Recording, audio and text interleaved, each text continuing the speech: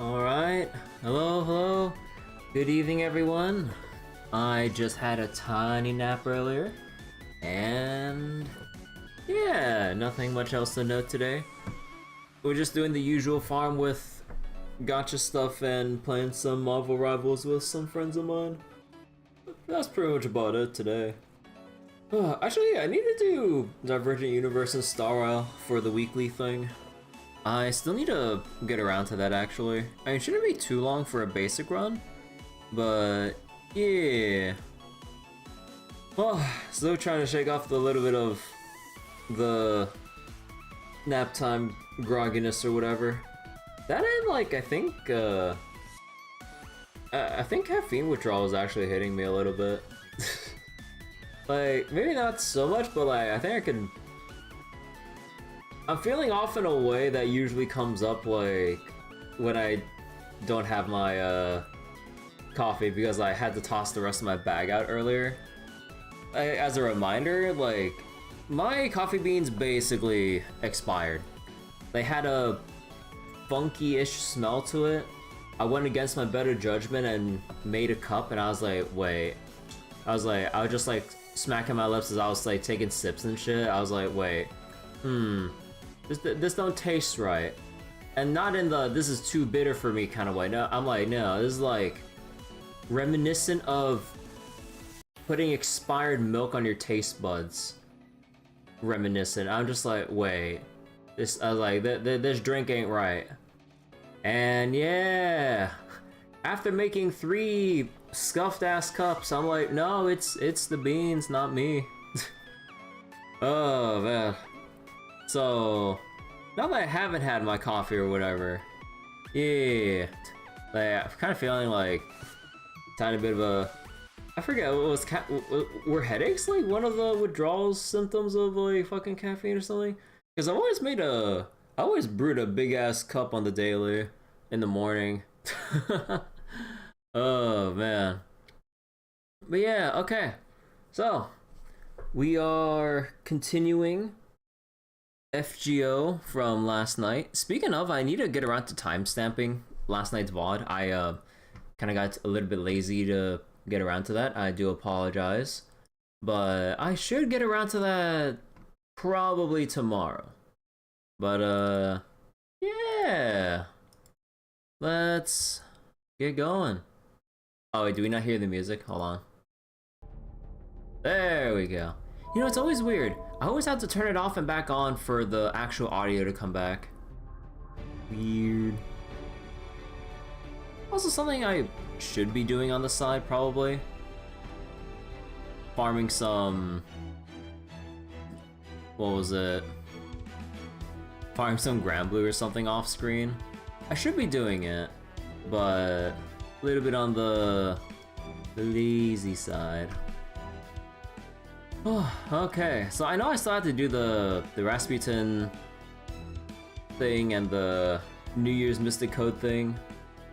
Yeah, you know what? Let's just go do it right now. And then... Actually, wait, what's your MP?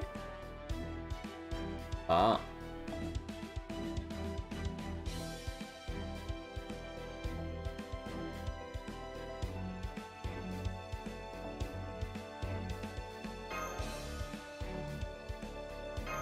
I'll do it like this. We'll go do these real quick. Give some time for people to tune into the stream having just started. But yeah.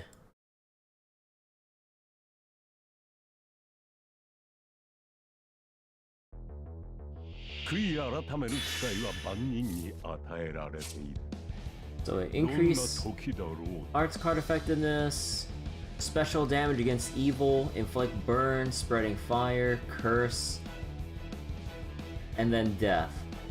Okay, so you got double dots and and the thing that scales dots even further. Holy shit. Ah, fuck it.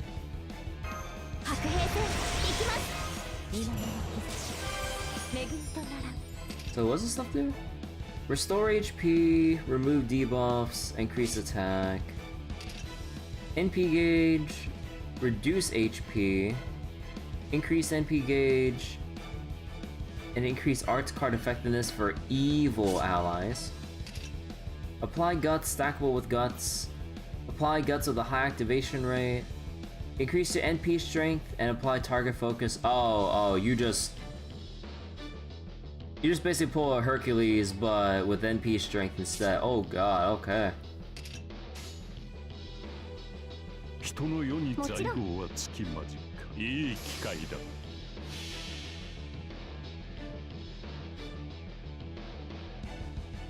So what does this look like?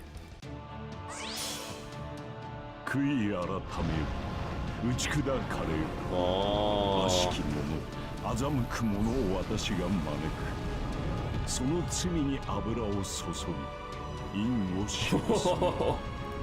That angle. Oh, okay, that's pretty sick. Nice NP refund. I didn't actually apply all the buffs or anything in a proper team, so... Oh.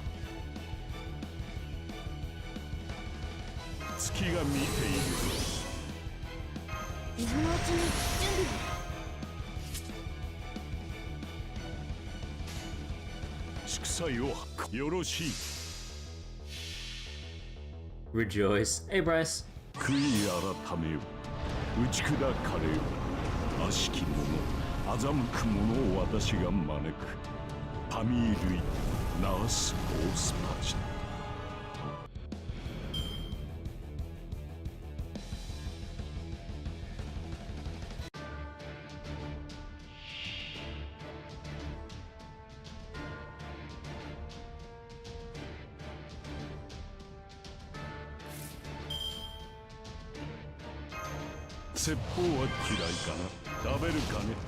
Oh my god, he just eats Mapo Tofu.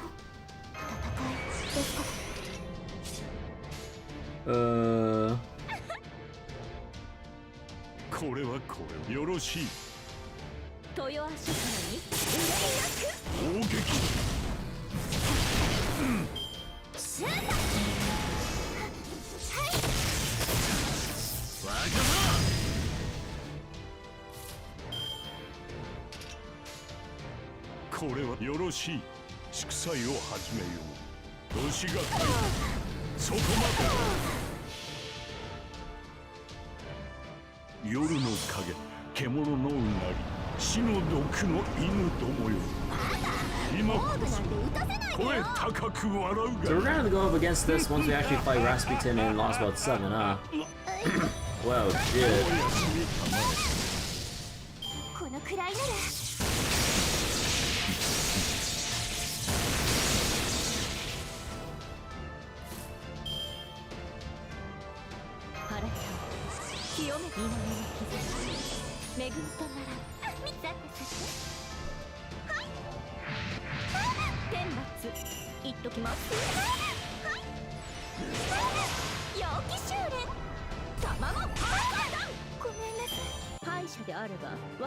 Alright, got my free ticket. Considering Doughboy and Coin Sky got their own chapters.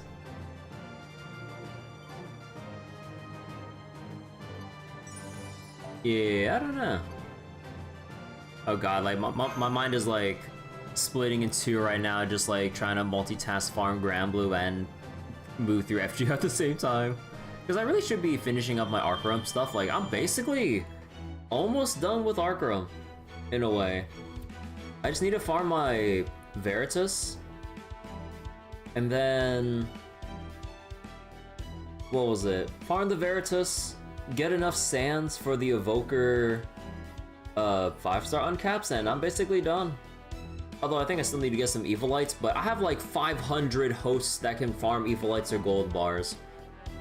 So one of these days within the next 4, I just gotta hunker down and really just like farm the crap out of it.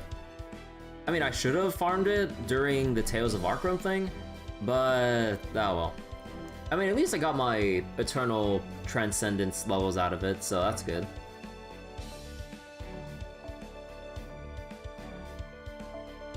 Alright, let me just do this one real quick. And then we'll proceed with Lostbelt 7. again, just doing this to give time for anyone else to possibly tune in. And then we can continue the story. God, I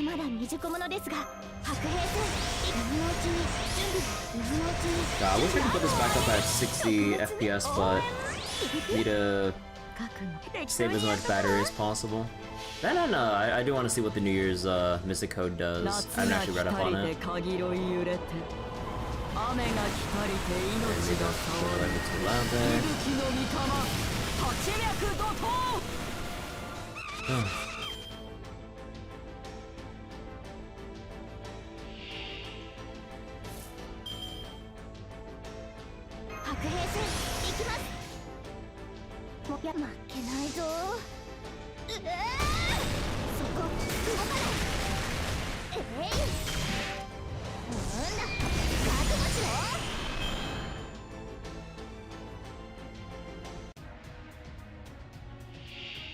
Oh, hey, speaking of.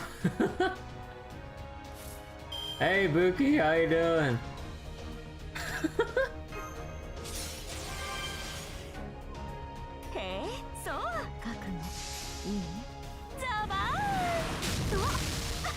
Snack on snack violence. The Ouroboros.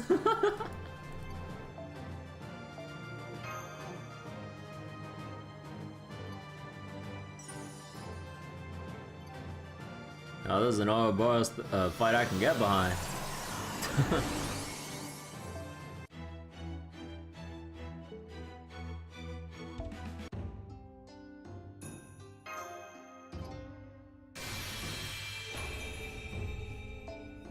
She's almost 2 meters tall. Of course, she'd had to sit so far back.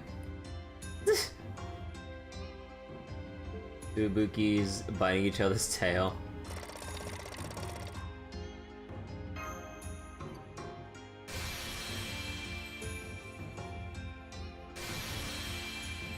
Innovator ears, NFF. Special attack human. Ah. I really should be more active in putting in command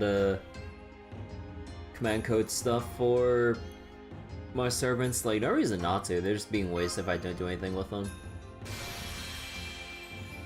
Mainly a thing of laziness.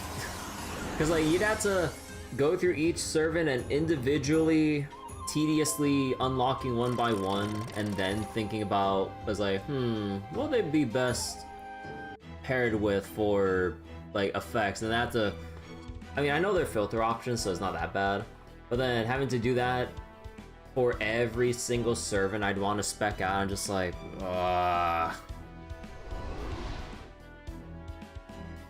you know, and it's like a mixture of like what team comp you want to use them for versus like, oh, what's your preference for what do you want them to do? Is like, you want to complement their kit or have them depend on supports to then like accentuate the combo or command card effects or command code effects even further. It's just like, a lot of them just suck. Yeah, a lot of them are just kind of there.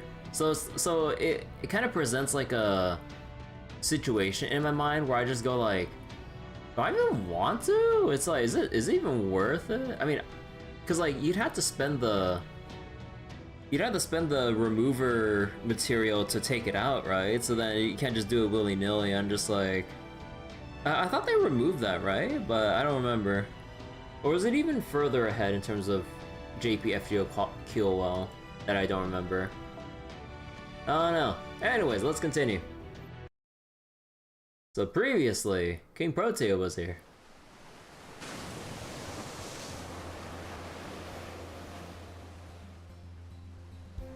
Wow, you're so fast, Protea.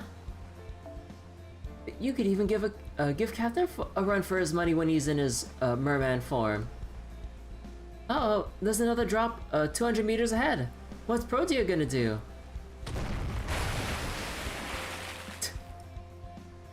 She just hopped right over it like it was nothing. Man, even the Nautilus can't move like this.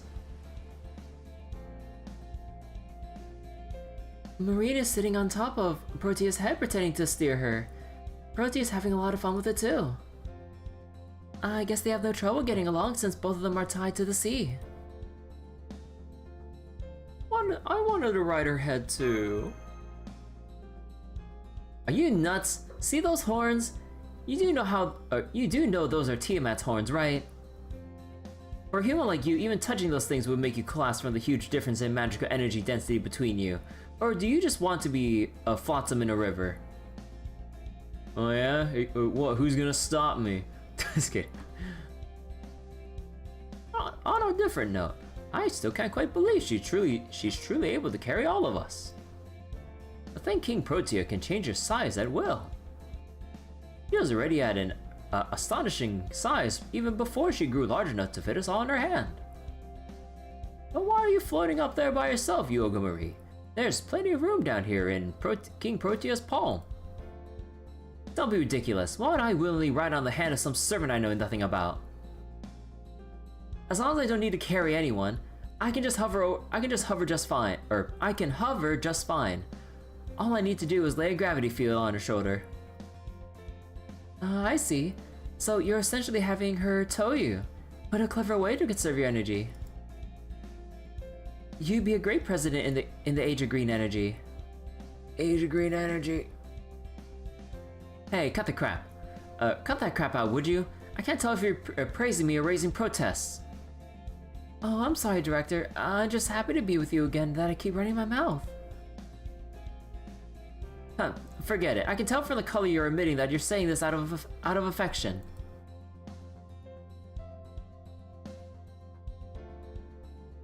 We're almost to the halfway point.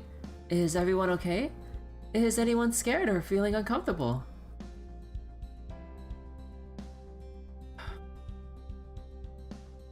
I've been doing my best to keep nice and steady, but the current's pretty strong, so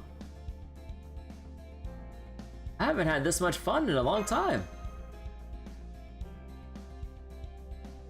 Hold on. Happy Protea.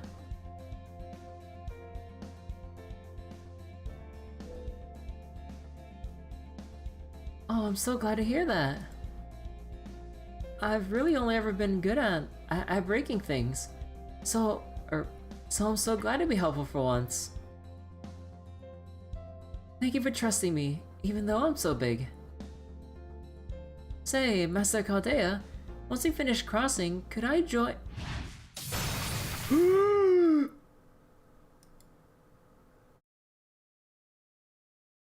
Oh. Huh? The Protea? The Protea? No way! Something cut Protea's back. Oh man, I gotta patch her up. I don't have any medical skills. Sorry, I'm not a nurse. Something's here. I can't see it, but there's definitely something. Come on, Protea, if you collapse now, everyone's gonna drown. You gotta hang in there.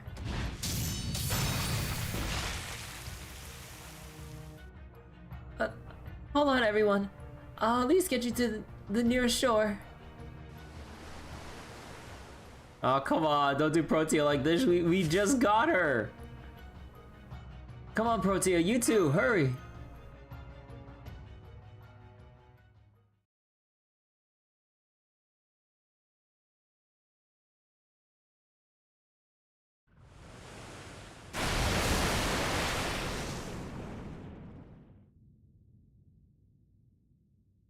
She was smiling.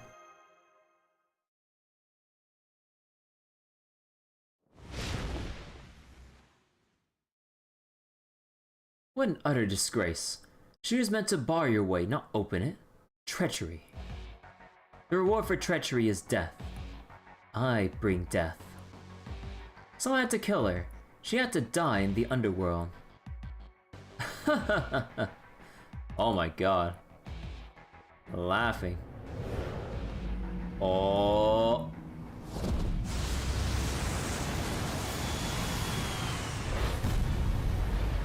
Oh.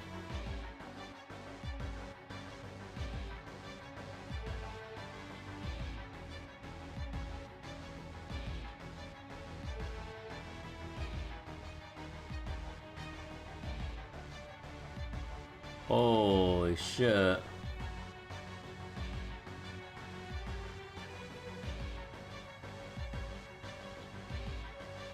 Welcome, apes. Welcome, underworld pilgrims. You're welcome here. What a delight it is to see new sacrificial blood in born on Mictlān. Now remember my name or remember it well. I am the bringer of death, the king of the underworld. I am Camazotz, the winged headhunter of the living. Pronounced that right, right? You heard Protea!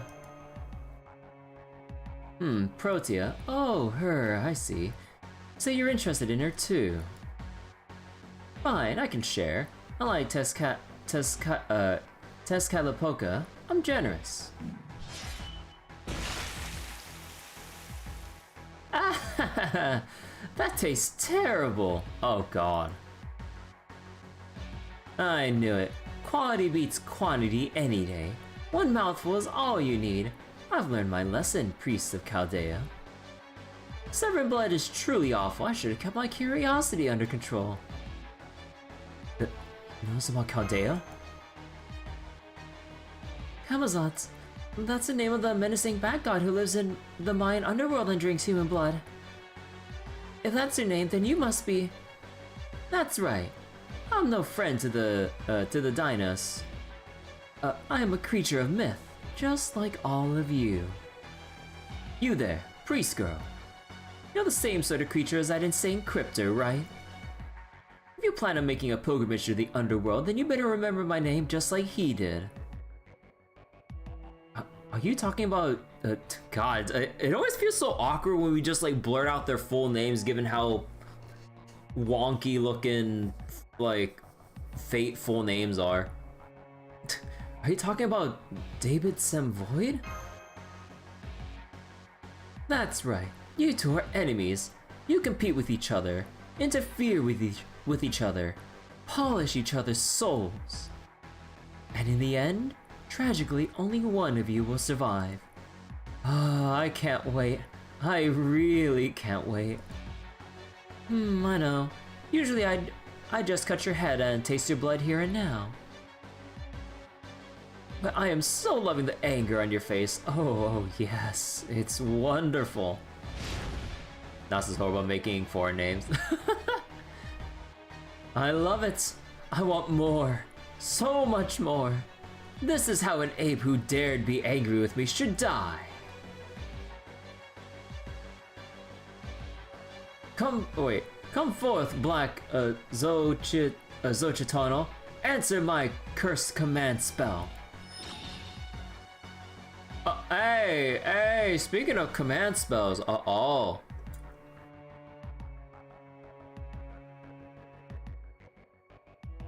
that sign looked a little familiar compared to everyone else's. Oh man. I'll let the Guardian deal with you. Now will you kill? Or maybe be killed? Make your choice, Chaldean. That's the trick to surviving in Mictlān.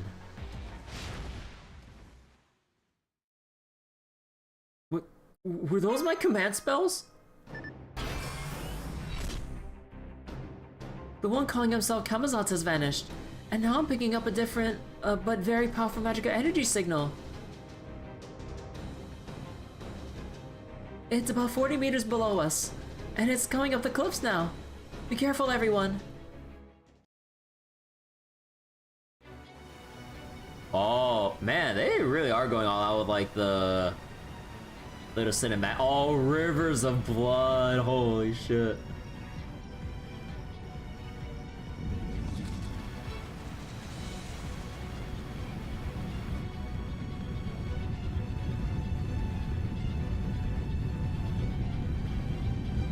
Whoa.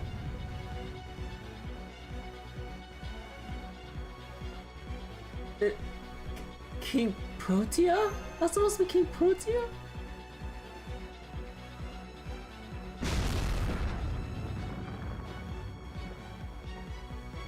Oh man, what do we do? Look at Protea. She's out for blood. There's gotta be mind control or something at work here. I don't want to fight her. I know, but we have no choice. As big as she is, she'll just catch us if we try to run. Whether we want to beat her or escape, we're gonna have to really wallop her. Wait, we're going to have to really wallop her. Kirby, Mash, use a black barrel. Oh. Use the black barrel without the dead counter. That should at least be enough to stun her. And whatever you do, focus on getting out of here alive. Master, please, prepare for combat. I'm going to neutralize the giant enemy servant. So is our win condition you actually using the black barrel? I think it might be actually.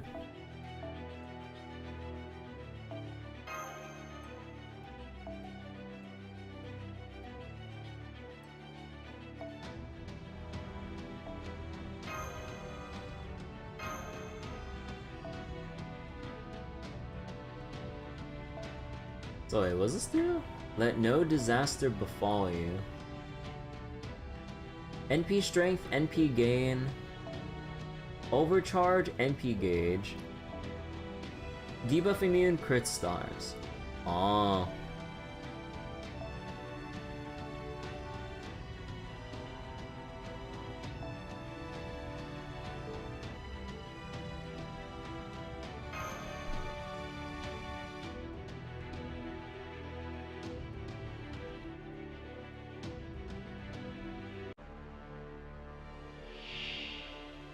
Oh.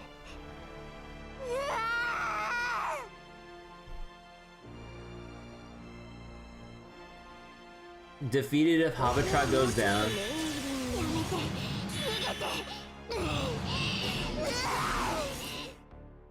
Oh. Oh, actually, maybe I was supposed to say that. Whoops. この星を滑るものである。見せないわよ。見せないってば。今はダメって言ってるじゃない。よっこいしょ。いいよ。いい感じ。これは君に待つ夢の生産。どれほど辛い別れでも輝くものはきっとある。顔を上げて。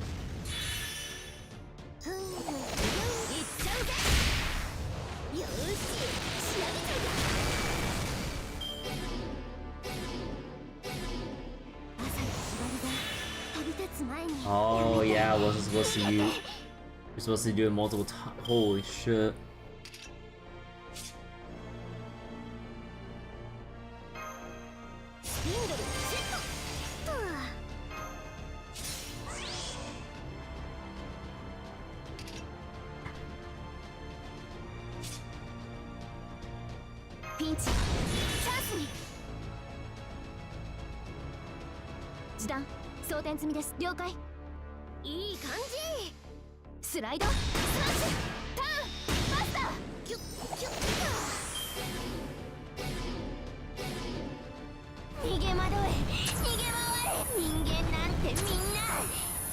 Bash, I'm sorry.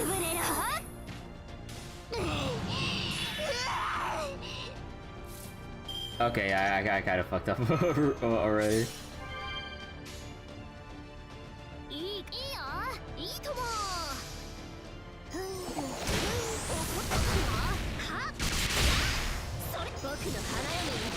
Please, let her live for one more turn. I fucked up.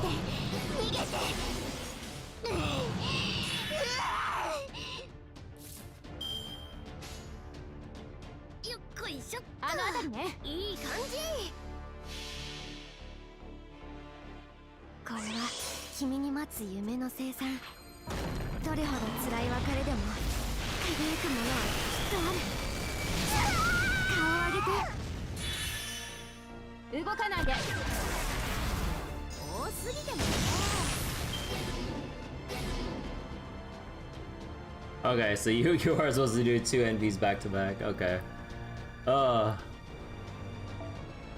Thank you, Protea, for holding back.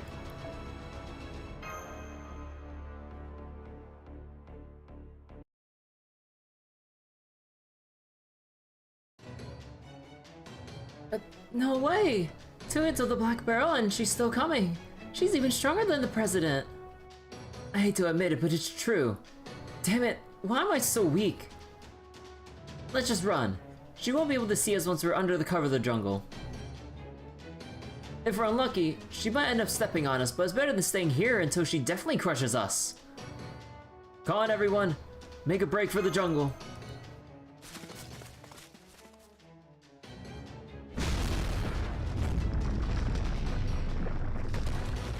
Oh man, she's pounding the ground like crazy.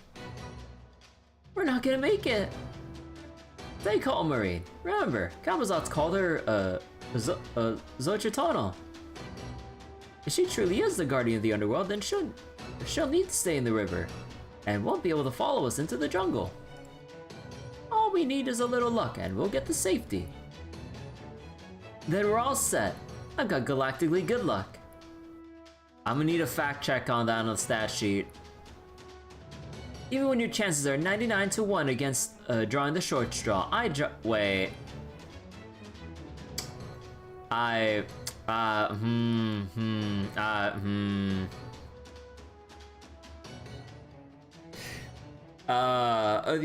is some galactic luck, alright.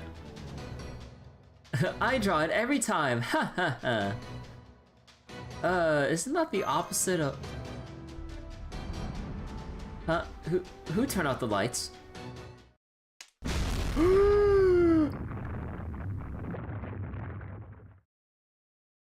Director! I can't believe she's dead. Meanwhile, Gordolf and everyone, if they heard the news. Wait, hold on. Let's talk strategy. Seeing you go from flat as a pancake to back to normal was kinda creepy? Yeah, creepy. Maybe U-O just can't be beat. Now, we may have come awfully close to being wiped out, but the important thing is that we're all safe and sound. Looking at it, her luck is A+. Huh. She's so lucky that she garners like the best and the worst of luck at the same time. Sure, but now we have an even bigger problem. Is there nothing we can do for Protea? She couldn't hear us at all. Even the river looks so... red. That was because Protea was still bleeding from the wounds on her back. I tried, but I couldn't help her or close her wounds. She'd even cry out in pain.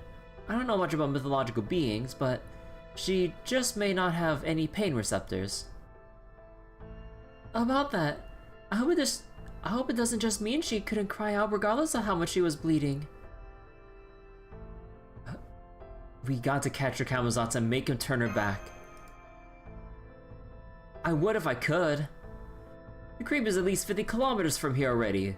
Already though. Slippery little bad bastard. Well, this is quite the conundrum. Protea... Sorry about that.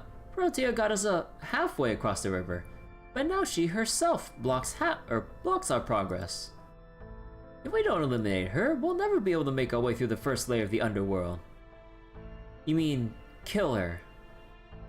That would be one option, but as we just saw for ourselves, that would be exceedingly difficult. We aren't strong enough to neutralize her.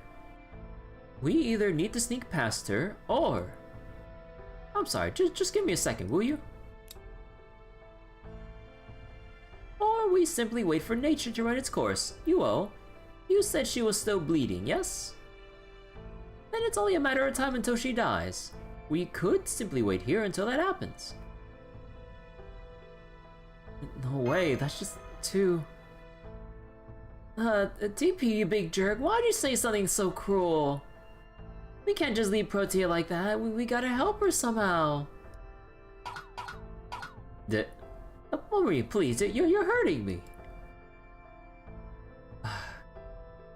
Marine is right. Wait, I can hear footsteps. Someone is coming this way. Who's there?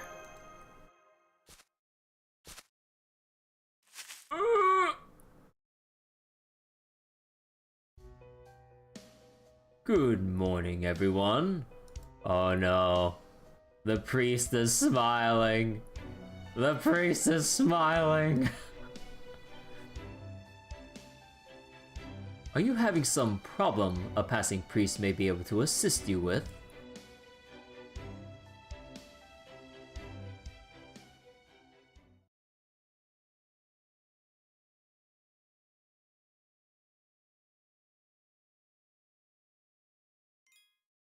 Wow, shit. Oh, they changed the icon to pure red too. Oh shit. The priest smiles.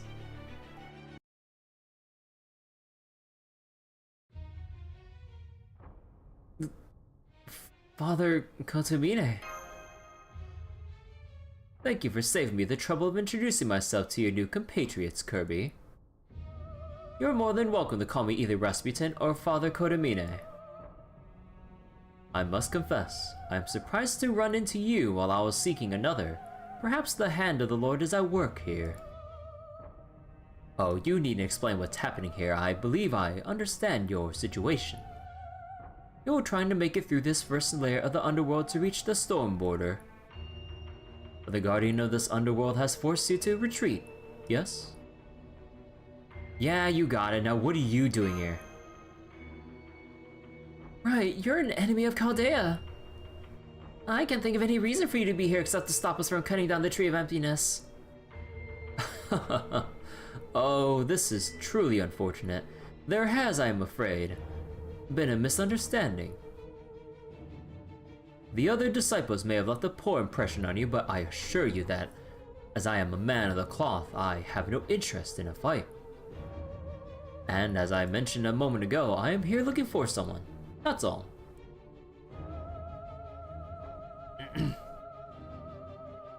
So long as I find her, I have no quarrel with you. Happily, I've just completed that particular objective.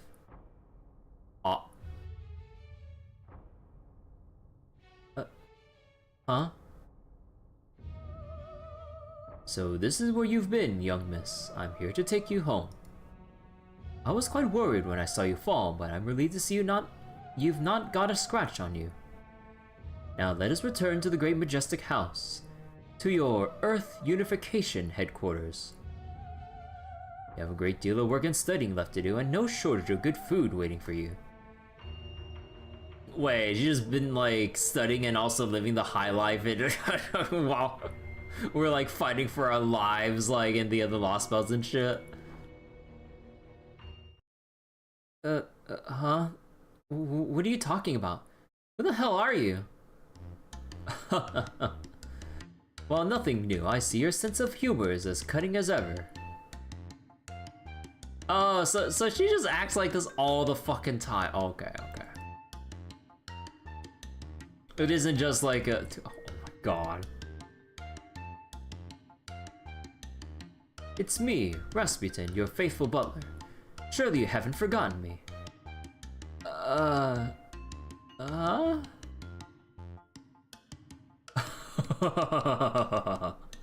Dude, look at his eyes. Oh my god. Forgive me, I was so moved by your magnanimity. God, I always feel like whatever. That I couldn't help but laugh. I don't know, it always feels like a tongue twister whenever I try to pronounce magnanimity. You've forgotten my name then. Not to worry. You may safely refer to me as Father if you would like. What matters is that I am your butler. I'm both your loyal manservant and your ally. You do understand that, yes? Yeah, sure. I don't remember anything about you, but I can tell you're not lying. You can't get much darker than the shade of blue. Hell, it's so dark it's almost black. So I guess you really are my manservant. Are you sure about this, U-O? This guy's the most obviously suspicious priest I've ever seen. Oh my god. Did you forget you have amnesia? You need to be way more cautious so you don't get taken advantage of. Oh my god. Oh my god, we're really playing this bullshit of like, hey, you better be careful of someone taking advantage of you with amnesia, says the people taking advantage of her amnesia. Heh, nobody's taking advantage of me. Besides, it would be much stranger if someone as noble as I didn't have a butler. Exactly, young miss. You may have lost your memory, but you clearly haven't forgotten, or haven't lost your spirit.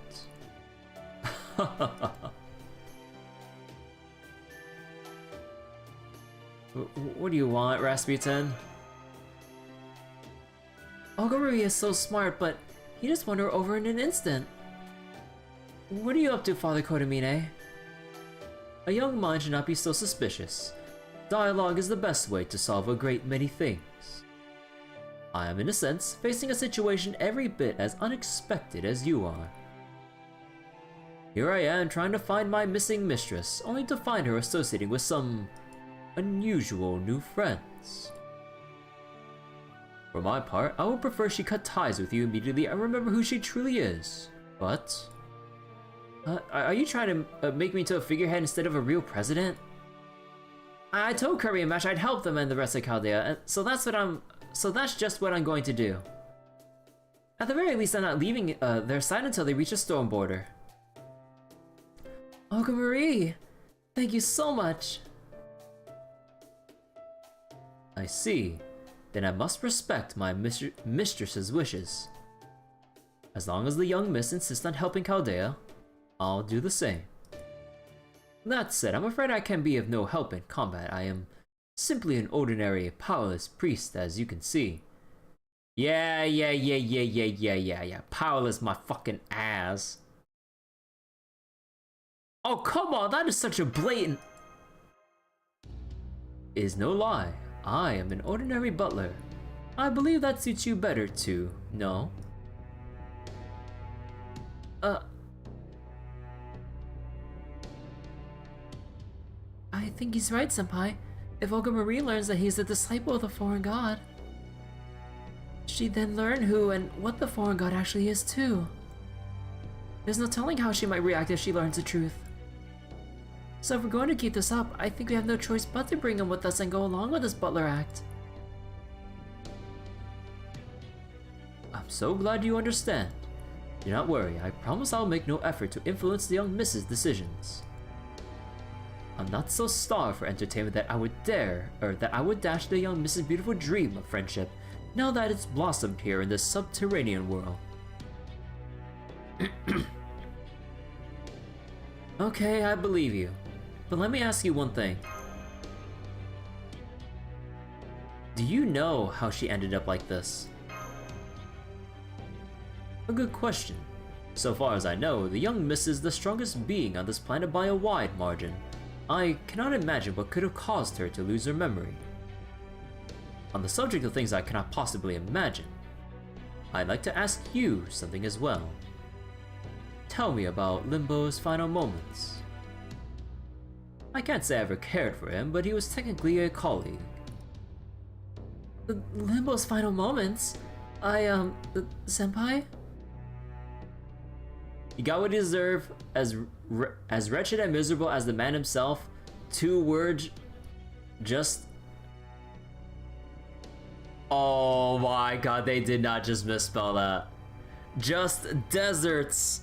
Just nothing but sand, rough, coarse, and it gets everywhere. That's like this, what, second or third typo, this Lostbelt?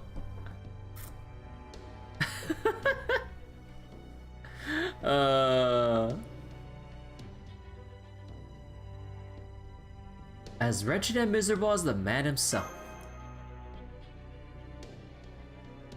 Alright, let's forget I asked. More pressingly, I think we need to discuss strategy. Rivers of Limbo. You need to do something about the Underworld Guardian. The servant who became a, Zototano, yes? I'm afraid I don't have much expertise to share, but I do have some words of wisdom to offer on the subject of exorcisms.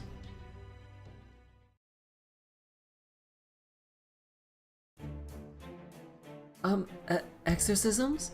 Did you just say exorcisms? I did. That servant had been possessed by an evil spirit. Said spirit clearly dwells in that mask. In Mexico, they call it a calavera, or skull. I could sense a powerful divine spirit's power inside it. If you can remove that mask, the servant should return to her senses. Whether she'll be able to return to her old self, however, is another question. Oh, what do you mean? You're saying those who become guardians of the underworld can never leave the underworld again. That while the living can try to escape the underworld, the dead can try to descend through it as part of their trials. Its guardians are simply not permitted to leave their posts unattended. Did the gods of proper human history decide that rule? Indeed. You really are quite intelligent, aren't you, Tipu? I believe it was indeed decided by deities. However, this also gives us an opportunity. This boundary of the underworld was overwritten by proper human history's myths. That means it is both inside this Lostbelt while not being a part of it. Mash, I believe your little machine can measure a location's foundation of humanity value, can it not? Yes, it can. Huh? It looks like this location's value is fluctuating. What does this mean? It means this location is subject to both the chronicle theoretical phenomenon and the pruning theoretical phenomenon. Put another way, the past, present, and future all mingle in this one spot, each equally valid. In this place, you can summon as many heroic spirits with ties to Chaldea as your magical energy permits. What's more, you can even temporarily draw on connections on things that may have happened or that may have been feasible. For example, a heroic spirit Kirby never met. Wait, oh, a heroic spirit Kirby A never met. Could still be summoned as long as Kirby B did meet them at some point. Oh my god, okay. That being said, there are still only so many servants you can summon as a lone mage. Conversely, with access to the Stormborder's power source, you can summon servants by the 100. Like what you plan to do in Tungska. Did you know about that too? Not for sure. Not until you confirmed it just now. Something of a leading question, of course. I had my suspicions that you would resort to such a plan in the end. Oh, shut up! We got baited. You were so wonderfully forthcoming, Mash. Katak would learn a great deal from you. And Katak would probably just like slap us silly, go, why the fuck did you say that? Even though he wasn't there for that, he was still in coma status and everything, I think. Oh my god, Mash's face! At any rate, I trust I have made my point. You can summon nearly anyone you like here. You need only consider which servants would be most helpful against the Xochitl. Bleh. Then summon them. God, I'm like crossing my eyes right now, like just reading words. Unfortunately, connections don't really matter right now. Father, Kirby has been unable to summon heroic spirits ever since she arrived in Mictlān. Mictlān? Bleh. Which unfortunately means your plan is inviable. So it would seem, given that Kamazatsu was using the command spells, you lost. Where did you relinquish them, Kirby? Well... it was in a very foggy place with a guy near a campfire. You gave me the skull though, pretty good trade, huh? I can't remember it very well. It was the strangest place. I see. A world covered in fog, and a deal you made to come back. Alright, I understand. You offered your command spells in exchange for a narrow escape from death, and now Kamazatsu has those very same command spells. No wonder he was able to transform King Protea into an altar. You must once have contracted with her in one timeline or another. And so your command spells could order her to become a guardian of the underworld. Then that's why Protea transformed like that. Because she believed that was one of Master's command spells? Most likely. Otherwise she never would have offered her soul, her spirit core, so easily.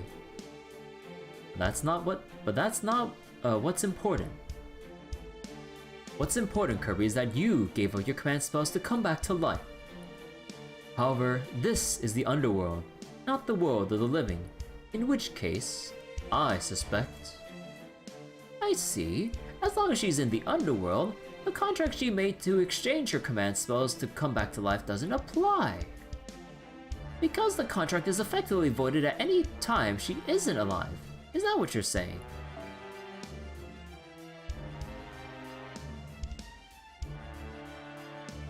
Huh. Your intellect continues to impress, TPU. I hope you'll join me for some Russian tea later. Hey, yeah, you haven't actually tried to summon since we came to this first underworld. You just assumed it wouldn't work. Why don't you give it a shot now, Kirby? Okay. Then it's all like fucked up and everything. It's like, oh god. Oh wait, who are we gonna summon? That's enough. Now, oh. Now that we know, you can indeed summon servants. You just have to come up with a plan of action. I guess he's trying not to show Olga Marie. Because I'm guessing the summoning process itself might trigger some memories of actual Chaldea and then probably a chain reaction of like memory flashbacks into the foreign god thing and then we just die. You can only summon so many on your own, so you will need to choose carefully. As long as you can avoid any egregious errors, you should have no trouble defeating the Xochitl.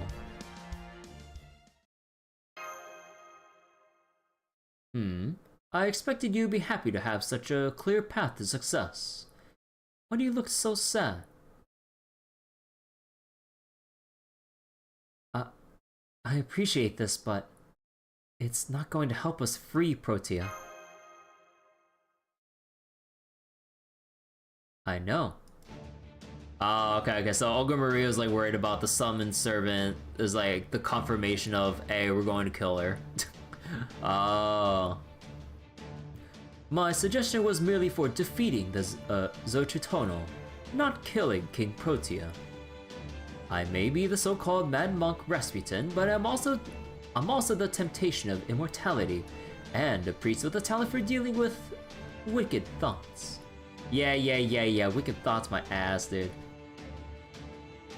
As long as you're able to hold those Xochitl in place, I'll be able to remove the tumor bound to her spirit origin through that mask. I'm a priest, you know. I may not be useful in combat, but I have plenty of experience treating wounds. Then we really can save Protea. This is great. You're such a capable butler. Of course he is. I'd never have a butler who is anything less than truly excellent. Aw, you don't even remember him, Madam President, but that's okay. I still love you. I'm so glad you're here. Oh my god. Alright, it's time you chose your servants. Remember, your opponent is a high servant combined with the giant Xochitl spirit origin. You'll be facing a Titanic River Guardian with potent defenses and a constant drain on your stamina courtesy of that Mask of Death. Master Kirby, this battle will hinge on both what you know and the choices you make very soon. You know, I appreciate that he actually gave like some actual combat advice like before the actual battle. Like, you need high defense, constant regen, and, you know, all that shit. That's actually kind of neat to segue into, like, the next battle like that.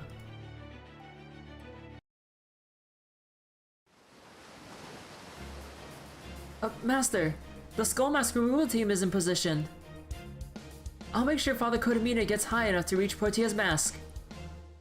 I'll keep her pinned down. No thrashing around, no retreating to the river, nothing. The moment she makes a move a servant can't keep up with, I'll be there to slap her down. We'll cheer you on from way over here. Good luck, everyone. The Zochitono is drawing near. Let's see how well you handle the first underworld trial. Alright, here goes.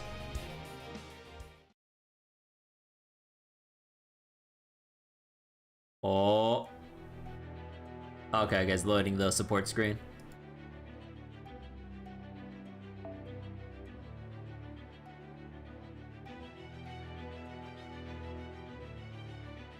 Do we not need to bring MASH into this?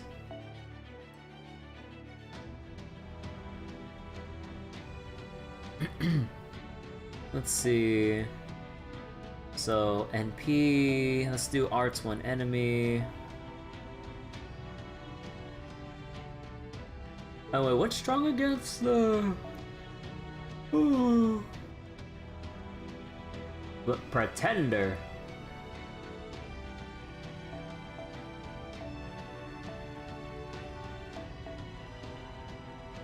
Well, I want to have his Eliza actually. And it's like AoE NP.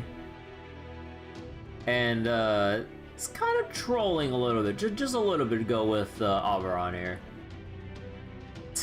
just a little bit.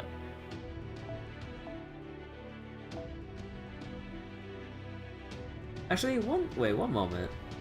What does Protea have for her?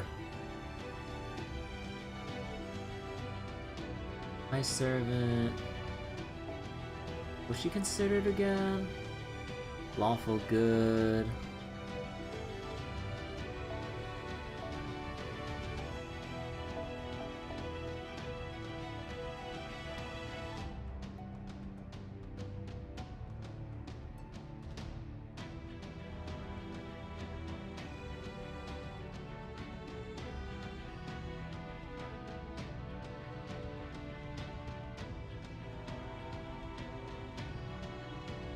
I mean, we could always just go with good old reliable Chloe.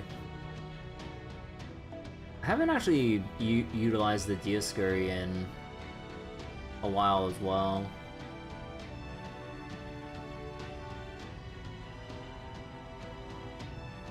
And also defense ignore with ignore invincible and all that stuff too. Ah, fuck it. That and like reduce, I believe, reduce damage because alter ego and all that.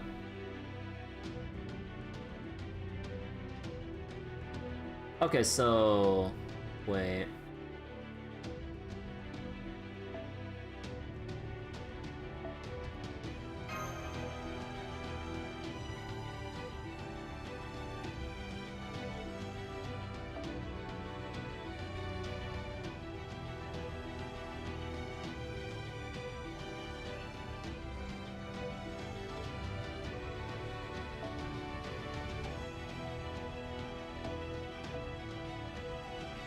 Let's see, NP gain per turn. No. Damage cut. And I mean, I'm not sure how much the crit stars will help with that low end amount, but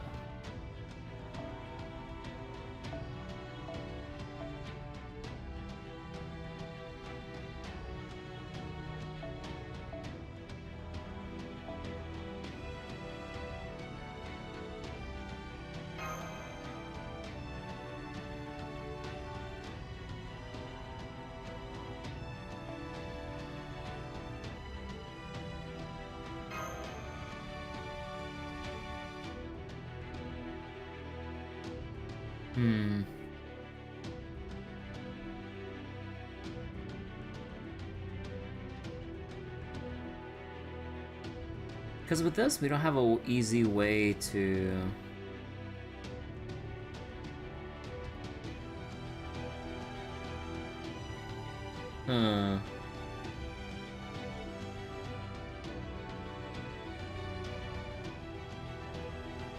Hold on.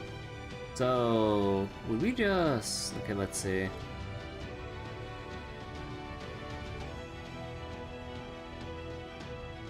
Because then we wouldn't have any room to toss in Tamam if I do that. Unless we just start off like this, but then we wouldn't have any... Man!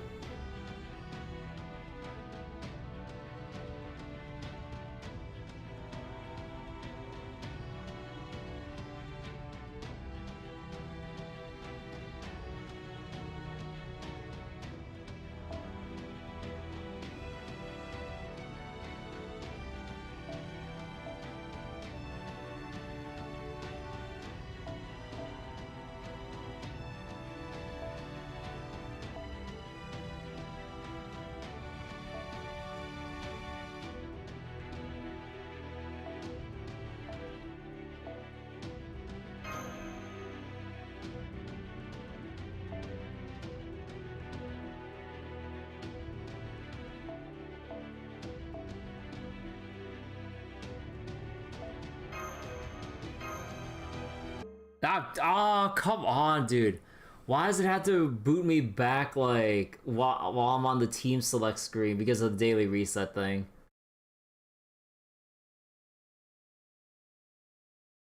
But yeah, I guess if anything, maybe we just go with... Maybe we just start off with... like, Dioscuri, Mash, Casta Artoria, but then switch out Casta Artoria for Tamamo. No, because like, we'd have our defenses and everything, but then the problem would be...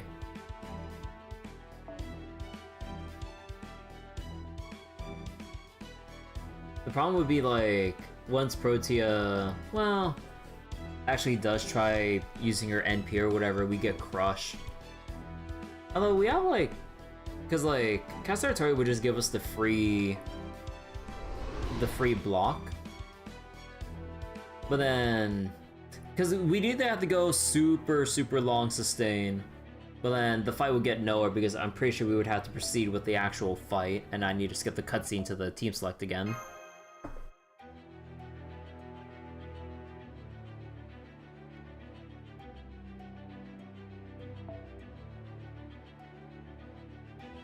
Man, I actually gotta redo all that shit.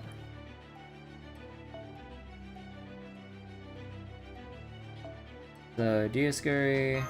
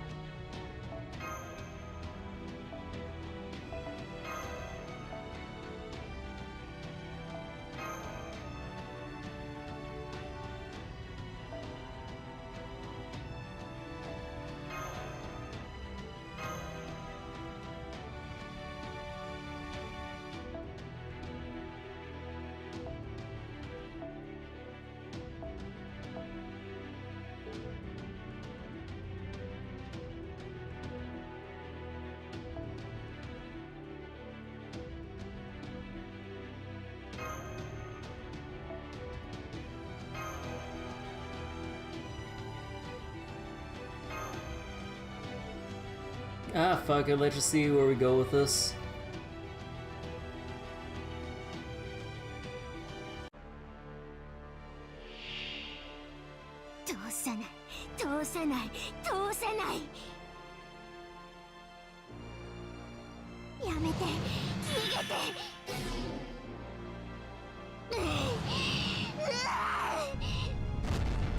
Wait. Oh. Oh wait. Huh. Oh no, it's still the same, but then okay. Or wait, no, was it shifted around? Just a tiny bit. I get really lucky. Either way, though. Actually, yeah. Wait, it did get. Huh. Oh yeah, because the support is here instead of my own. Man, that is some weird, like... That is some weird fuckery there. Holy shit. Is there no command spells? Yeah. Hey, Beakers. I'm at 77% battery already? We barely started with this shit.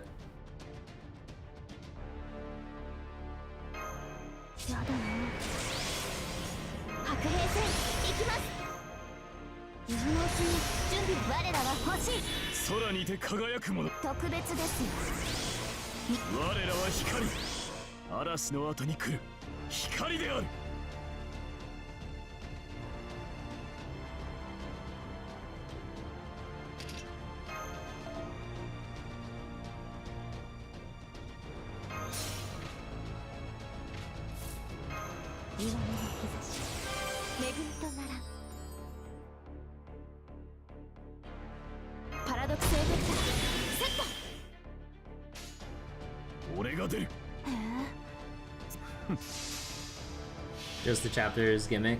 Yeah.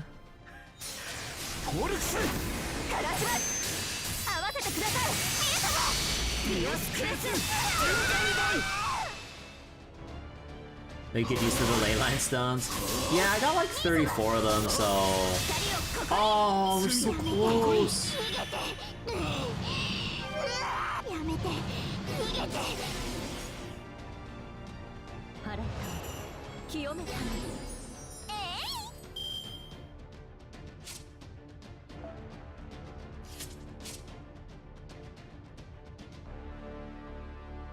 い Nullify effect of Goddess Metamorphosis once during wait. Why did Tamamo do that? Wait.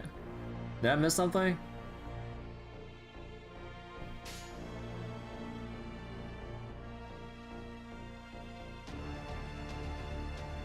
Jidan.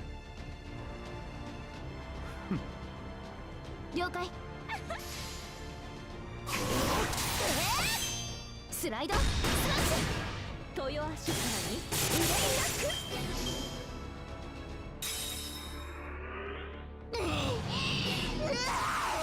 Oh, NP drain? Are you serious? 逃げて Wait. Oh no, are you serious? Wait, oh my god, dude, the constant shuffle, what the fuck? I mean, the fact that we saw the same front line, like, is it just screwing with the ordering, or... And I don't think mash was required, but I thought I'd just do it anyway.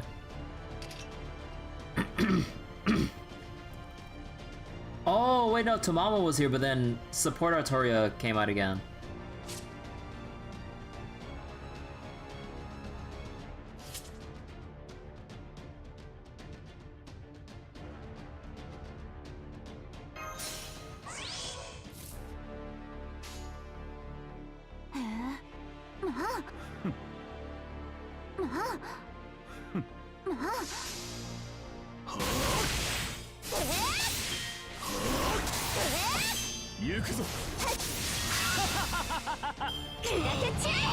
You got both your DPSs shunted to the back repeatedly? Oh.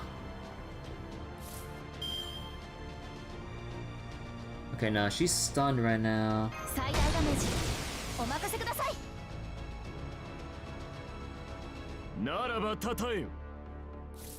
No, my boss fucking wore off. 負けないぞ前に了解ここでまっすぐはあターンマスタ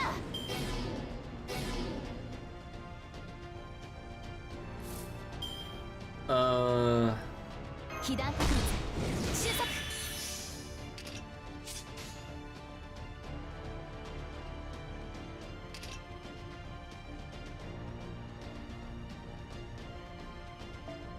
Wait, when it says increase with overcharge, like, is the damage cut, just double checking, is the damage cut itself a flat amount now? And it's only the attack part that overcharges? Or is it both? No, actually no, they have a little thing here if it's for each effect, right?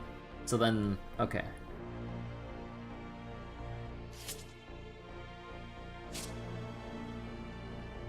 Nah, but there's not much point using my NP when we don't have shit.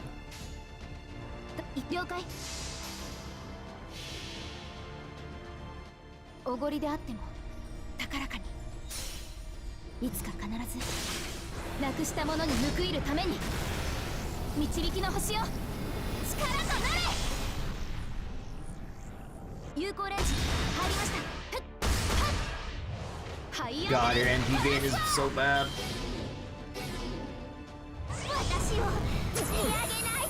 Oh no, that didn't do shit.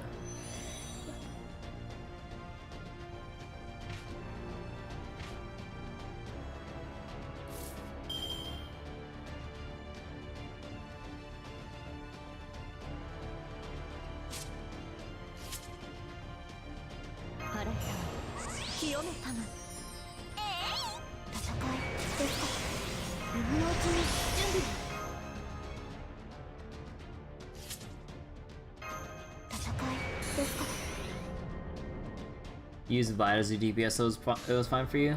Ah. やります。さてさて、ここでまっすぐ。豊足からに憂いなくやめて逃げて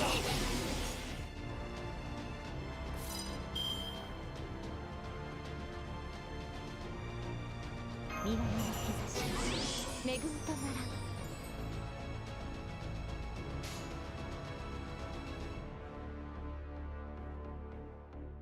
らやります。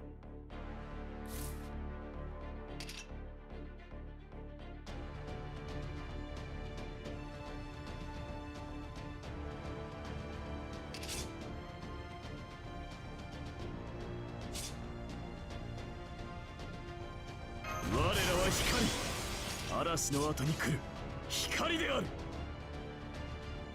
俺が出る。大家様ご所望でございますね。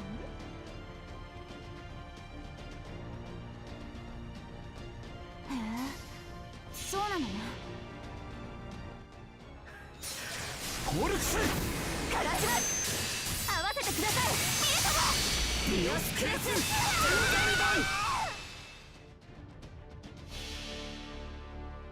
この世にはびこる縁の邪みそぎ払うは我が雫石。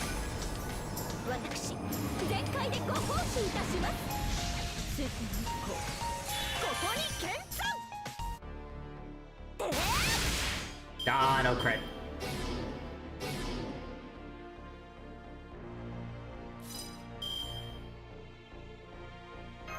払った清めたま我らは星。空に我らは光、嵐の後に来る光である。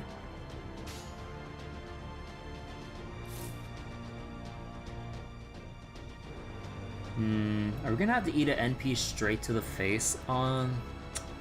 Ah, I guess like always the annoying thing when it comes to the bar break.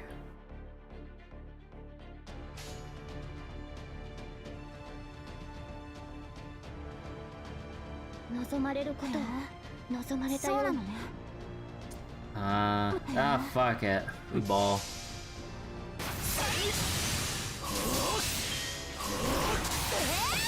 行くぞ。砕け散れ。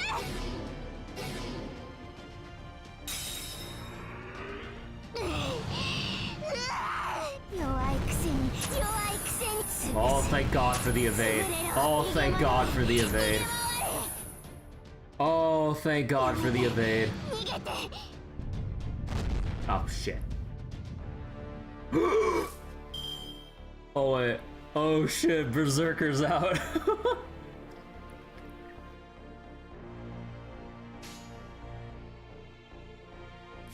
Do you guys still have, like, one turn on their thing?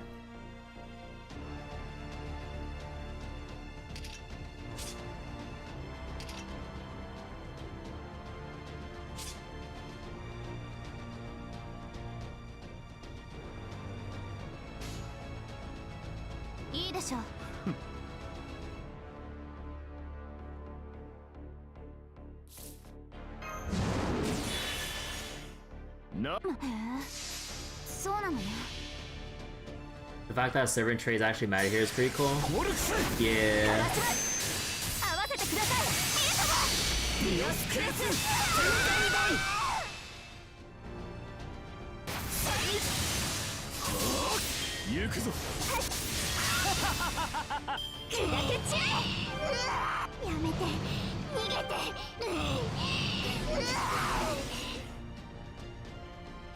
Okay, now she's stunned for that turn.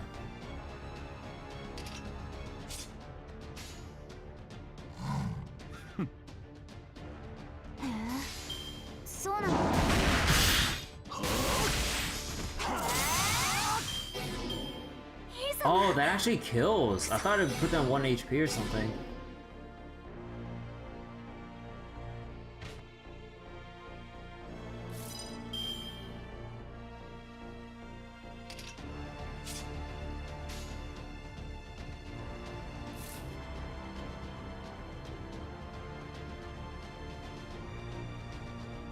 We have Casteratoria NP right here, but I have the Brave Chain ready.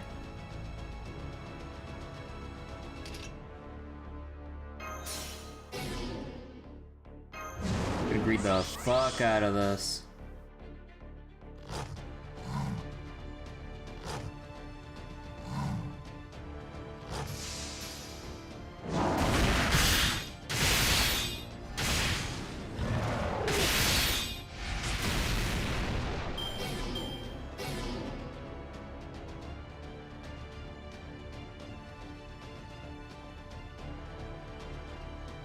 Oh, the thing proc but it got nullified.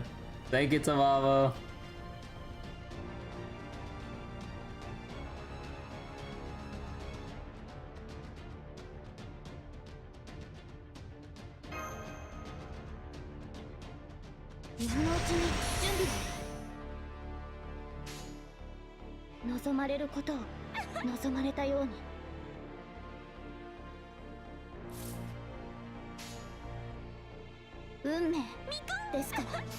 No idea the traits were even a thing. Yeah, I had no idea either. Like, I'm actually completely blind here. I'm not looking shit up. 誰に呼ばれるまでもなく、あなたは星をかざすでしょう。アラウンドカリバーン。豊足からに消えなさい、消えなさい、消えなさい。巨人にかなうものですか。Yeah, I was expecting that. 巨人にかなうものですか。Ooh.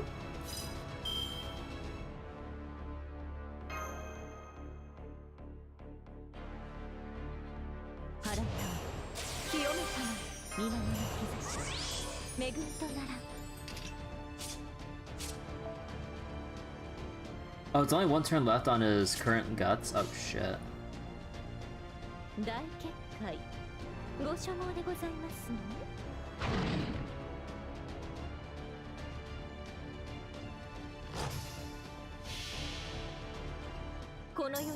So Rasputin said something that was meant to hint at the traits thing, but it's too vague. Yeah, I thought I was just talking about like general like team comps, so I didn't realize he was even hinting at traits. Vlad having the defender trait shuts off the shuffle. Oh.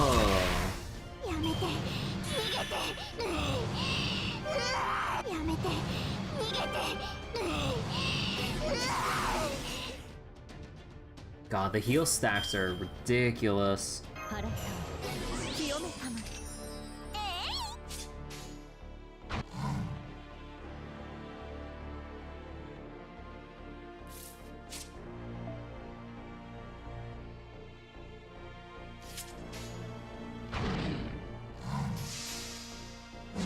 The other traits, one shuts off the heal. Oh. What, do you bring in like Meltrilus or something? Or BB?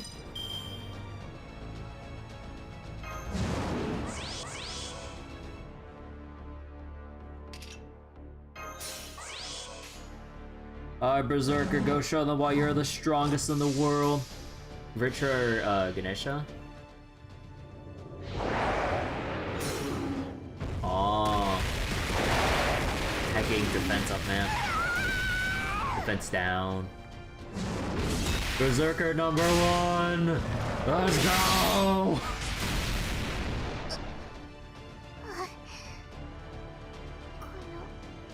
And some sense you don't even have yet. Oh, it's only 1 HP when they take a damage over time when winning a battle. The Tababa pick, like, coming in handy there once the buff timer actually came up. It's the obstacle maker trait. But yeah, that was a cool fight. Annoying as shit, but if you actually go with, I guess, what they intended. Although if you don't have those servants, you're kind of fucked. Although I guess you got like friend supports for that. Well, ideally.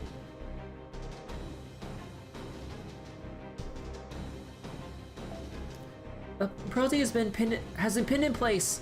Shiva says she'll begin using her self-replication to regenerate from her wounds in 10 seconds. I'll launch you up to the mast now, Father Kodamine. Thank you. Do try to give me a soft landing if you can. So after 11 turns, she'll full heal, fill NP.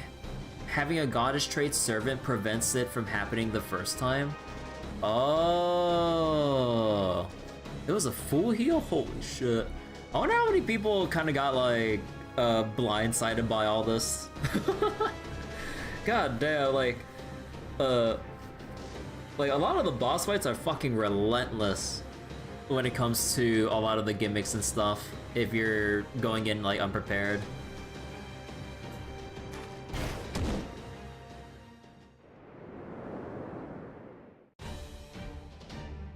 I need no scalp or anesthesia.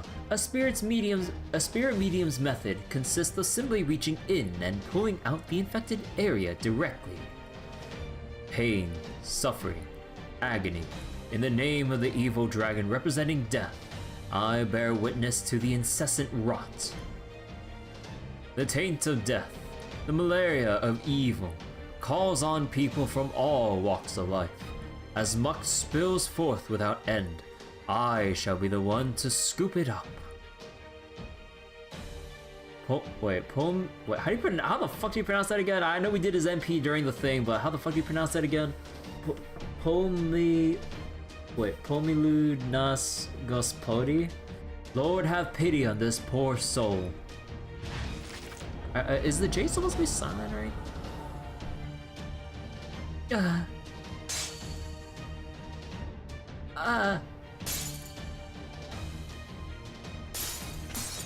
Oh.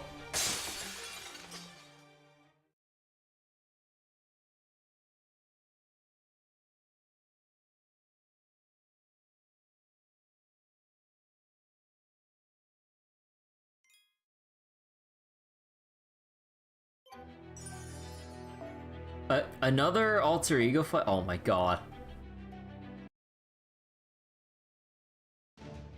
We did it! We got the mask off her! The plan worked! Look out, Mash, this isn't over yet.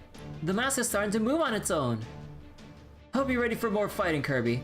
Now that it's just a mask, I won't have to hold anything back.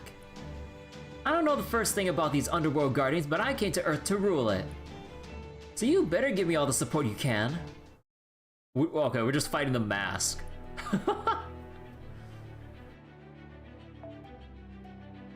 Ah, here's Mash as a starting member.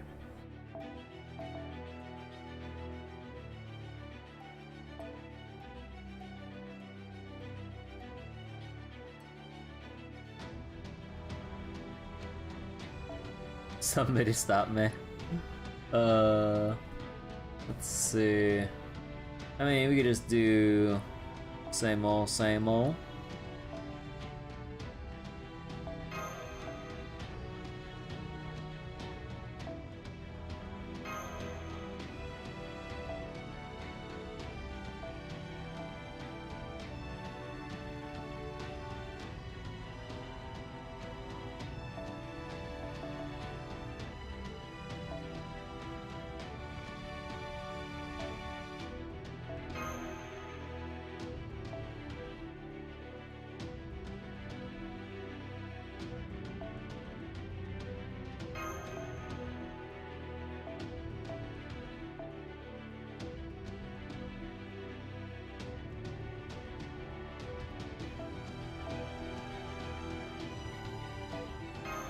Oh, fuck the team cost and everything, dude.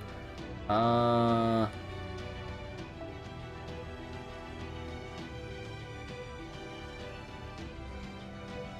real? Dude, it's so restricted. Just let me do whatever the fuck I want.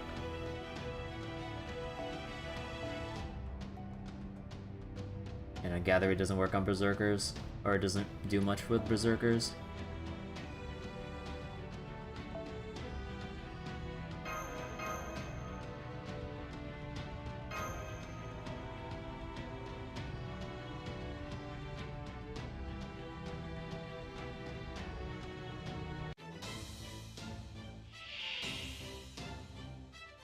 Support system 40% カット。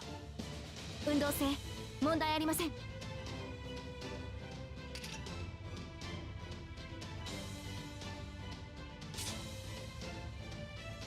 説の時来たわね。この星を滑るものである。戦いですか。今のうちに準備を。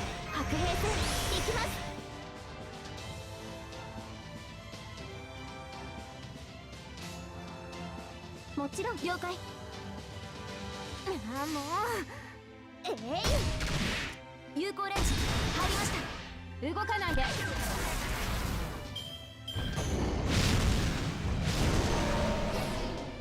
Wait, oh, trigger HP loss per turn? .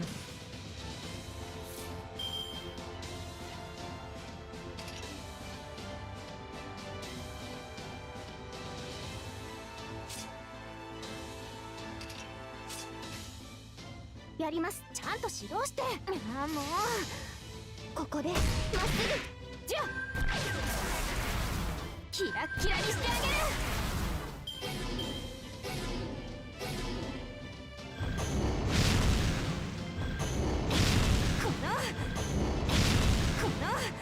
Yeah, no, I needed like a stronger actual single target DPS over this shit. 演説の時来たわね。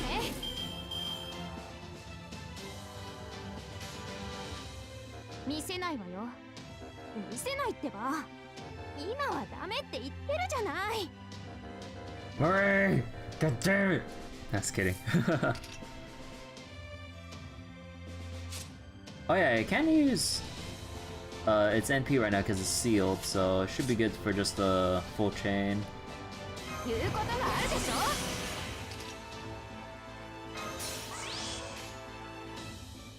ああもうあのあたりね。 Or would I be better using an arts brave chain because I have the arts effect up? Hmm.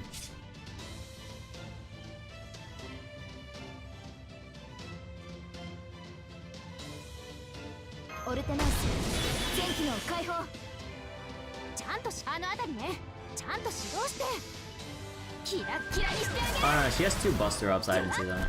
Maybe I should've just done mighty chain. 動かないで。 Although technically buster and extra is AoE, so technically it does less single target, right?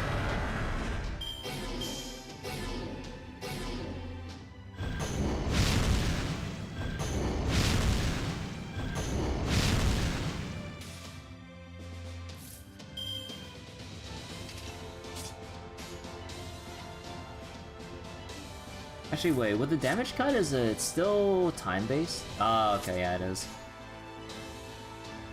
運命あのあたり。何のためにちゃんと指導して。ああもうあれはいつか見た終わりの星。どれほど遠く汚れても私は星を探すのです。さあ幕を開けてアラウンドカリバーン。じゃあ Crit! Yeah!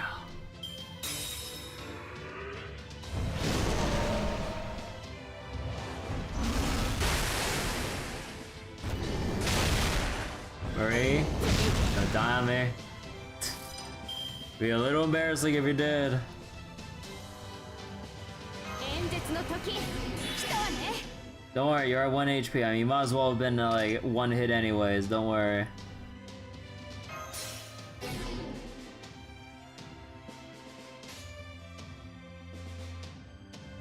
Oh yeah, and the hacking NP seal.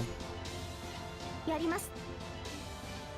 ちゃんと指導してあのあたりね。ギャラクシー演説中よ。静かになさい。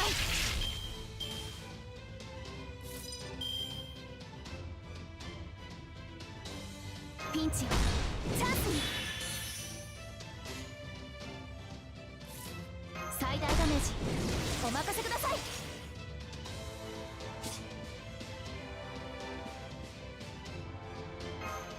今のうちに準備を。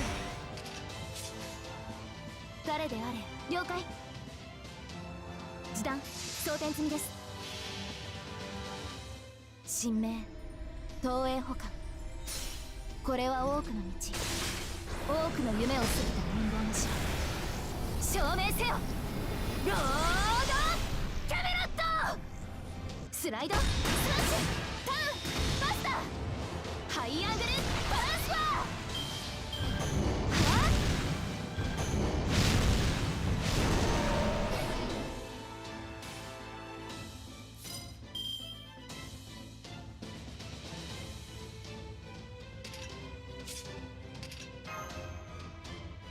Well, shit. この星を滑るものである。白兵戦行きます。戦いですか。演説の時来たわね。あの辺りね。あ、もう。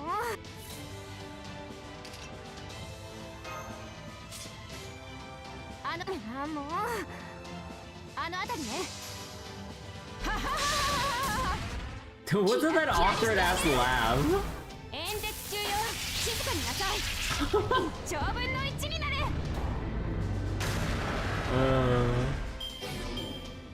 Oh, right, right. これだから野蛮な原生動物ども Oh, は。 right, right. The HP loss still goes off. ごめんなさい。やっぱり。は？もう少し。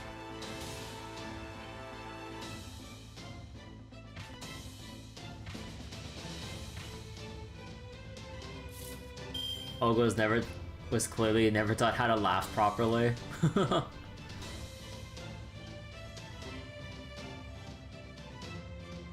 地層に預かるとし屍を積み上げ我は闇にあって闇にあらず払った清めの日差し払った清めた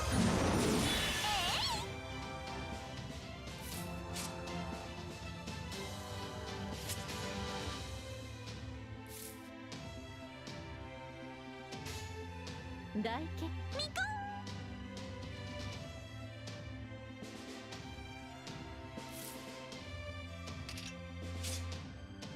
I shouldn't use it right away. 豊足様に愚かしい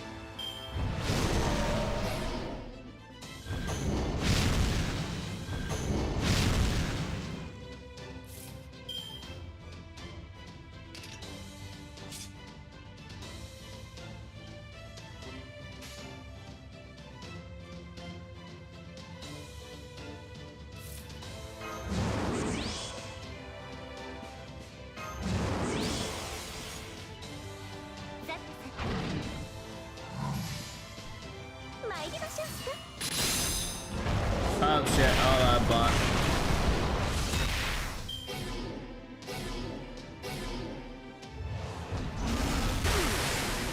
Oh, that's a lot of damage. Well, glad I didn't get to do much.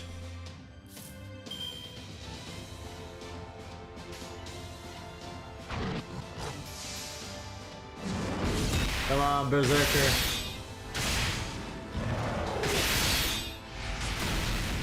Oh, he's so close. 神倉庫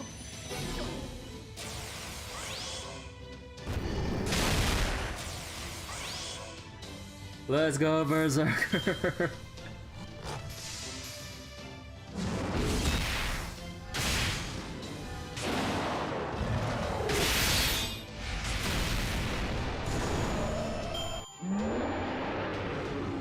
Berserker's the strongest.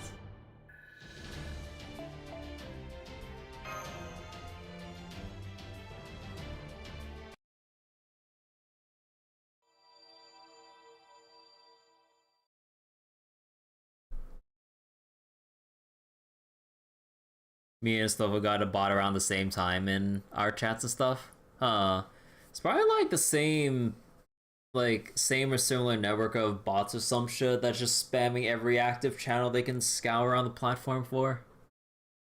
Did one of my command spells just regenerate? So it would seem, though not in the truest sense. You have neither regained your qualifications as a summoner, nor has a command spell regained its abilities. At most, you should now be able to summon a servant or two in Mictlān, outside the boundary of the underworld. Wait. How dare you? How dare you? This is unforgivable! No, not unforgivable. Unbelievable! How could a giant like me fall to a human? And an arrogant human who thinks of herself as a summoner no less. I stepped out of myths of gods and giants. This is an unforgivable disgrace. Are you okay, Protea? Oh. Uh, Protea? Well, whatever the case, facts are facts, and the fact is, I've been saved. Fine then, I hate to give up this authorization, but I will. Do with me what you like. But I won't forget this humiliation, Master. The next time we meet, I'm going to make you pay. Aw. Aw.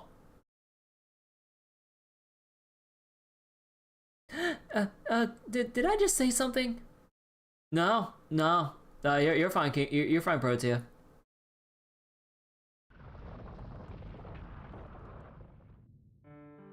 I'm sorry. I don't remember what happened. I mean, I was conscious up to the point where you were nice enough to remove my mask for me, but was I acting strange afterward? Like lording it over you, or acting tough, or generally being bad? So wait, King Protea also retains some of Protea's childish nature?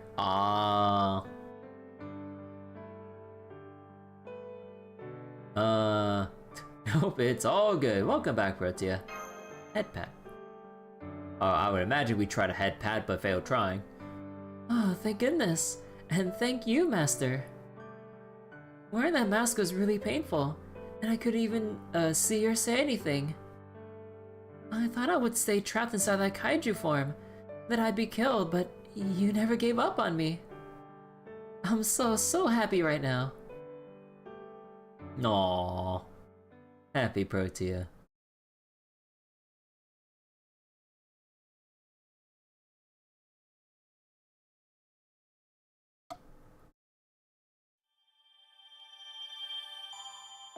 I forget, how small can Protea make herself if like with how much she can change her size and stuff? Like, she can't really make herself like standard human size, right? It's only down to like a certain minimum that's still considered relatively giant. Golden Sea. Hey, that's the subtitle of the Lostbelt. No? She's a giant no matter what. Okay. How the fuck do we fit her into my room back at Chaldea if you assign her as your my room servant? She does get dumber the bigger she gets though.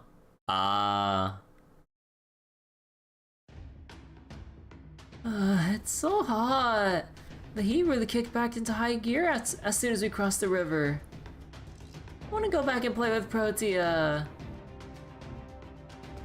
Oh, you're going back to the first underworld marine. I'm sorry to hear that.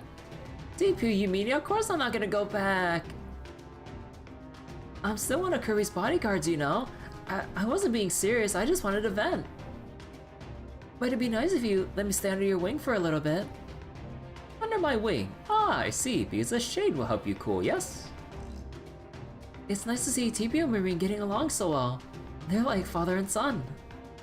Oh no, I probably shouldn't jump right to calling TPO father. We don't know how old he is.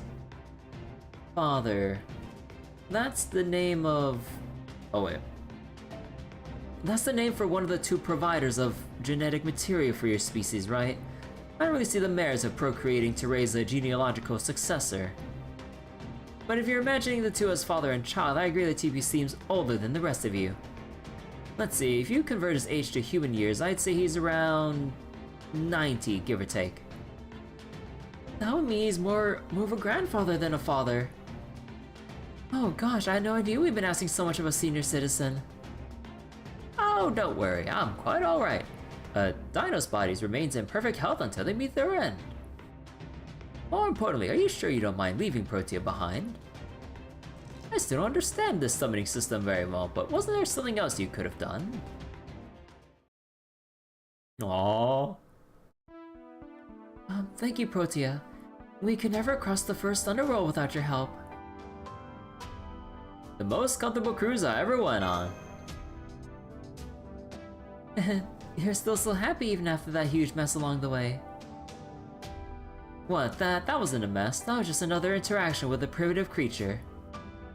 It's like when you go to pet a dog and it ends up biting you. That kind of thing happens all the time, right? Is that a personal issue with Marie? That's pretty clearly something that happened to Director Olga Marie, but I think science might be golden here, right, Senpai? Well, this is as far as I go. Thank you so much, everyone. Huh? You're staying here? Why don't you come with us? You're a part of Chaldea too. I'm afraid she cannot. I'm afraid she can't do that, young miss. Although the mask no longer holds any sway over her. King Protea is still unable to leave the boundary of this underworld. The only reason she was able to operate here without either the Stormborder or Kirby here, or Kirby as her master, was her having been made into the Stratum's guardian. He's right. I may have been summoned in the Stormborder, but I fell to Mictlān before I could form a contract and magical energy connection to Master. I still have a large magical reactor, so I can at least move around on my own. But that weird bad guy, Camazotz, forced me to agree to become a guardian in exchange for power. I knew it. Camazotz was using command spells. That little bad bastard. Do something, father. Give her a way to leave this toxic work environment. Toxic work environment? I wish I could. I can remove the infected parts from her, but this matter reaches into a very spirit origin herself, or itself.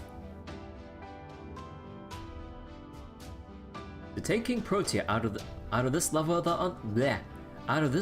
the underworld would require a complete reset. So what if we had her disappear and summon her again at the border?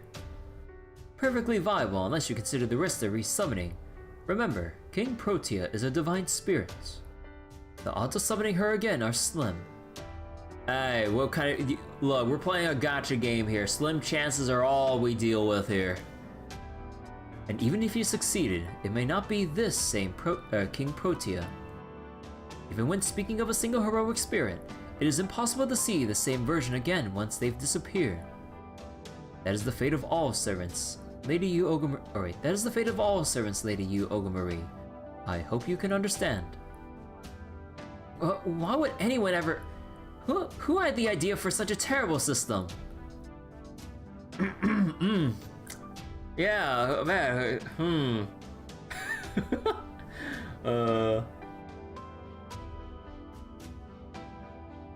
Thank you for getting sad on my behalf.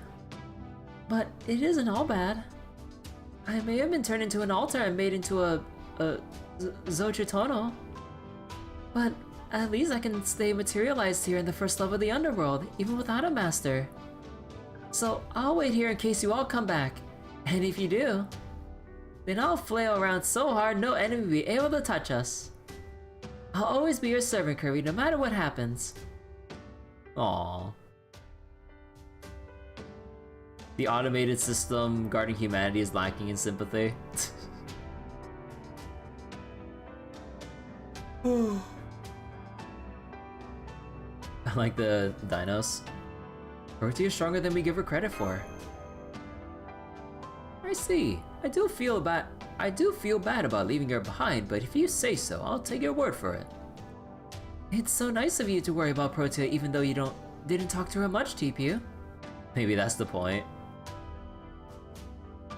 Did she take your breath away too?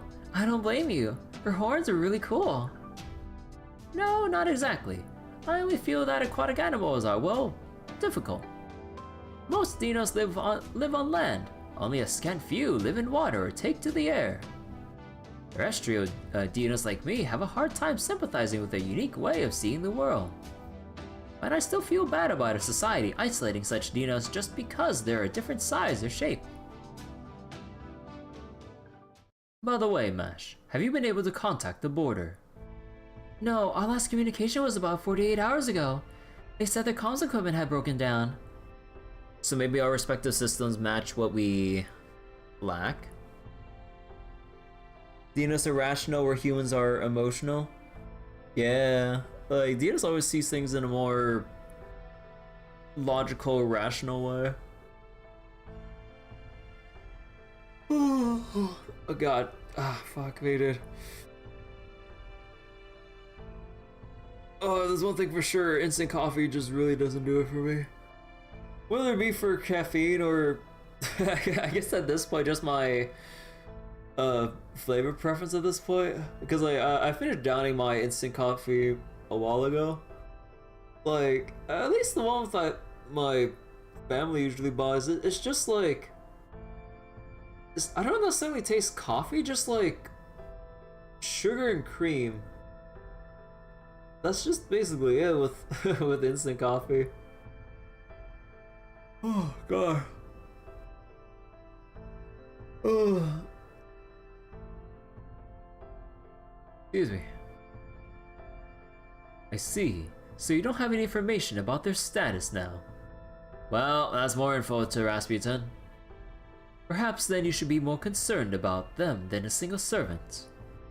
I'm aware Chaldea's staff consists of seasoned veterans at this point, but this is still Mictlān. It is a Lostbelt, and it exists in direct opposition to proper human history. And of course, humans aren't necessarily or nearly as durable as servants. Were I you, I might not just wait for something to happen to them. Thanks for the tip. Come on, Mash, let's hurry. Excellent. As to your next step, I suggest you prepare to combat the horde of carnivorous insects approaching from above. How ironic that the Dinos are herbivores and the insects here are carnivorous. But of course, the worst part of these insects is all the diseases they carry. Very true. Those winged insects can penetrate a Dinos' hide to pump any number of toxins into the blood. These toxins don't damage the cells directly, but they do send unbearable pain signals to the brain. So painful is the toxin that many Dinos choose to take their lives simply to end their suffering. In fact, this condition is the 6th most common cause of death among our kind. So even the weakest of creatures have means of devouring the strong.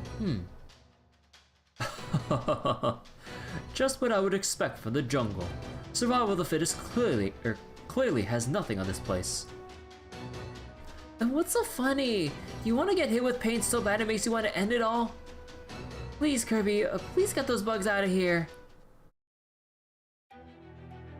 Dude, I'm at 60% battery already? Holy shit. Please set one of the following as your starting servant. Oh.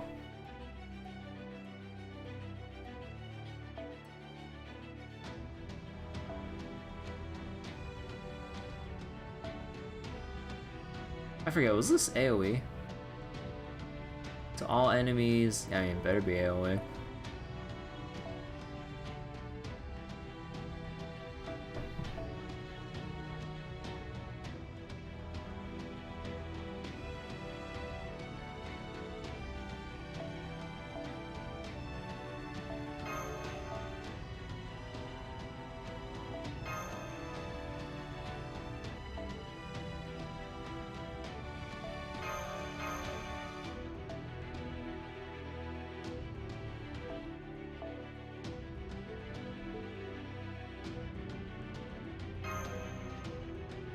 Oh wait, I forgot. Wait, no, the alignment thing said, or the class affinity said assassin, right? Oh shit, I'm stupid. Oh no, it was rider. Or was it a mix? Oh, great, dude. I'm feeling a lot more sleepy than usual.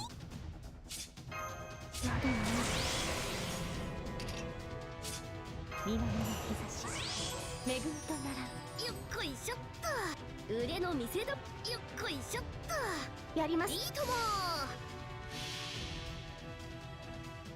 じゃんじゃじゃーんすごいだろう重いんだぜでも負けないハーベリアなのさスピンスターハベトロット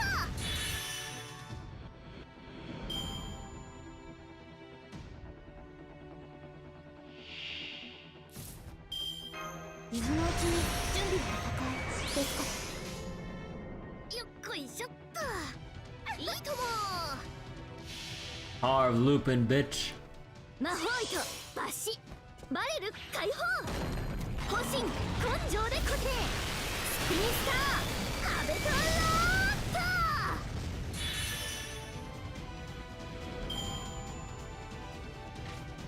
Oh wait, oh shit, I didn't notice it was a sixth enemy wave. You piece of shit, game. やるじゃん。よっこい。負けないぞ。やります。にゃーにゃにゃにゃにゃにゃにゃにゃ。Nya, nya, nya, nya. 憂いなく。魔法糸バシ。 This is why I have Heavy Cat nuke then die. Unfortunately, I could only bring in 3 servants here, so sacrificing Habitat is not going to be the best idea here. But yeah, I completely forgot that, like, from the last session that Habitat actually has a sacrifice skill. Oh, there's the assassin part. Okay, now, well, technically, Tamamo and Casa Artoria can do fine here on their own.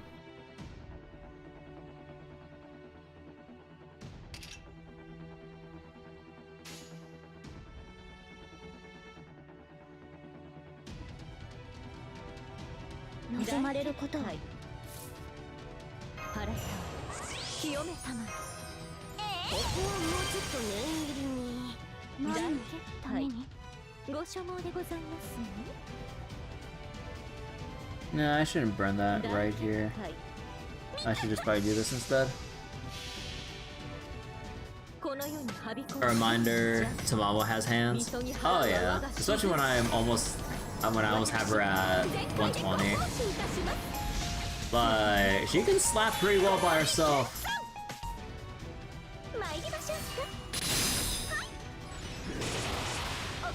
She can slap. Oh, hey, that's cheating. You can't call it reinforcements. That's bullshit.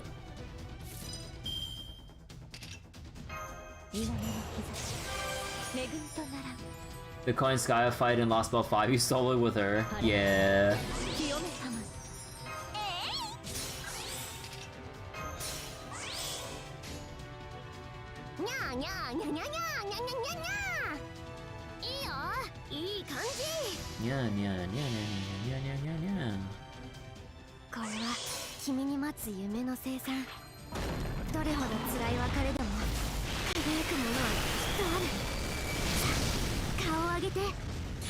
A lot of nya.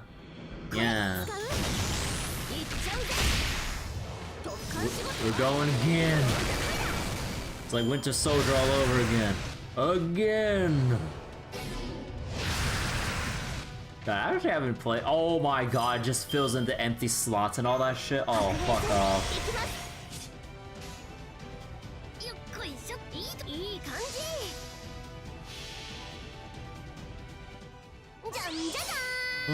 Depending on how early my phone dies, and if I'm actually not tired enough, or if I'm like, or no, sorry, let me ruin that. And if I still have the energy to continue, fuck it, like, maybe I would actually boot up some Marvel Rivals. Although it'd probably just be on Twitch only because I'm too lazy to make a separate room on YouTube and all. Sorry, YouTube. But it's just, I don't want to bother having to set up the whole room on the fly in the same night. Oh, or Path of Exile as well, although I'm having some issues right now with PoE 2 in terms of endgame map progression. Like, my Summoner build, despite my friend giving me a whole bunch of hand-me-down equipment to really, like, boost the survivability, like, playing minions in Path of Exile 2 is just very irritating at this point. Think my battery's dying? Yeah, my battery is basically dying and I don't really have a way to really replace it. Like, I would need to, like... Yeah, I don't know. Oh, hold on. God, the yawns are really getting to me. I'm so sorry. I'm sorry, guys. I'm so useless. What, you're still stewing about early, Marie? Come on, let it go. We're in a strange new land. It's impossible to see through this foliage. It's super hot, and those things could fly. I don't blame you at all for not noticing them. Even Mash's Orton didn't detect them until they were right on top of us. It's true. I'm sorry. I still don't know why I didn't register those insects as a threat. It's not your fault, Mash. I'm a lookout. it's my job to catch things, the things your gizmo misses. You wanna do some combat training together, Marine? Really? Yeah, that sounds great. I'm technically a Marine, so I want to be able to do martial arts too. That's all well and good, Marine, but why don't we take a little break first? It's not safe to cross the jungle by night. There's the, Koma? There's the Koma, the great serpents who move too quickly for us to notice. The Sipakti? Large alligators who blend into the surroundings until they're within biting range. Those carnivorous insects and the mindless dinos lurking around. Or dinos. We would be much safer staying in one place and resting until the sun returns. Once it has, we can resume our journey. Oh, okay then. Okay. Then I'll take night watch. No, that's okay, Marine. I found a frequency the bugs don't like in that last battle, and I set up a battlefield to repel insects. That should be enough. The Orthodox should alert us if anything else hostile gets close. I think we can all sleep soundly tonight. Oh, great, then I can break out my sleeping bag. I love curling up in it. Man, last time I ever went into a sleeping bag was when I was really young, and then just for the fun of it, for some reason my family had a small camping kit or some shit, and we just set up the tent in the house or whatever. Not we never really got an opportunity to really take it out and actually go on camping or whatever, but it's kind of fun just pretending. It was like pretend camping or some shit when I was a lot smaller. Now I'm just thinking about Eurocamp now. Nadeshiko just curling up in her sleeping bag and everything. The only thing you see is just her face poking out from the sleeping bag. Oh yeah, isn't there season 4 of Eurocamp coming up that was announced a while ago? Your family got your friend's oldest kid to play a play tent for Christmas? Yo, sweet. Repelling insects with a frequency of sound they dislike. What a clever idea. So this is how proper human history's humans compensate for what they lack themselves. Huh. It's also a textbook example of why maybe you shouldn't always fill every void you find. Take nuclear fission, for example. Sure, it provides plenty of energy, but it also produces some seriously harmful waste. Really, when you think about it, the whole course of human technological development makes no sense. Any species with 2 brain cells to rub together would figure out a way to deal with that kind of waste before experimenting with nuclear fission. But proper human histories, humans are focused on getting the absolute most potent thing they can at the expense of all else. There's an expression that someone coined that really sums it up. You can be too smart for your own good. Anyway, my point is you shouldn't be too quick to praise proper human history, TPU. Still, if they ever get around to a real clean energy revolution by finding a way to stable way to achieve nuclear fusion, then I'll be willing to accept them as honorary space humanoid life forms. What are honorary space humanoid life forms? A humanity worthy of my rule, or to put it another way, humanity 100 years from now. Can I ask you something, Olga Marie?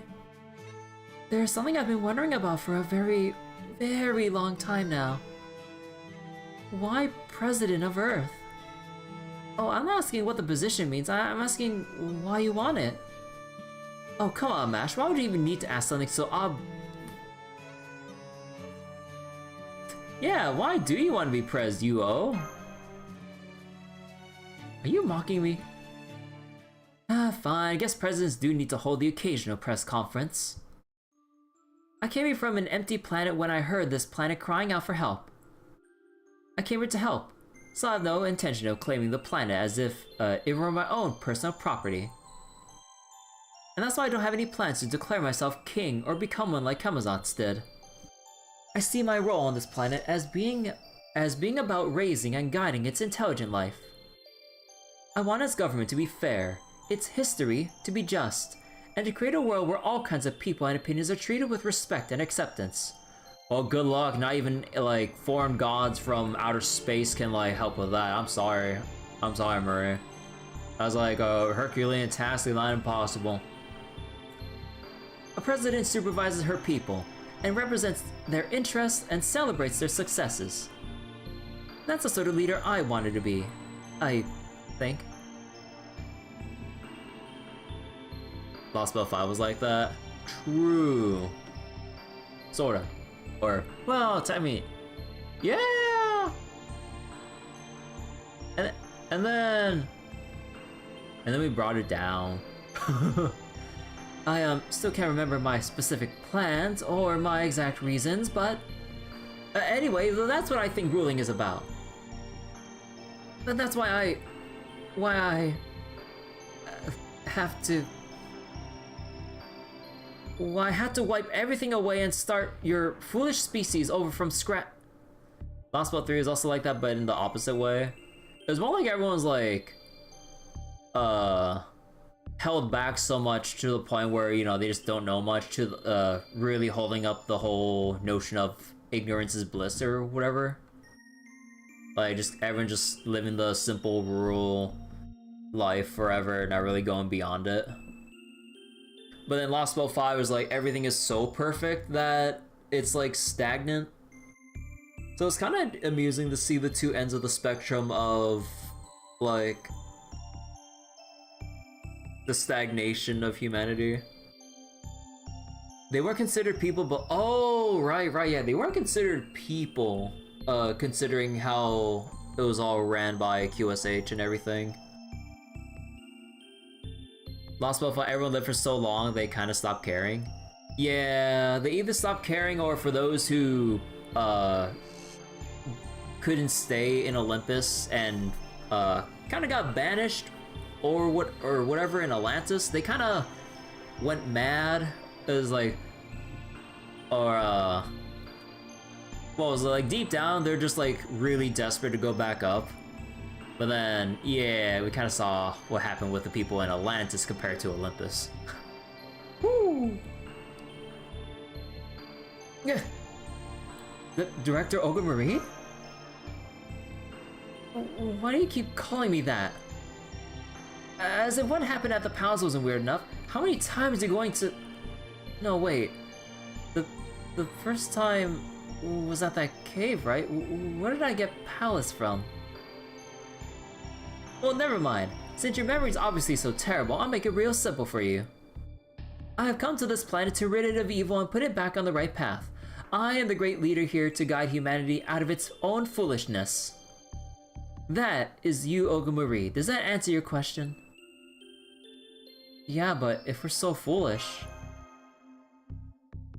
You think there are other better choices of intelligent life out, or to help out in the vastness of space?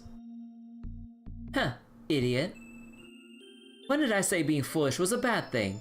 Besides, humanity is far from the only foolish species out there. Heck, intelligent life forms are basically foolish by nature, right? The universe wouldn't be what it is if we didn't make mistakes. Aww.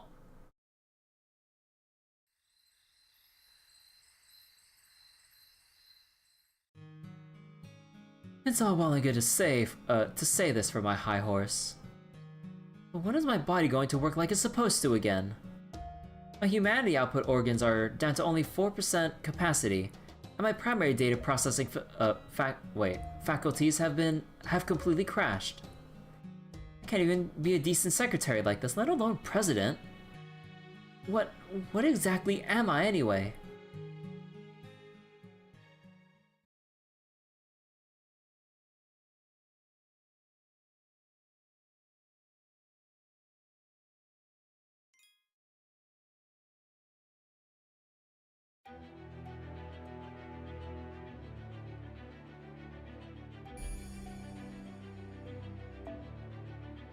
Dude, oh my god, I just wanted to do this again, like zooming around like the different stratums, like it's so cool, dude. Aw.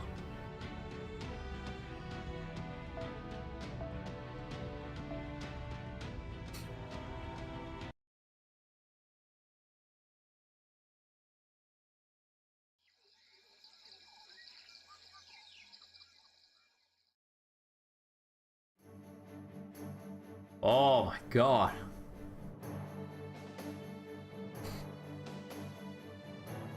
Whoa, these planes are massive. Oh wow, I had no idea there were places like this in Mictlān. I thought it would be all steep mountains and dense foliage everywhere we went. Still too hot and too much sunlight, but the breeze feels so nice. Come on, let's hurry. The stormboarders should be somewhere in the jungle past these plains. This isn't good. I'm afraid I have some unfortunate news and a suggestion never mind, too late. You would best prepare for imminent combat. DPU?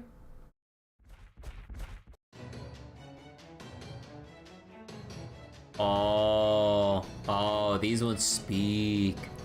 Not even trying to sneak across the plains anymore, huh, Osaloma? Well, you will get no mercy from us. If you thought we'd be fooled by you bringing along a mindless Dinos, you thought wrong. The King of Dinosaurs has decreed that any who try to cross the plains should be attacked on sight, Dinos or not. You Oslotto bastards are in for a world of pain now. Or for a world of pain. Yeah.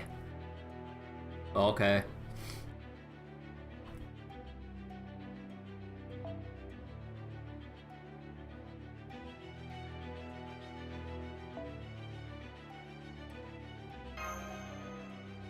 Well, okay, we're just going to blast everything with Habitat for now.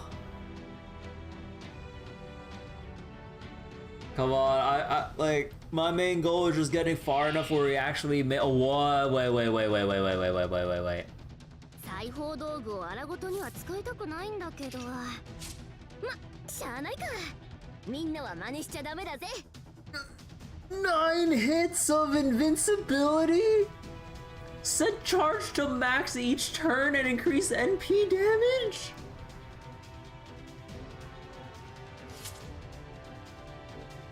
What the fuck?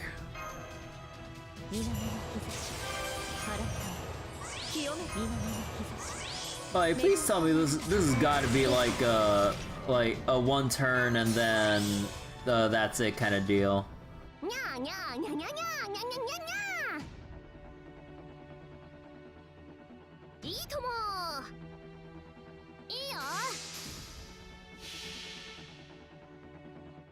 Nahui to bashi, barrel 解放、方針、根性で固定、スピンスター、壁とローット。その辺だな。解放。よし、仕上げちゃうか。We're so fucked.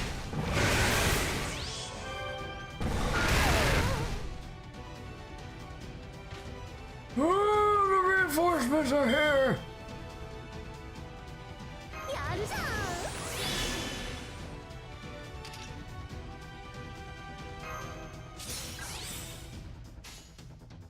にゃーにゃーにゃにゃにゃにゃにゃにゃにゃ。さてさて。いいとも。これは君に待つ夢の生産。This is not an endurance fight? Oh, oh, son of a bitch!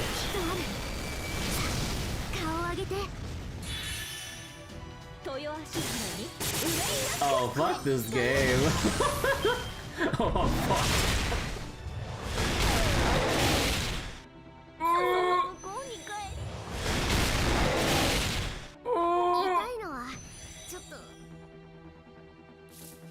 Alright, Artoria, you got this shit, you got this. Alright, here's a plan.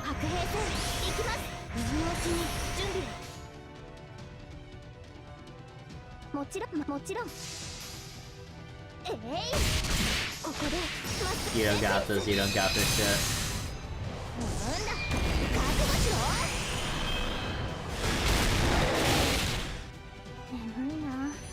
It's over. Oh my god. Dude, that's so funny. I mean, I know we have the Leyline stones here, but... Hold on, let me just... Like, I could just easily solve this if we actually just bring in, like... Invincible Ignore. Or, Ignore Invincible CE. But yeah, what the fuck? That's some bullshit.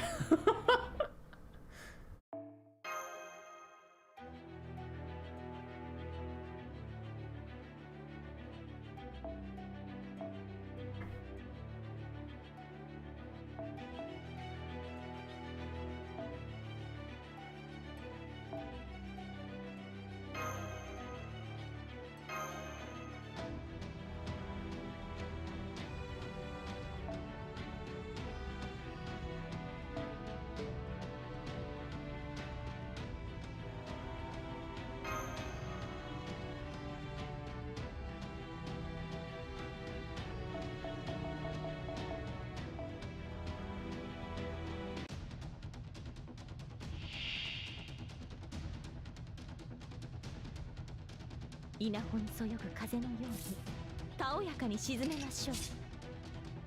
払った清め様稲の日差し恵みと戦いですか。やだな戦いですか。腕の見せ所ってやついいとも。ナホイとバシバレル解放保身根性で固定スピンスターハベトローッとふやったその辺だな。バッチリだな。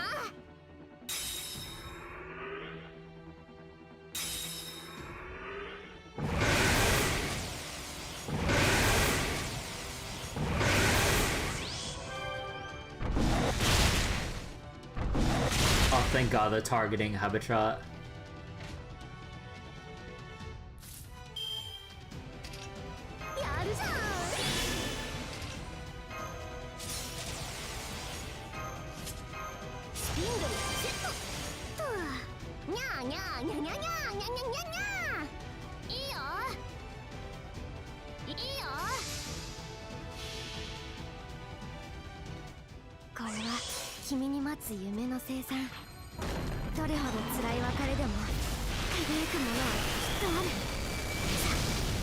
Is this the thing of needing to kill at least some of them? Because, like, no, given how this is going to be paced with the break bars, like, there will always be one reinforcement per turn.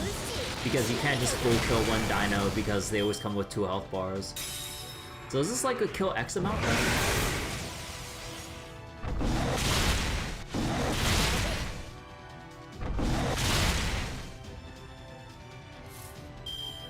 Oh.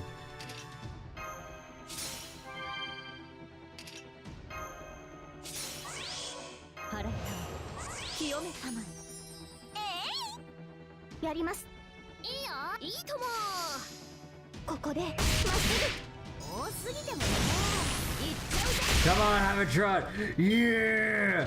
Uh-oh. Yeah!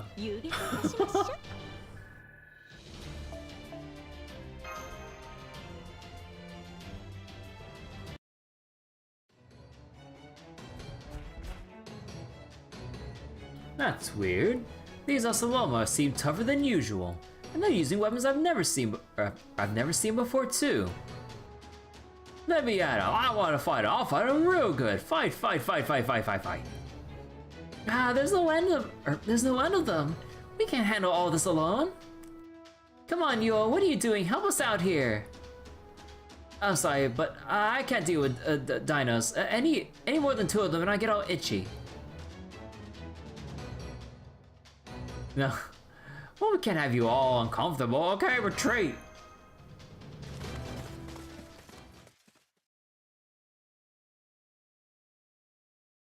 See? See? How is that helpful here? How the heck are we gonna get past that? Indeed, this could be quite the conundrum.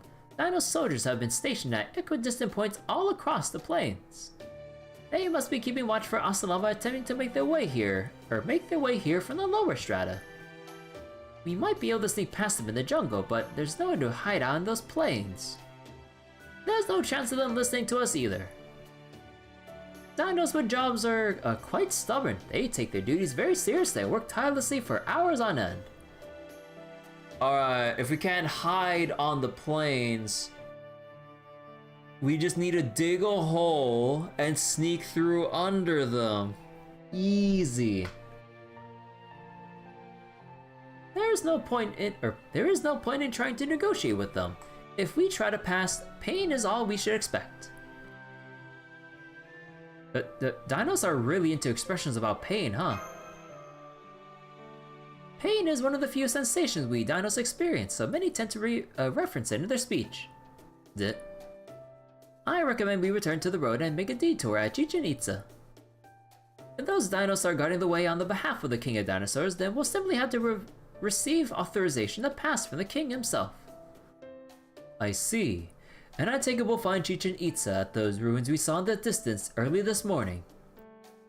Correct. Chichen Itza is a holy land dedicated to protecting the sun, And it also provides a 25% trade bonus to your connection to your capital as well in Civ 5.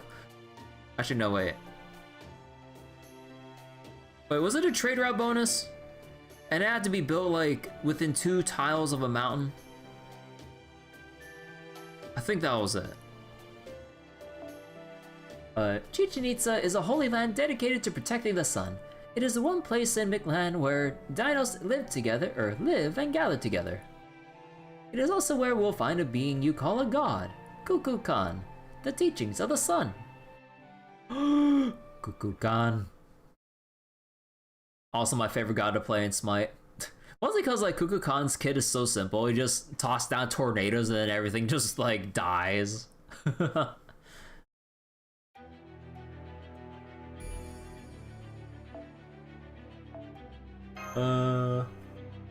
Man, hearing a lot of things about Smite 2, Hi-Rez really bungled up their release timing of Smite 2. But oh, look at all the dinos. But yeah, like they wanted to do like a game sequel conversion thing, kind of like Overwatch 1 to Overwatch 2 was Smite 1 to Smite 2. But they kind of half-assed it. Like, Smite 1's still up. They haven't gotten every god ready from the engine upgrade and reworks and rebalances from Smite 1 to Smite 2.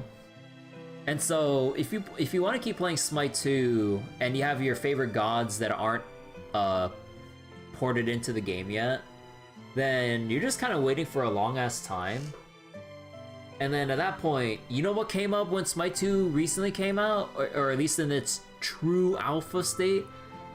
Deadlock being a much more, like, interesting, like, hero shooter MOBA thing, thanks to Ice Frog and whoever else is working on Deadlock over at Valve. And then, you know what came up in the hero shooter space? Marvel Rivals. So you have that taken away a lot. I mean, technically, shouldn't be too much overlap between the whole MOBA thing, but in terms of like third-person, like MOBA slash hero shooter adjacent areas, yeah, there's a lot of issues. Like, I know some friends of mine are still trying to have some fun with Smite 2, but like, they have some kind of, or they also hold some small grievances about how the launch has been handled, as in like, they should have waited longer. They might have lost some like traction from just having other games come up uncontested in a way. But with how many things are still needing to be implemented in Smite 2 from the things I've seen and heard, they really should have just waited for it to cook longer instead of just releasing as it was in a early access alpha state or whatever. But I would say it's like a mixture of like bad decisions on top of like just poor timing with like all the other games just cropping up like soon after. Really, it's really amusing. A little bit sad, but yeah. Anyways, enough about MOBA hero shooter stuff for the next couple minutes. Welcome to the city of Dinos, everyone. It was built by expanding and renovating the remains of an ancient city. So you may find the buildings and various facilities a bit large for your tastes, I'm afraid. A bit? You call this a bit? This is all at least twice as big as anything humans would build. This might as well be a city of giants to a short fairy like me. Hell, I'm barely a meter tall when I'm floating. I can't even climb those stairs. I guess it means I'll just have to go back to the Black Barrel, or the Ortanax now. And I was really looking forward for my first time sightseeing in a Lostbelt too. Oh, don't worry, Habitron. You can always ride on my shoulder if you want.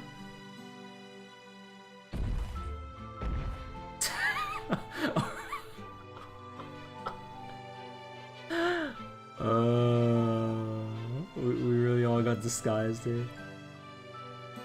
Or how about I carry you instead? Okay, this is just too freaking weird. What the hell did you do, Rasputin?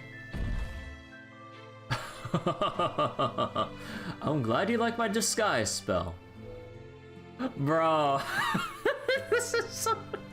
This is so goofy! The incident in the plains made it abundantly clear that we weren't going to get far in the dinosaur city looking like humans. Though it is not my particular area of expertise, I attempted a bit of mage that is, a sacrament. The simple priest doing a thing of, a sacrament, huh? Yeah, sure, not magecraft, not magecraft.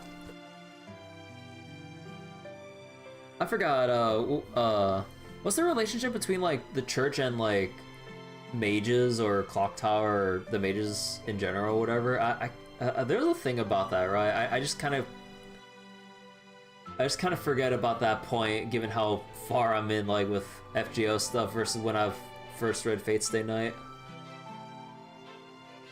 Because, like, they mentioned it for a bit, I believe, in the VNs and stuff, about the church and the mages or whatever.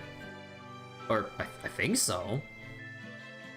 It's been years since I read it, although I know the VN is on Steam and everything, so, I mean, I think I'm due for a reread. To disguise Kirby, Mash, and myself as dinos. Don't worry, it's merely an illusion. Think of it as a kind of augmented reality. It was a big help, Father Kodamine. We wouldn't have been able to enter Chichen Itza so easily otherwise. It's a good thing we have him here helping us, isn't it, Senpai?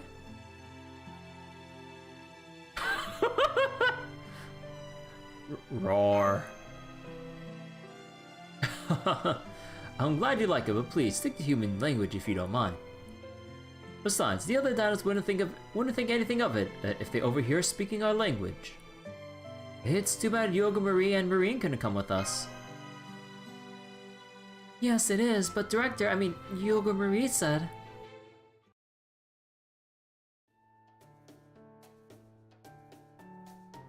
Disguise myself as a lizard? Of course not. No, I'm going to camp out here at my embassy. You'll stay here too, right, Butler? I'm afraid I can't, young miss. I'm too interested in Chichen Itza to pass up this chance. I hope a nice souvenir will be enough to earn your forgiveness. Would you prefer something edible or something decorative? Wait, now you're deciding what you do? Are you sure you're my butler? I'll be tagging along my spirit form, so I won't need a disguise. Oh man, I can't wait. We haven't had any jungles back in the land of fairies, you know? I can't wait to see what kind of fairies they have in there. It looks like you'll be the only one staying here, Yuo. I do think you'll be fine even without a disguise, but oh well. Really? Then I'll stay behind too. I don't want to leave you all by yourself. That being said, our goal is to rendezvous with the Stormborder. All we need to do is get permission to pass. As long as we can do that, they shouldn't have to wait outside the city for too long. Yeah, I guess that's true. I probably shouldn't have treated this like a sightseeing trip. On another note, Chichen Itza, right? Way more dinos here than I expected. Do you know how many that live here? It was about 2,000 dinos back when I was still living here. But it seems the Ocelloma's hunts have driven a great many dinos here from all over Mictlān. I would guess there are about 2,400 dinos here now. Wait, only 400 more? That doesn't seem like a lot. Once the Cryptor came along, the Oceloma built Mexico City. Many dinos have died at their hands. I'm sure some dinos are still hiding out in the jungle, but as a whole, dinos are now on the verge of extinction. In fact, it would be safe to say our extinction is assured at this point. For a time, the Oceloma primarily targeted females, so there wouldn't be any new generations. Oh, that's dirty. And even if a new generation were to be born, their future would be hopeless given that Mictlān itself will be ending soon. You mean because we're cutting down your tree of emptiness? Ah yes, that's a possibility as well, isn't it? Please don't worry about us, Mash. You either, Kirby. You need worry only about making the choices necessary for your survival. And all that should concern us is what we do with the time we have left. May I ask you two things, TPU? There is a structure on the main street over there that looks like a store. What is its purpose? If it's a business, does that mean the concept of currency has a place in your lives? Oh yes, money!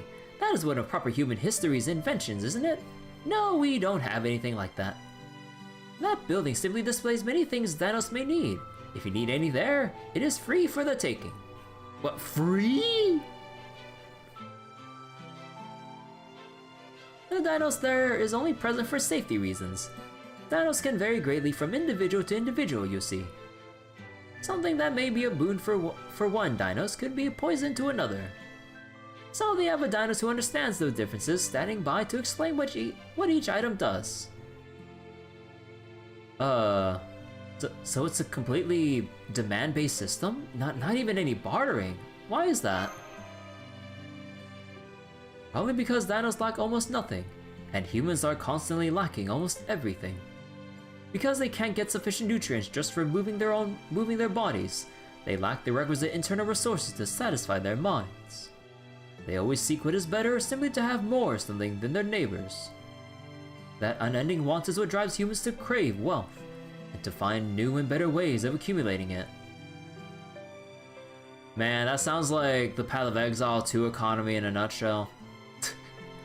It's just scaling up more and more as people to like find ways to optimize farming to just get exorbitant amounts of currency and then just like flood the market with currency items where people just get priced out from actually getting anything they want.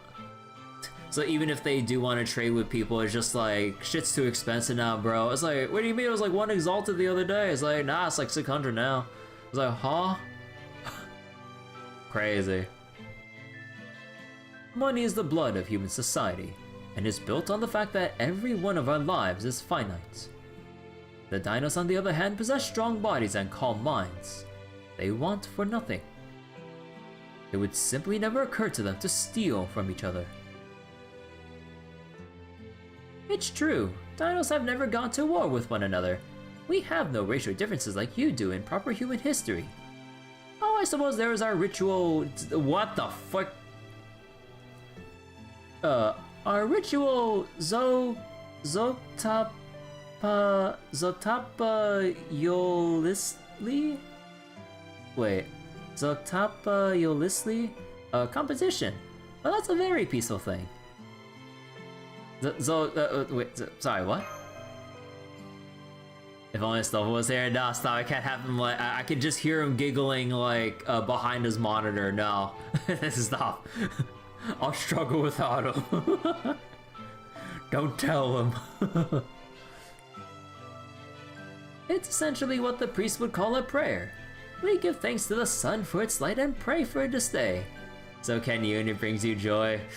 Oh, I wish you were the one reading aloud here. I want you guys to be the ones struggling to pronounce this shit. Pray for the sun to stay. Tipu, I believe it's time for my second question. Still do better than me? Oh, shut up! That building over there, the one which resembles a Mesoamerican pyramid, is that an altar where the king dwells? There are buildings like that in proper human history as well, but those buildings lack. The ore on top of the altar that seems to stretch up to the sky. It looks like some sort of jade crystal. Oh, interesting. So you have sun altars in proper human history too.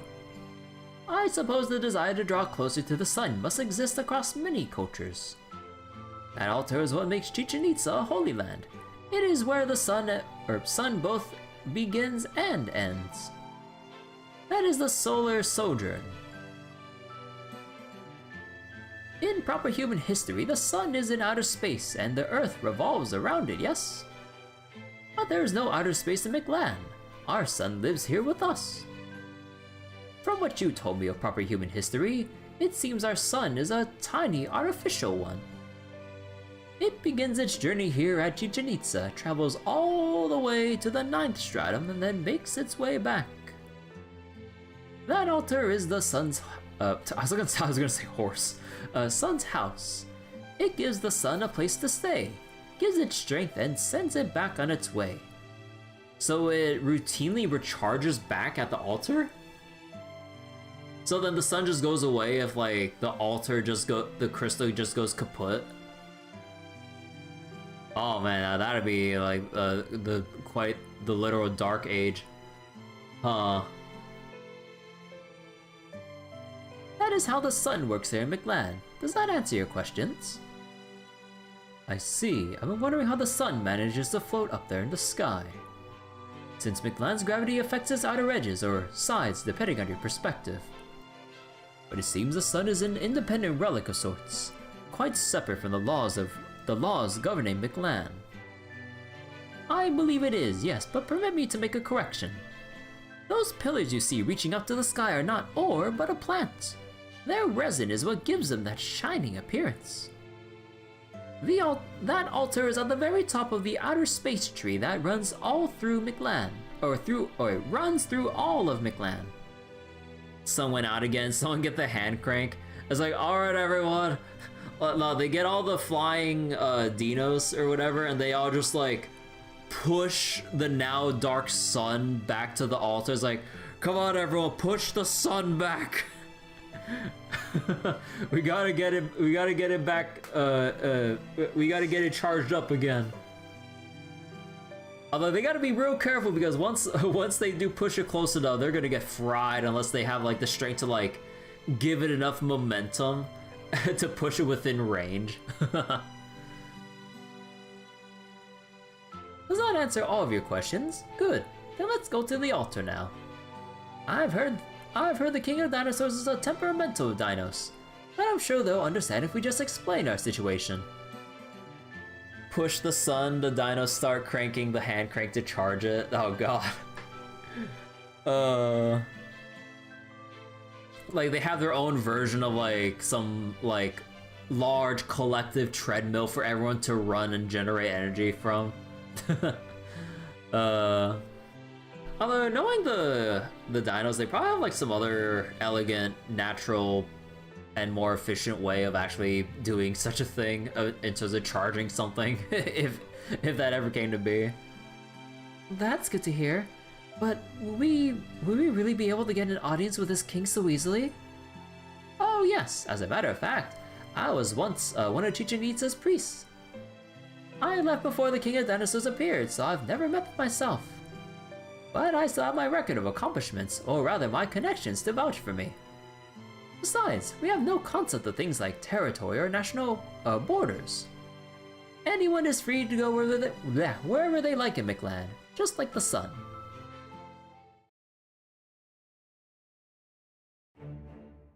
Tipu, what are you doing here? Go choke on a corn cob! Connections. Oh damn it, who let a heretical thinker like you all the way into the holy solar sojourn chamber in the first place? And who are those young dinos there with you? Huh, did you come here just to show off how cute your prized pupils are, bastard? They are my pupils, they're my teachers. I've been learning a great deal from them. At any rate, I'm glad to see you're in good health, priest Vukub. We'd like an audience with the king of dinosaurs. Would you mind letting us through? Would I? Of course I'd mind! The king is very busy dealing with the Asalama right now. You wouldn't know this since you've so blissfully retired to the jungle, but the Asalama are vicious creatures called humans.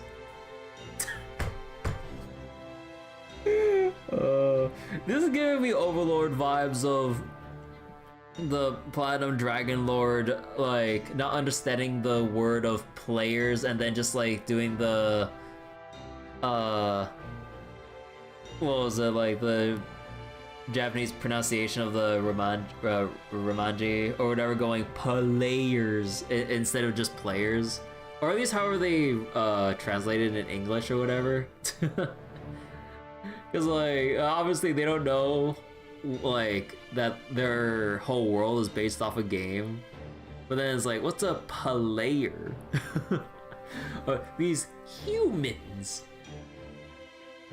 The king understood this was an existential threat to the dinos, so he closed out the plains and vowed to fight. Chichen-Itza has no place for a gutless coward like you. Leave! Now! I'm afraid you're mistaken, Vukup. I still have a home here. I made it myself. That's not what I mean, damn it! Soldiers!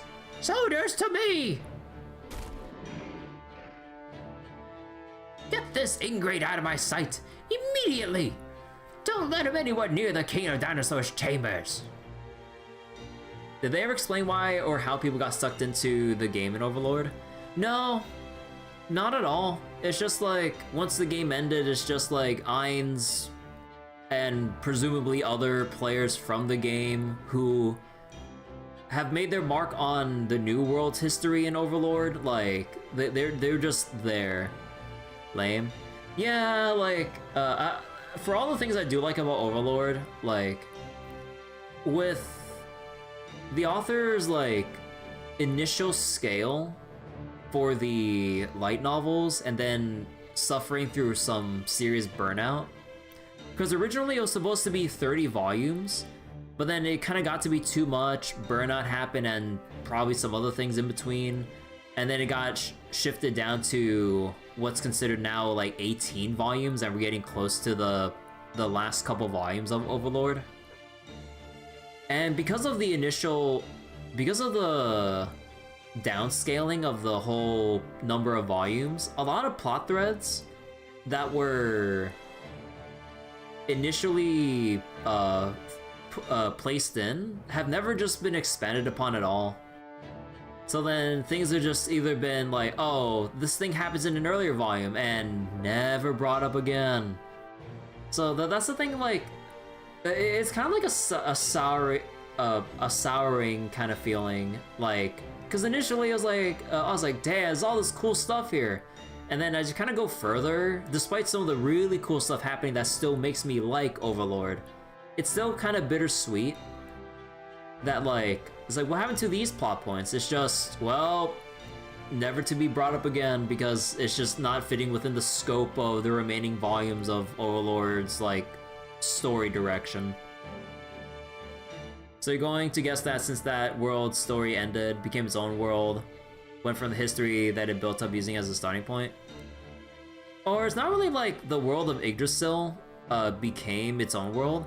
It's more of the people who were left within Yggdrasil got teleported to the new world, which is a completely separate world, but then you just had the players in, you just had the Yggdrasil MMO players in broken-ass endgame level 100 gear just teleported into the new world across like different time periods. You have like the 8 Greed Kings, the 6 something heroes or some shit, and then Ainz, like, and they're all placed like some hundreds of years apart, and Ainz is like way later after several other players made their mark in history, basically transporting their, like, the Yggdrasil game mechanics as core concepts and other stuff into the new world.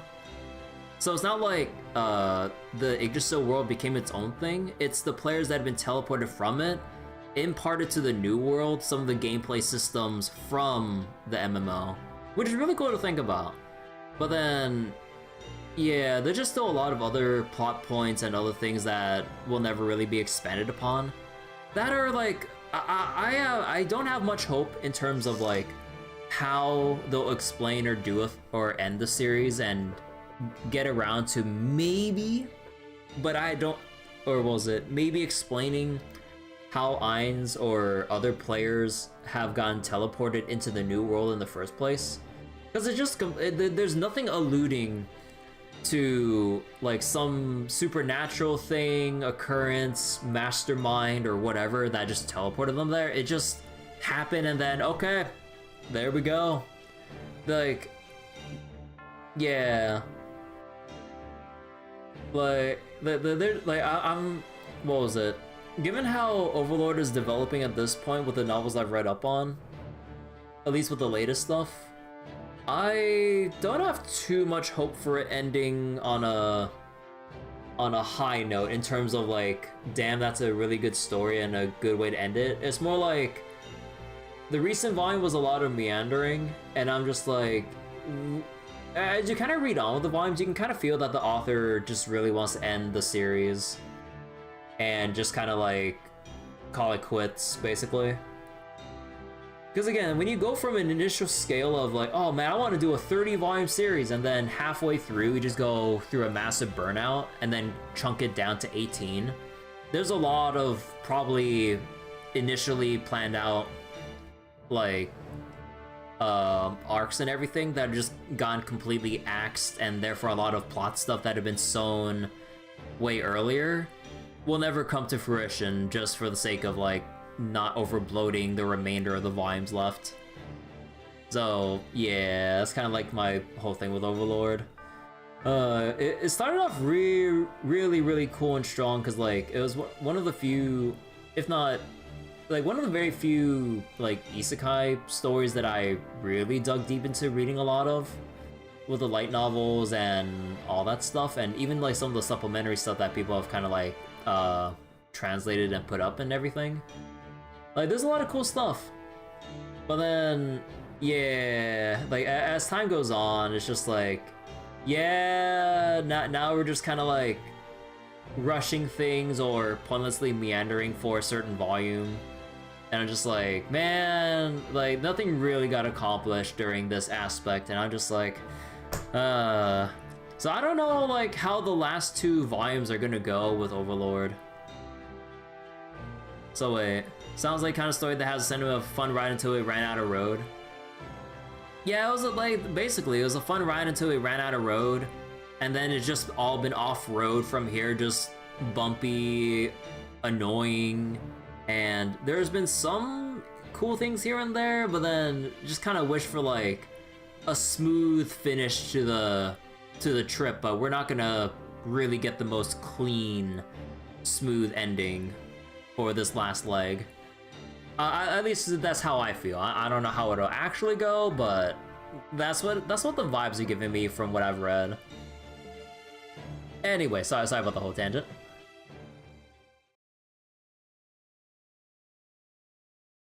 See? TPU, are you actually kind of, well, clueless? TPU, if you forgive my saying so, you don't seem to be on the best of terms with the Vukub fellow. It's true, Vukub despises me. To him, I'm little more than a spoiled corn.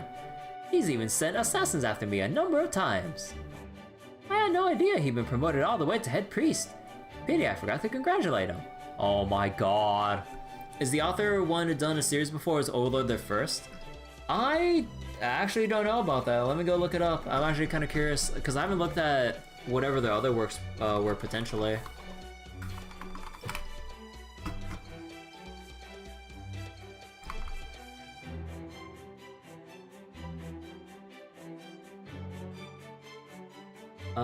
List of works. Has written for various franchises, including a short story, Dawn, adapted in Kagetsu Toya's Type Moon. In addition, he was involved with working with Nasu, writer of Fate Stay Night, who praised his work through Maruyama, though Maruyama felt there was a difference in talent. Maruyama took up writing again, created Overlord, being a big fan of Dungeons & Dragons. He developed Overlord when all of his D&D buddies were too busy to play with them. I don't think there's any other, let me see.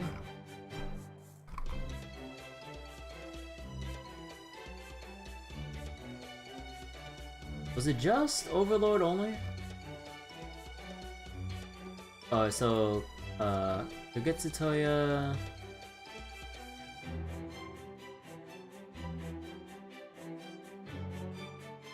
Yeah, basically outside of that, it looks like it's basically just Overlord stuff. So mostly short stories. Yeah, if you want to look at it some way, like, there's a lot of arcs that basically kind of like seem like a set of short stories. Hell, I mean, Volume 8 was quite literally a volume of short stories, expanding upon certain other characters.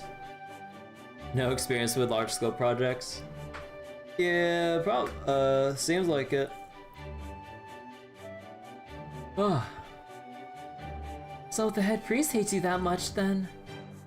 Looks like we're not gonna get an audience with the King of Dinosaurs anytime soon. At least not through the front door.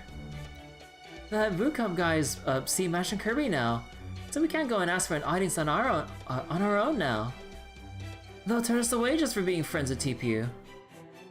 Oh, ouch. Well, there's nothing more we can do about that now. We'll have to change tactics. Hopefully his next story after Overlord will be on a more manageable scale. Hopefully.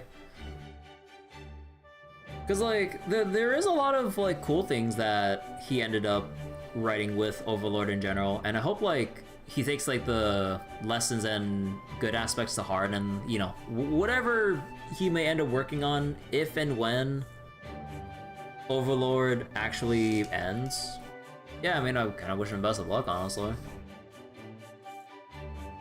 Oh, did I read that? Sorry. Since TPU's connections turned out not to help, we'll just have to find another way. I say we look for someone else here in Chichen Itza who would be willing to help us and meet with the King of Dinosaurs via a different route. Writing like most things built on failures and mistakes.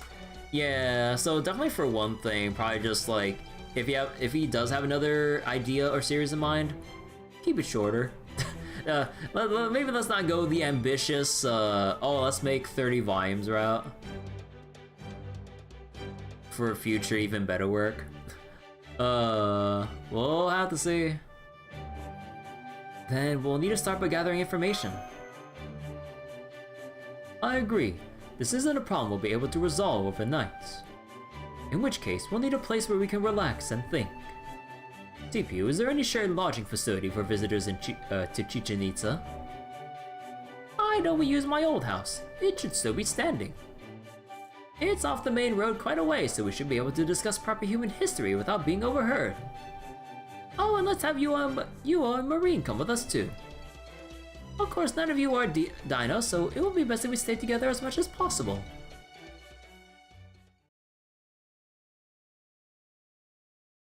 39% battery? Holy shit. We're not even past the 3-hour mark yet.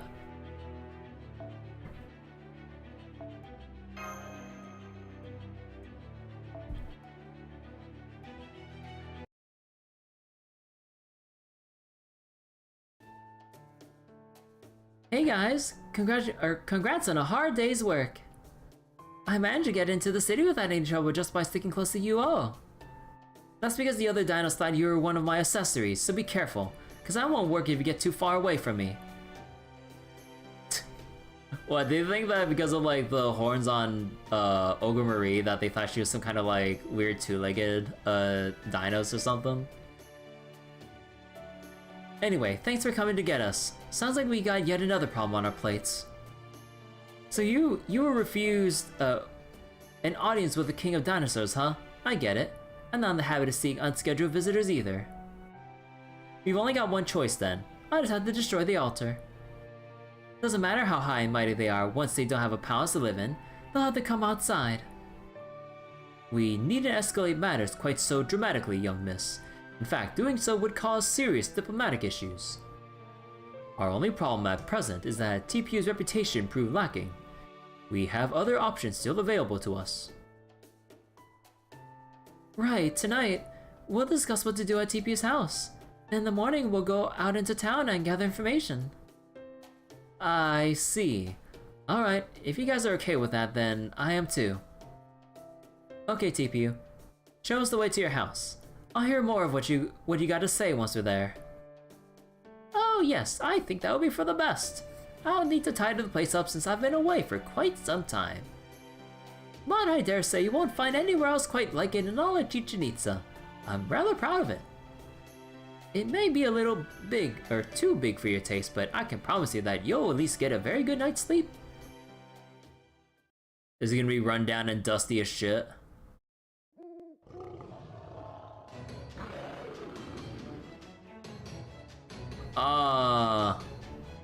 How long did you say you've been away again? It's been reclaimed by the jungle! Oh, I'm sorry about this. As you can see, weeds sprout up just about anywhere. I'd like to think that those of us lucky enough to own gardens in either proper human history or this Lostbelt share similar struggles. I trust I can count on your help with weeding and pest control. TPU!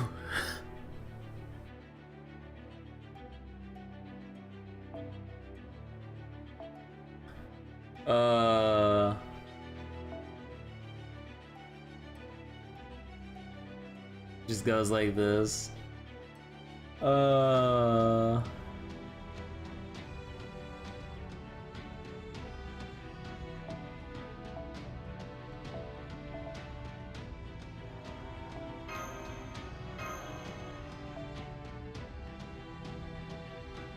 One warm season of neglect and you've lost to nature.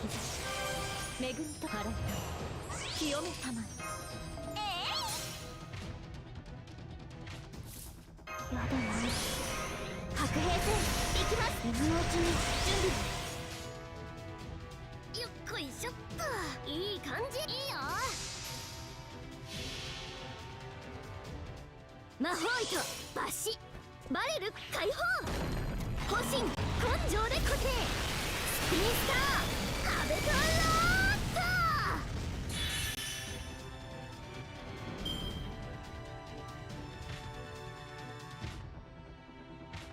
ト Wait, beast playing in garden? Jungle poisonous snake. Oh, I should have done one thing with Marie. Oh shit. これは君に待つ夢の生産。どれほど辛い別れでも輝くものはきっとある。さあ、顔を上げて。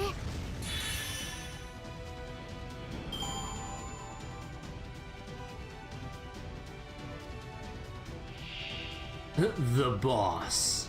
The boss. 言うことがあるでしょ。この星を滑るものである。言うことがあるでしょ。ここはもうちょっと念入りに。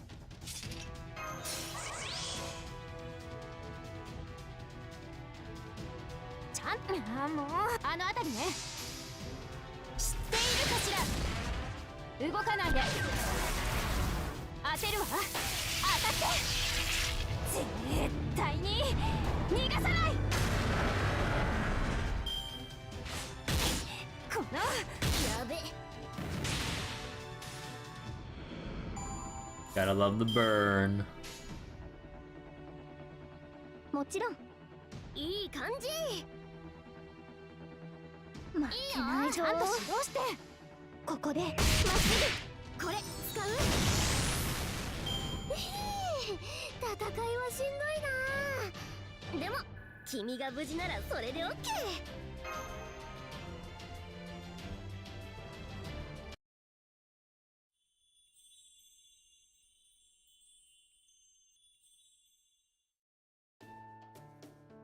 Oh, Caldea really does impressive work.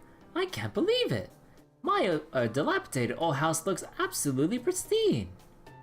I think you may be giving us a little too much credit, but I do feel satisfied with our job here.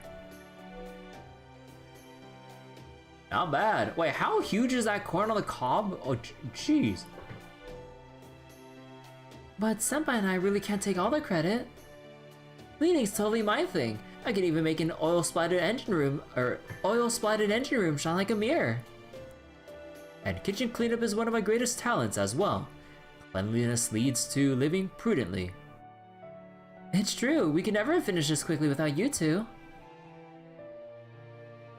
I didn't know you carried a cleaning mask, Father. Well, I can't possibly thank you enough. I wanted to try cleaning every corner of this place before, but there's only so far these arms can reach.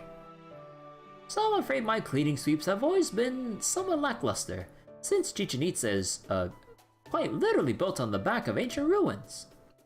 Most dinos don't mind since they're nature lovers to begin with, but dirt and dust accumulating in corners has always irked me. I even thought about moving into a less civilized environment just so I wouldn't have to worry about keeping it clean. Is that why you're living in that cave so far away from the city? Oh no, I had other reason for that. I primarily wanted to get away from the nature-loving dinos. But never mind that now. I was hoping you and Kirby could tell me more about proper human history. I believe you said there was a city called Chichen Itza in your world too, yes? What was it like? What sort of civilization did it belong to? Well, I'm far from an expert on the subject, but I'd be glad to tell you what I do know. In proper human history, Chichen Itza was a Mayan city located in the Yucatan Peninsula of modern-day Mexico. The Maya civilization lasted from around 2000 BC to AD 1697. The era from 2000 BC to AD 250 is known as the pre-classic period, and from AD 250 to AD 900 is known as the classic period. And finally, the period from AD 900 to the late 17th century as the post-classic period. Each of these periods is said to have experienced their own decline and subsequent rise to prosperity. As for Chichen Itza, it was built by the Itza people, Mayan for water sorcerers in the post-classic period. The Itza are thought to be either outsiders to the Maya civilization, or the descendants of Mayans who managed to escape the fall of their central hub. But wherever they came from, when they arrived in the peninsula with its abundance of natural wells or cenotes, they named it Chichen Itza, or the mouth of the well of the water sorcerers.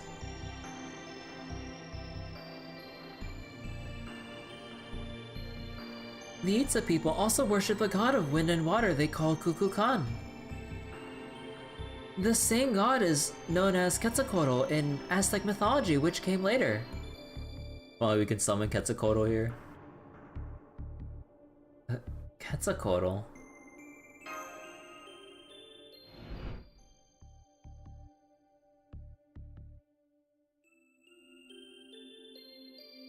Kukulkan.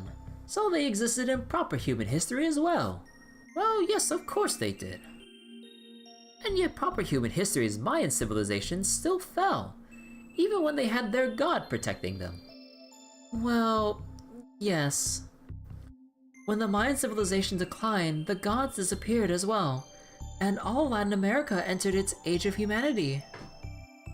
Mayan civilization is thought to have been created by the Mayan people, but in truth, it was a creation of many different tribes and hamlets. Their descendants broke into several different ethnicities, like the Tzotzil, and the is it Keich or Keiche? Is it like an A thing, or is it Keich or? Oh, fuck me. Okay, Google, help me out here. Hold on.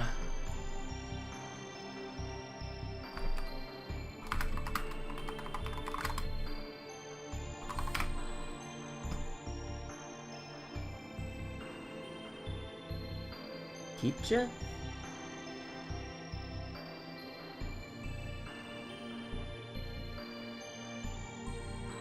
Kicha.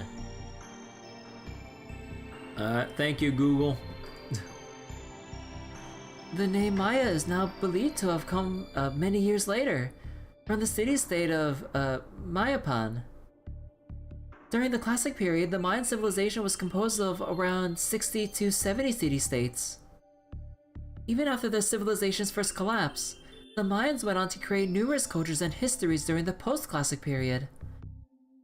They're even believed to have been physically stronger and more mentally advanced than the average person at the time. City-states like Copan, Tikal,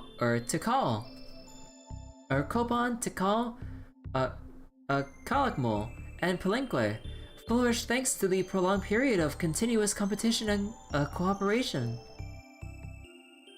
These cultures had advanced written language and astronomical practices. Astronomical practices, and built incredible structures like the Piramide de la Danta, a pyramid in the Mayan city of El Mirador. By using the observatory, El Caracol, which meticulously tracked the stars' movements, they created 2 calendars and efficiently managed the lives of their people. Although the Mayans never had a single unifying dynasty, their kings of their various city-states did forge alliances. Still, technological progress isn't a matter of manpower alone. It's also greatly affected by their environment, the kind of crops they grow, the ore they can mine, and the climate they live in. The harsh climate of Mesoamerica helped to form a vibrant mythology. It also made the Mayan people very strong, but prevented them from making much progress when it came to hand tools like weapons. After the center of culture gradually shifted from the Yucatan Peninsula to the Central Mexican Plateau, the same thing happened with the Aztec civilization, which flourished in the post-classic period. Their arms consisted primarily of wooden weapons like spears, bows, and a macana, swords made of wood, with shards of obsidian embedded in their edges. They never developed guns, nor did they have mounted cavalry. So there's a strong argument to be made that the people of Mesoamerica lagged behind European nations in matters of warfare.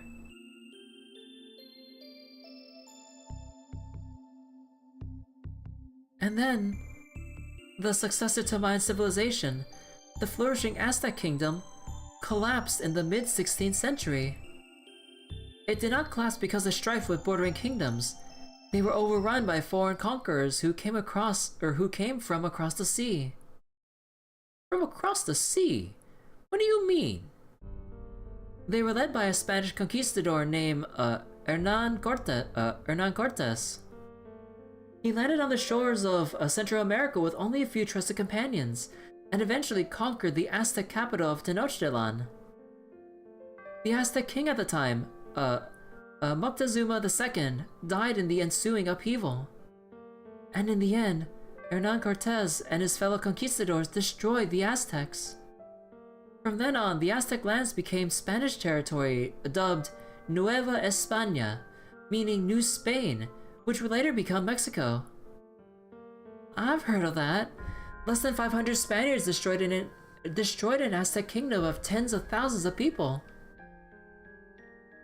I remember an Aztec legend that went something like, though the good god Quetzalcoatl may have vanished after being defeated by the evil god Tezcatlipoca, one day he will return from the northeastern lands and restore the Aztecs to their former glory.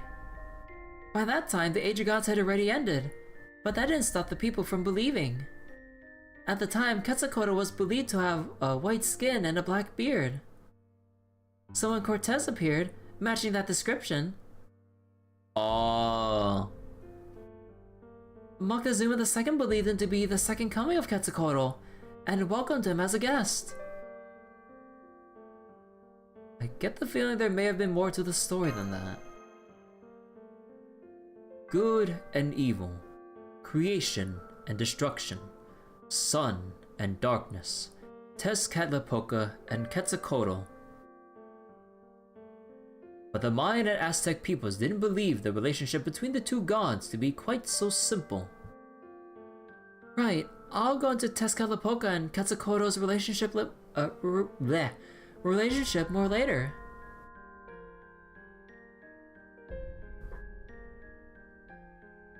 Cortés used the Aztec people's belief in the legend of Quetzalcoatl to his advantage. He won the Aztec Empire's hostile neighboring tribes to his side, and with their help, conquered their capital, though he was outnumbered. Aztec Empire? Didn't you say it was a kingdom earlier? Yes, I did. At the time, the Central Mexican Plateau was home to many different city-states. In the case of the Aztecs, the two cities of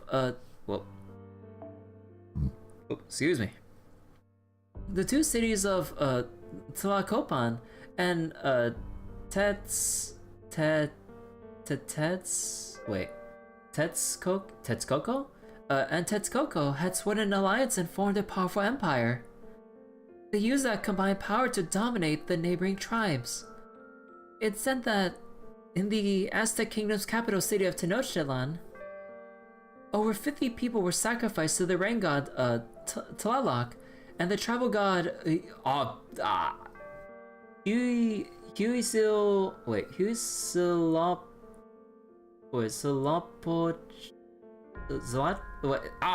God, one fucking tongue twist. Okay, wait, how do I break up the pronunciation? Okay, so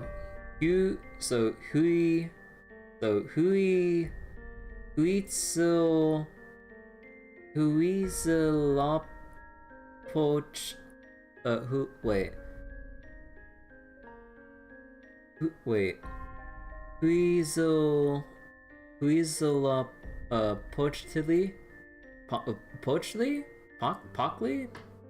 no, with the O, that's just like the O sound because of the mark there. So Huitzilopochtli, every day. The Aztec people regularly wage war with neighboring city-states and use their overwhelming military force to capture a great many people for use as slaves and sacrifices. I can only imagine how much those neighbors must have hated them. Right, the Aztec Empire's success was built on countless bodies and all the resentment that created. So Cortez wasn't solely responsible for their own downfall. Bad blood had been building between the Aztecs and their neighbors for many years by then. When it came to warfare on flat land, the Spaniards' guns and cavalry gave them an overwhelming advantage. The Aztec Empire simply did not have anything similar to use. Neither guns nor horses were much help in the jungle, and the Aztecs had a tremendous advantage in terms of numbers. And that is probably why Cortez's smartest decision was not to wage war with the neighboring tribes, but instead to enlist them as allies against the common enemy in the Aztec Empire. He then spread rumors that he was the second coming of Quetzalcoatl, and instead of being treated as an invader, he openly paraded through Tenochtitlan's gates, took Moctezuma II prisoner, and occupied the Aztec capital. In the end, the Aztec Empire was destroyed in the name of the Spaniards' greed and the neighboring tribes' fury. Though they arguably had the most powerful empire on Earth at the time, to say nothing of the flourishing capital Tenochtitlan, it still collapsed from within, unable even to fight a proper war.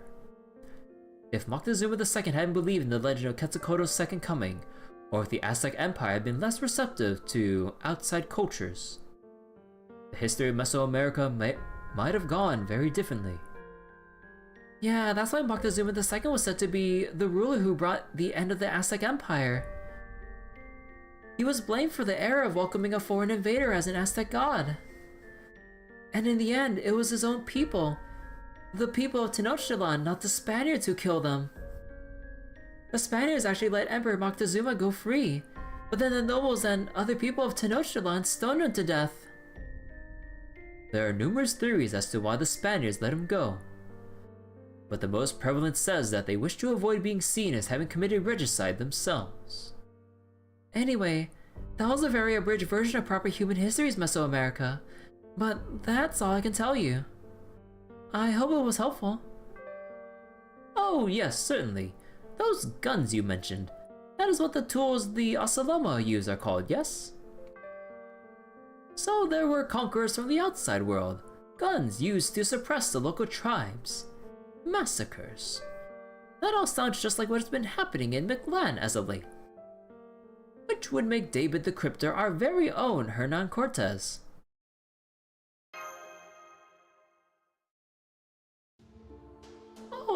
Oh, I'm not blaming you for that. It's, how can I put this? I'm simply struck by the similarities is all. We have our golden city Chichen Itza and Kukulkan, the teachings of the sun, and proper human history, And proper human history had an altar city, also named Chichen Itza, and the Kukulkan, who is a god of wind and water. We also have our subterranean world named Mictlān, and you have your underworld also named Mictlān. As I told you back at the cornfield, we never had a concept of such a thing as a god. We learned about that from David the Crypter. Our teachings of the son Kukulkan only came to be called a god because of what we learned from him. I feel as though this notion of gods fits much better now. Not to say one is real and the other is false. I'm merely saying that thanks to new knowledge and perspectives. What had simply existed till now has been replaced with something wholly new. It's all very exciting, though there are still some parts I don't clearly understand. I'd like to learn more about these gods from proper human history next. That is Tezcatlipoca and Quetzalcoatl. It is rather late now though. Why don't we call it a night and I'll show you to your beds. It's gonna be like the largest beds ever. Let me ask you one thing first. Tipu, you dinos clearly don't belong here in Chichen Itza. If anything, your lifestyles here seem to be based on those of people from proper human history. Who built the city? The being you call the King of Dinosaurs. Oh no, the King of Dinosaurs only showed up quite recently, so he has nothing to do with Chichen Itza. No, it was Kukulkan who built Chichen Itza. In fact, it said that Kukulkan, the sun god, built the city to oversee all of Mictlān. 31% battery, god damn. Yeah, my battery's draining super fast tonight, god damn. I wish I could replace my battery, but fuck me, dude. Like, nowadays with like smartphones and shit, they don't let you replace shit unless you do some crazy ass stuff to really like pop open your phone case and actually like fix some stuff around, with major risk of breaking your phone in some capacity. So fucked up.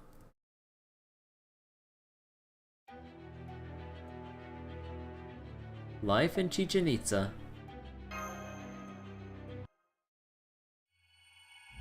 But yeah, depending on how this segment goes, maybe chapter 5 is all we got tonight before my phone battery goes. Fuck, dude.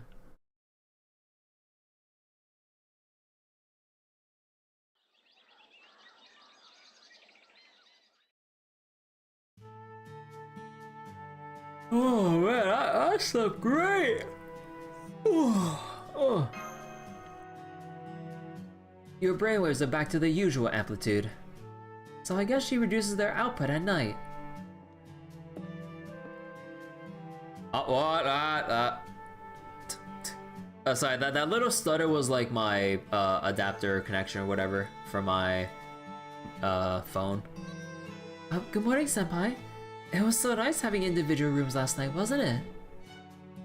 And good morning to you too, U-Olga Marie. I see you still like to get up early, just like... Oh. Good day. Oh wait, my mistake. It should be good morning, shouldn't it? I'm glad to see you slept well. Give me a moment and I'll fetch some corn for breakfast. Morning. I slept great. It's so nice being in a safe city for once. I didn't know you could sleep too, Marine. I usually stay dormant in my spirit form to conserve energy, but you don't have a spirit form, right? No, we Marines might be Captain Nemo's clones, but we're not actually heroic spirits. If we enter our spirit forms too far away from the stone border, we won't be able to materialize again. The only reason I can be here as an individual now is because of the power. Oh wait, it's because of power being supplied by Chaldea and Trismegistus too. The stone border keeps us stocked up on magical energy too. That's why the Nemo series can work so hard. So being able to sleep as well as we did last night is a big help. It lets me reduce my magical energy consumption and even recover a little. No kidding. Well, of course you wouldn't know if we were still on the border. It's not like Captain ever explained. I may not be able to use my spirit form, but there are plenty of upsides to this. Like, no matter how injured I get, once I get back to the Nautilus, I can switch out with another Marine while I go heal until I'm back to my old self. There are always 12 active Marines, but there are a total of 24 of us. Strength in numbers. Oh right, there's only 19 of us now. We lost 4 in Atlantis and 1 in Britain, is that right? Please, be seated. Apologies, old habits die hard, and I am so accustomed to giving mass. One of the drawbacks of being a pseudo-servant. Yeah, sure. Anyway, I know it's early, but I was hoping we could get to this morning's universal meeting started. I trust you don't object, young miss. I'll allow it. I've already got the materials ready to go for the meeting. Oh, what materials? Why do we need materials? Oh, that's the U-Olga Marie I remember. I just hope she doesn't break out some slides. Oh, son of a bitch!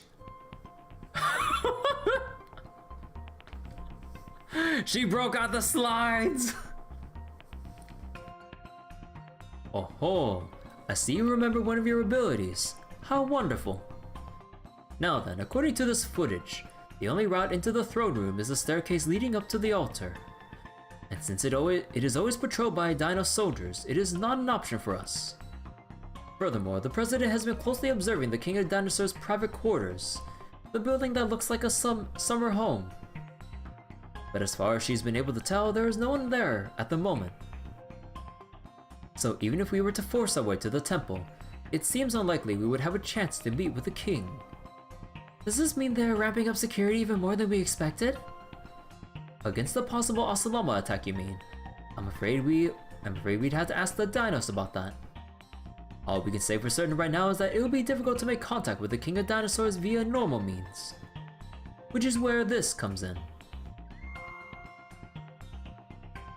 Tell me, Kirby, what does this place look like to you? Coliseum? A venue for a political rally? Stadium?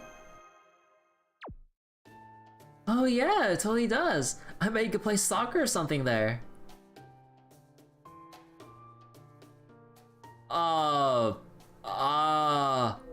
Holy shit! Wait, how big is that corn? Holy shit!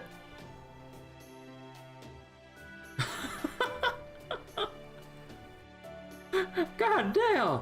Could you imagine trying to make popcorn out of that? How big would every piece be? Oh my god! Like every kernel would produce like one popcorn the size of like a softball or something like that, or maybe like a baseball. Oh my god! It will pop to an enormous size if you made popcorn out of that. That's a Zoktapa Yolisli. We call it Zokta for short, shrine. Zokta is a ritual we Dinos perform to honor the sun. It's one of the few, no, the only form of entertainment we have. What about it? Last night I boosted my sensory abilities and started scanning the thoughts of Dinos all around the city. Their baseline color is green, the pivotal color in your world. Never mind that though. The point is, this is the subject on which their thoughts were the most varied. The next Zokta match is happening tomorrow morning. I can't wait. I wonder what team's gonna win. The winning team will receive personal congratulations from the king and blessings straight from Kukulkan. Well, doesn't sound like we get to meet this King of Dinosaurs if we took part in this ritual. You're amazing, Madam President! Well, of course, it's my job to listen to Earthlings' voices. So what is Outta anyway? That I don't know. Your Earthling rituals are still mysterious to me. Zokta involves using any part of your body besides your hands. To score goals by sending a ball about this big into a net about this big. Football! Soccer! It's a very challenging ritual. I doubt proper human history has anything like it. I used to want to be a Zokta player myself when I was a young Dinos. It took me far longer to give up than it probably should have. Ha ha ha. TPU, that sounds a lot like... Okay, what camp are we in? Are we on the soccer camp or the European football camp?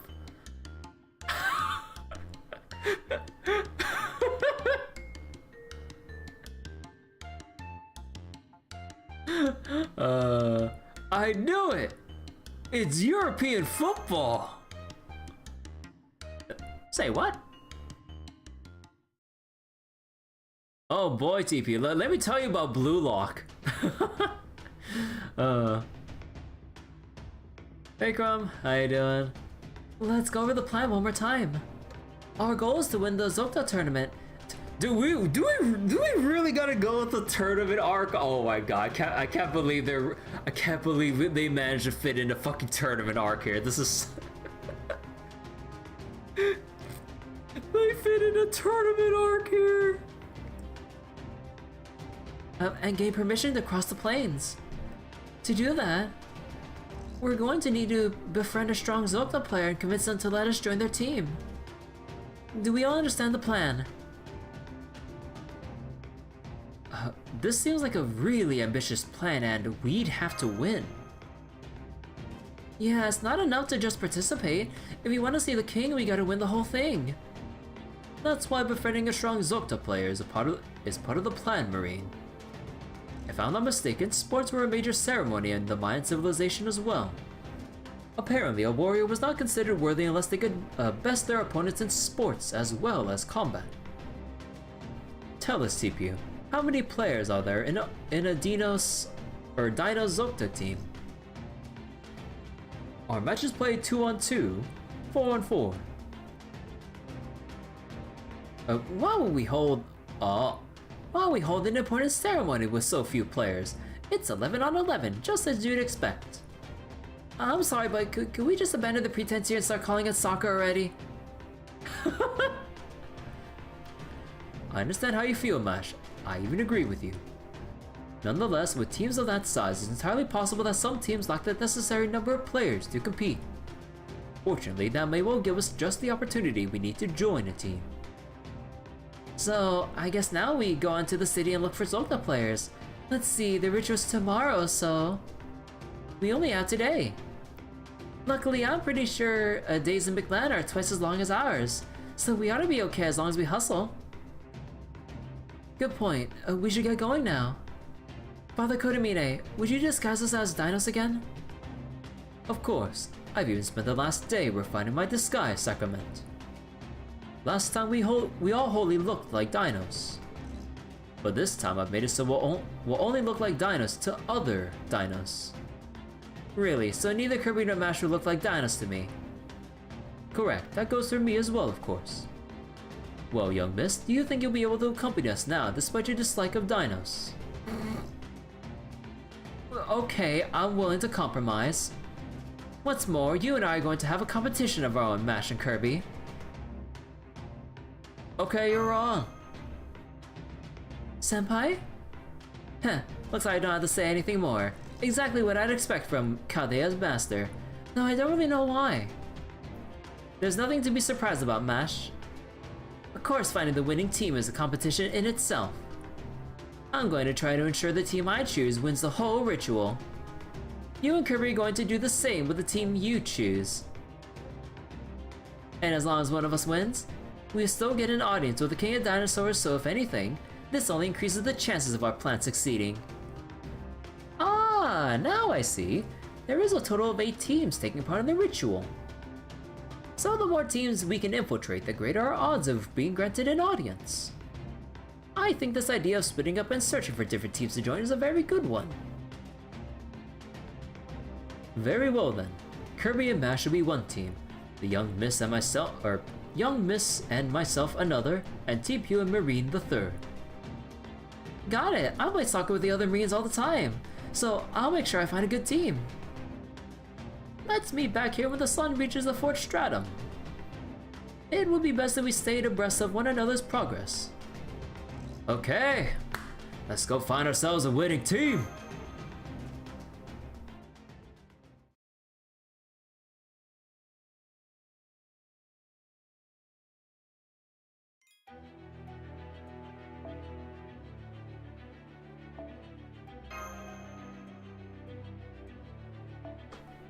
Okay, so it's gonna be assassin enemies for this one.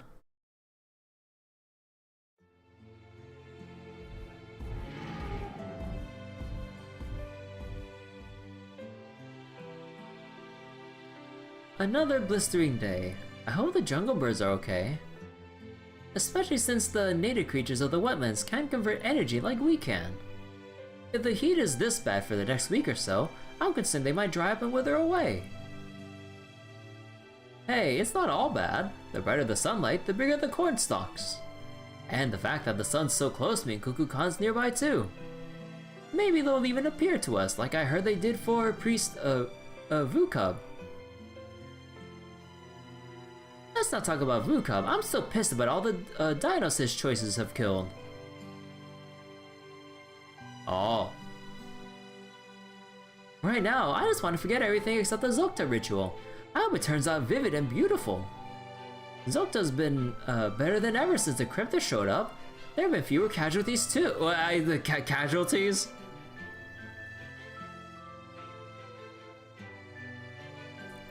Anyway, it is really hot today. I hope the priests are interpreting Kukulkan's feelings correctly. I guess it makes sense that the main street will get busy during the day. These dinos are really big. We better make sure none of them step on us by mistake. Hey, there's the small dinos out here too, and I don't think they're kids or anything. There's supposed to be a whole bunch of different dinosaur species, right? Do you know anything about them, Kirby? Pretty much just that they were around the Mesozoic era. Pretty much that they're ancestors of birds. Let's go with Mesozoic. I could give you some information if you like. Come on, Kirby, let's hear what she has to say. Dinosaurs lived during Earth's Mesozoic era. In 1959, a herder named Victorino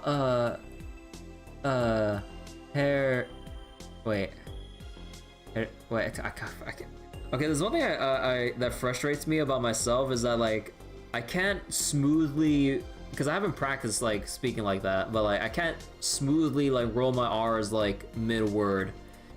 I could just roll my R's just by itself, like or something like that, but like God, just trying to like actually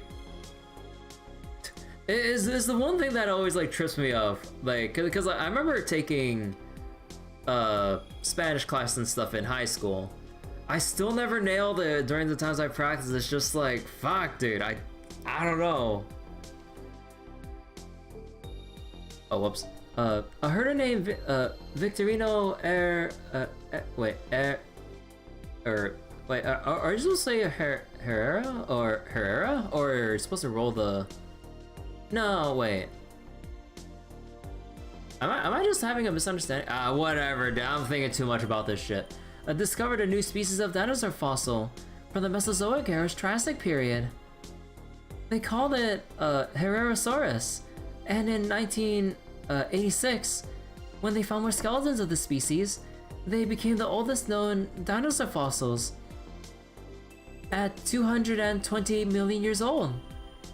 This discovery proved to be a turning point in the field of paleontology, as more people began studying ancient life with renewed interest and fervor. After years of research, they discovered that the supercontinent of Pangaea began to significantly break apart 50 million years after Herrerasaurus' time, during the Jurassic period. And that the dinosaurs that lived on the now separate continents had evolved significantly to adapt to their new environments. Among these evolutions, the most notable is probably the gigantification of certain species. This period is when large dinosaurs like the Apatosaurus first appeared, as well as the truly enormous 30-meter tall Supersaurus. 50 million years later, during the Cretaceous period, dinosaurs were unchallenged in their position at the top of the food chain. Oh my gosh, she broke out the chalkboard. The Tyrannosaurus rex, perhaps more commonly known as the T-Rex, is without a doubt the best known dinosaur of all. It's arguably the superstar of the prehistoric period. I just want to take a screenshot of that. The Triceratops, the most famous ceratopsian, the motherly Myosaura, the long-necked Diplodocus, a sauropod, the adorable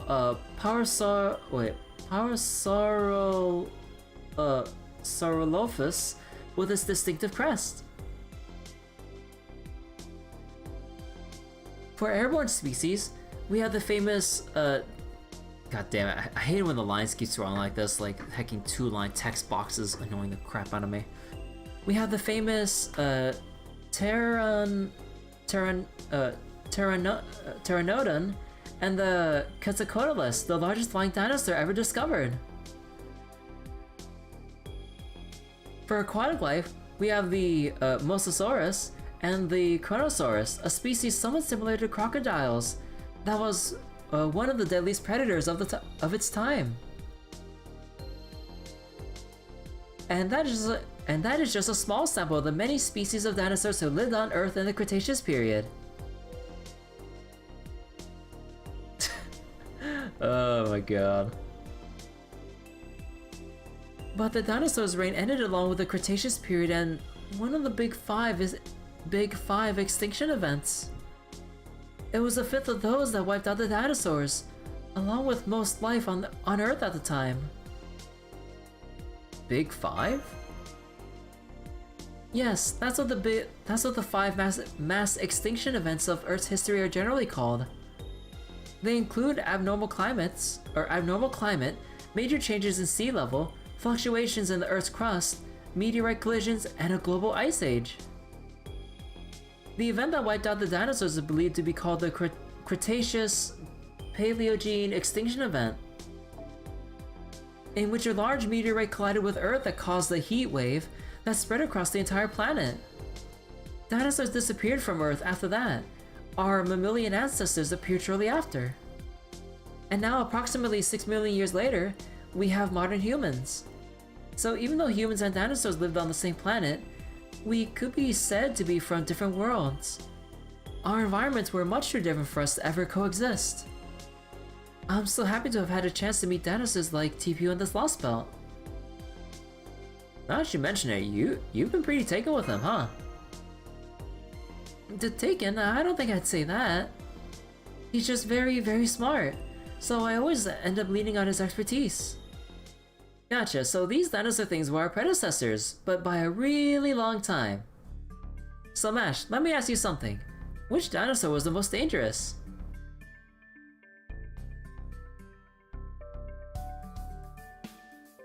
Oh, and that doesn't necessarily mean the strongest. I mean the wildest, cleverest, most deviously tenacious. Velociraptors. Clever girl. I know that dinosaurs aren't completely equivalent to proper human history dinosaurs, but even so, it'd be good to know in advance what the worst kind we can meet is, right? Oh, then I'd have to go with the Dino-nichus?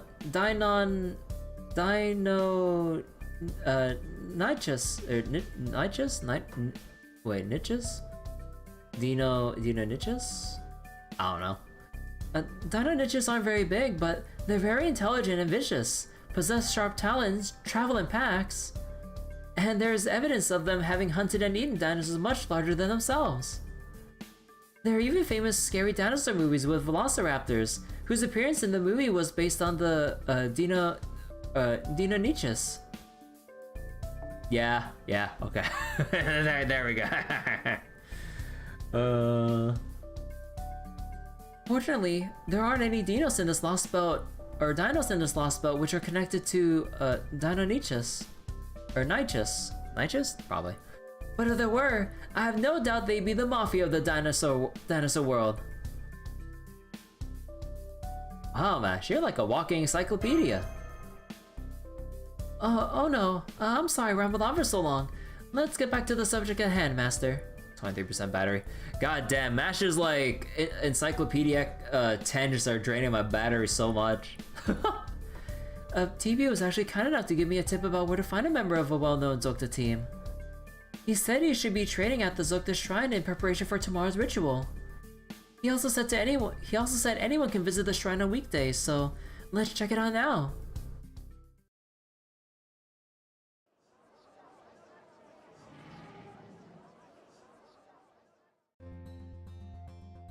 Feels like I'm visiting the park on a holiday. Yes, I see a number of Zokta players warming up here. All the dinos are so warm and mellow. I bet even the most intense Zokta rivalries they have are marked by warmth and mutual respect. Oh no.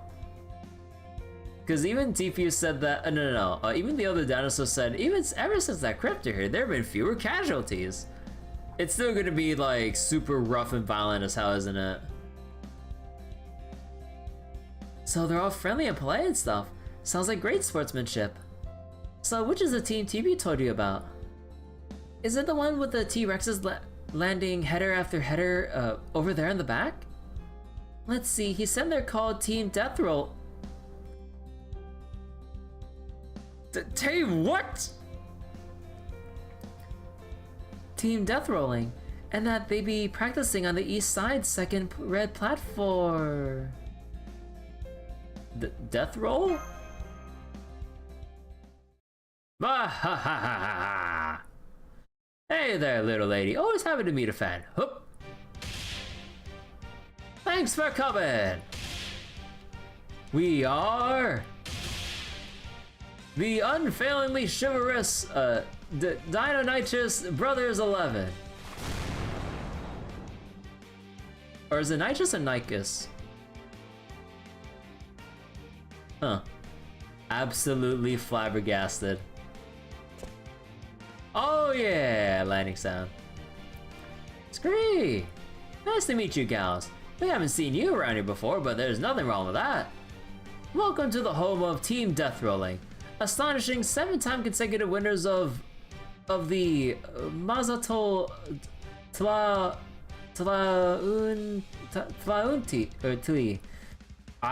Fuck me, dude. God. On one hand, I wonder how long this Lostbelt is, so I know when I could stop butchering fucking names like this. This is like Scandinavia Lostbelt all over again. Oh my god. AKA the Deer Cup. No, not deers. No, not again. Noko. Woohoo! I can't believe we still have fans. Reminds me of the of our glory days.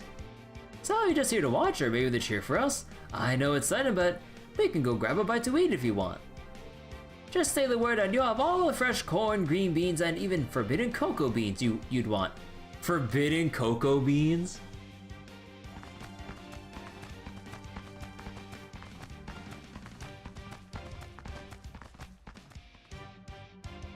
Completely speechless. We're actually hoping if we could join your team. Wait. Hold up, brothers. I think these might be Master TPU's friends. They sure smell like him. Maybe he somehow knew the trouble we were in and sent some folks to help. Gotta be, but we still have our pride. We're the 7-time champs. We can't accept Master TPU's help just like that. Not even if we lost 200 rituals since he left. Alright rookies, on the field. We're gonna see how good you can move. With our own 2 legs, scree! Let's do this, bros!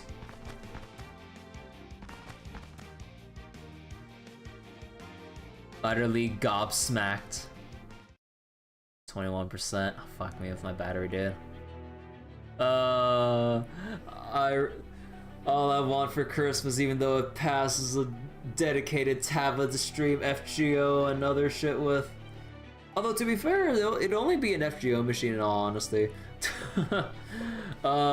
Please, my poor phone battery.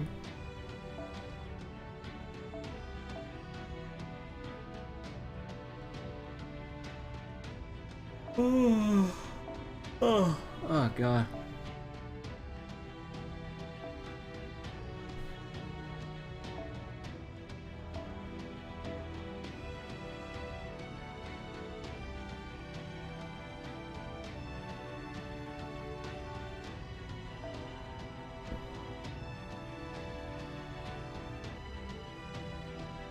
Actually, where's that one? Ah, here it is.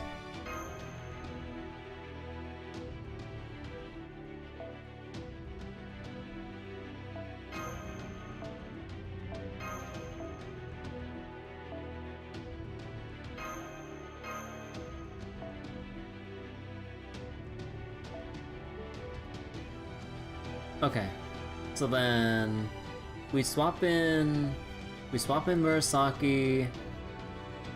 We sack Habitat to bring in Tamamo, and then we go ham. Where we at? We're at soccer, and also me butchering more pronunciations as per usual.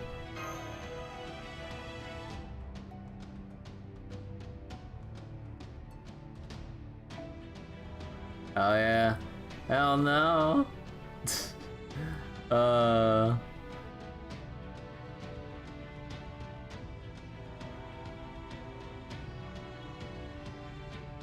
Oh, you can only put Habitron in position 2. Okay, so then sack into swamp. Sock that ball. It's like, oh, proper human history doesn't have an equivalent of this activity where two teams kick a ball around into opposing goals. Flash MF, midfielder. Buff all enemies and retreat after turn. Oh.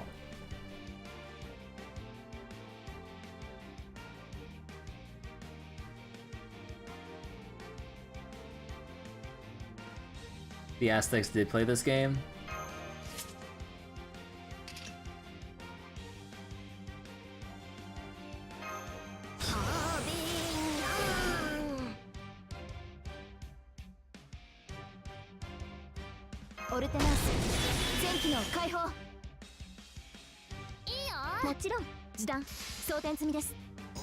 And people did die. It was a gameplay by Warriors for a reason.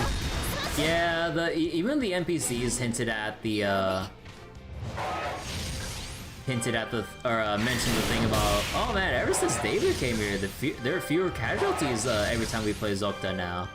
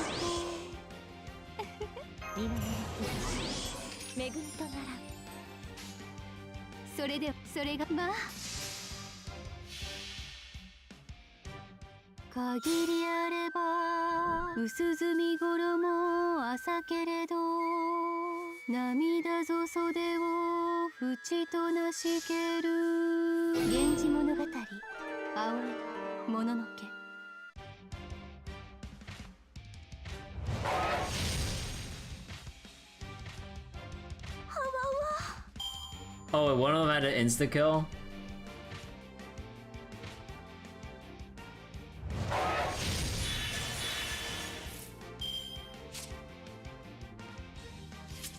Wait, that's some bullshit. Wait a second.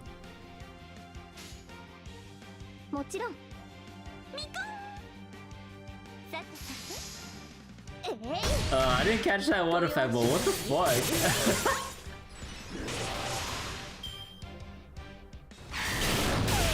Summer Scotty for existing, let's do double Scotty even on Force NPC fights. Wait, what the fuck? Point for her for this reason is paid off. Yeah, I bet.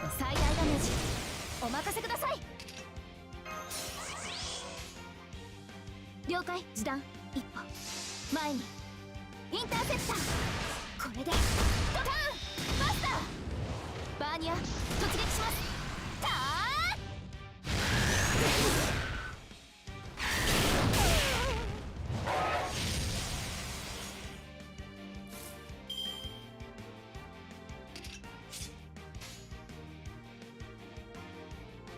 ン。負け一歩やります。前にいけないぞ。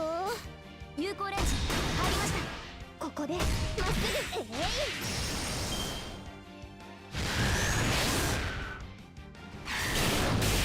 ぐ。Spacious tower for being a quick servant.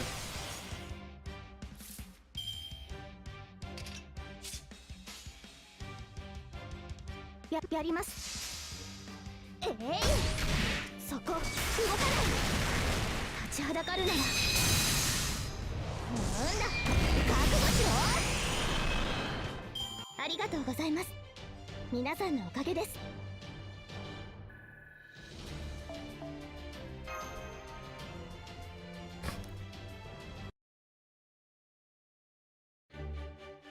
That was some incredible ball handling. How do you even get your legs to move like that? They don't know. You're like a cornstalk rustling in the wind, or a touchly, a rabbit racing across the plains. Bro, I can't believe such amazing players want to join our team. We're so lucky. Oh, so you're Kirby and you're Mash. We're the Deinonychus Brothers 11. You can call us the Deinonychus Brothers 11. There aren't even 11 of you. So you noticed, most dinos don't think twice about that. Okay, let's go back and look at some other teams. This one's gotta be a mistake. Whoa, talking Touchly.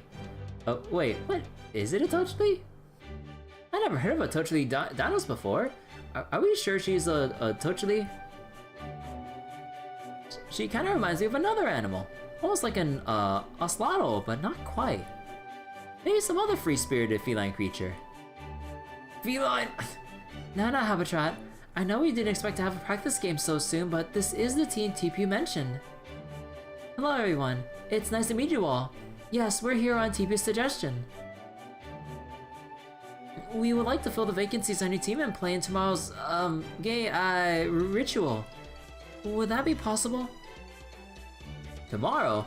Oh, you mean the next sun cycle? You bet it's possible. Hell, you guys are already honorary Brothers 11. Heh, now we got enough for a full team.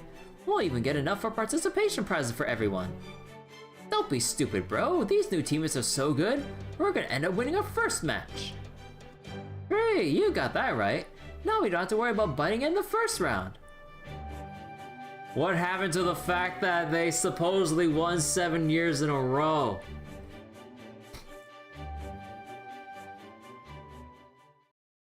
It sounds like you're all setting your sights very low.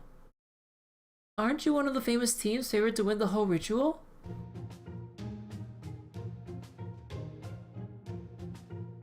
Averting their eyes. TP!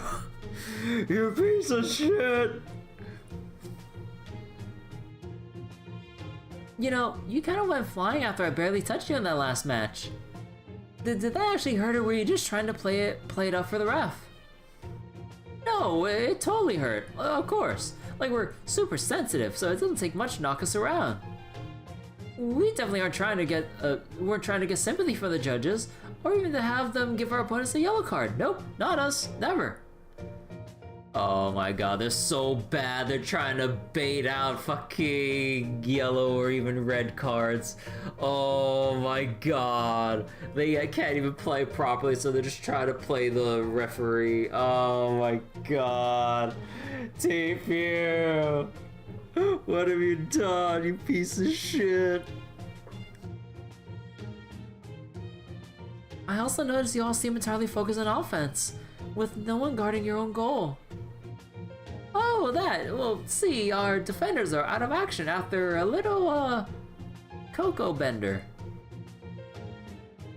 You don't think the actual sport had yellow cards? That's a mixture. Lostbelt bullshit. Wait, they got a high or whatever the hell off of Cocoa or whatever, and then just went MIA. It did have red though. Oh, there was red, all right. No, never mind them though. Why don't we talk to cocoa beans? I know too many will make you sick, but they sure are good, right? TPU, what were you thinking?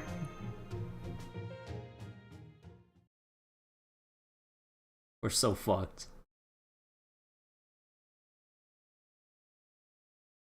This tournament arc is chalked, man. Oh my, it's so fucked. It's over.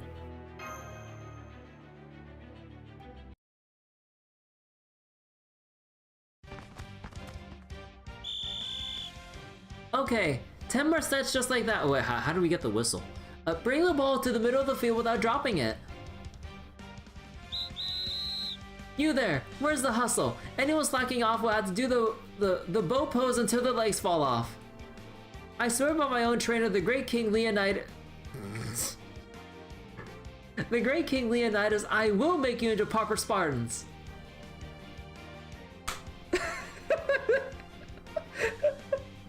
Thanks, Leonidas. Great! I had no idea Big Sis Master was so scary. Thank you, King Leonidas.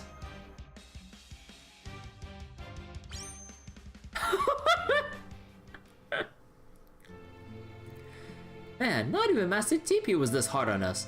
Your colleague's something else. Sucks for you guys that you need to get across the plains, though. Well, then we better win because Priest Vuka will never let anyone see the King of Dinosaurs otherwise. Spartan dinos. You mean he's like that to everyone? Oh yeah, Vukub's always been kind of a jerk, but he's gotten even worse ever since the King of Dinosaurs showed up. And now that he's in charge of all the soldier dinos, he's been acting like he owns all of Chichen Itza. We don't mind one way or another as long as we get to play Otta, but he's made some other dinos want to leave the city altogether. But hey, all that's just personal taste, right? It's not like he stopped Master TP from doing what he wanted, you know? Master TP used to coach us back when he was still living here. He used these formation things and we won with those. We won almost every ritual we played. So because there weren't any proper tactics, like everyone just doing whatever the fuck, and then despite them not being probably physically or naturally talented, they just won through just actual intellect alone. I mean, that is par for the course with TPU. Make a phalanx, but instead of spears, it's T-Rex teeth. You don't use them anymore? It wouldn't make any difference even if we did. Each formation only works once because the opposing team knows what to expect afterwards. Oh, they're adaptable. Master TPU used to come up with different formations for every team we played against. Now that we don't have his formations anymore, we're back to sucking. The days we piled up the wins are way behind us. We're not really very big as a dino scale, so we can't compete with the larger ones' body slams. Slip past the bigger, clumsier dinos. So we've only managed to win by letting our opponents hit us and then playing it up so they get penalty cards. Oh my god. But even that stopped working after the Crypto showed up and spread a stupid language around. The priest went back over the rules and they decided players could foul up to 3 times without any penalties. So now our defenders gotta let one guy hit them 4 times instead of just once, and that obviously led to some real accidents. That's why there's only 7 of us now. The bit about our defenders sleeping off a cocoa bender was a lie. So why do you still play in spite of all that? We love it! Why else? It's just like special about Otta. There's nothing like it. We know it's not essential to our survival, but running around with my bros, laughing and kicking a ball, it's so satisfying. So why didn't you have TPU stay then? I'm sure we would have rather he'd stayed at Chichen Itza. But Master TP is a lot more headstrong than he looks. He can't stand not understanding something. Being eccentric like he is wouldn't be so bad if there's anyone else like him around. Well, there's no one as different as TPU is in all of Chichen Itza. Hell, wait. Among all the dinos, period. I wonder if there's gonna be a big plot twist with whatever the hell TPU has in store. Cause like, I kind of wonder if that like curiosity for knowledge will eventually build up for something big. He wasn't ostracized or anything. Nobody really minded. It was more like he just kind of realized he didn't fit in. That's how it seemed anyway. I'm a little unusual myself even among my bros, so I could sort of tell how he was feeling. That's why when I convinced my bros not to stop him from leaving, I told TPU is better off alone, that being around people is harder for him. But I guess I was wrong, looks like he had friends after all.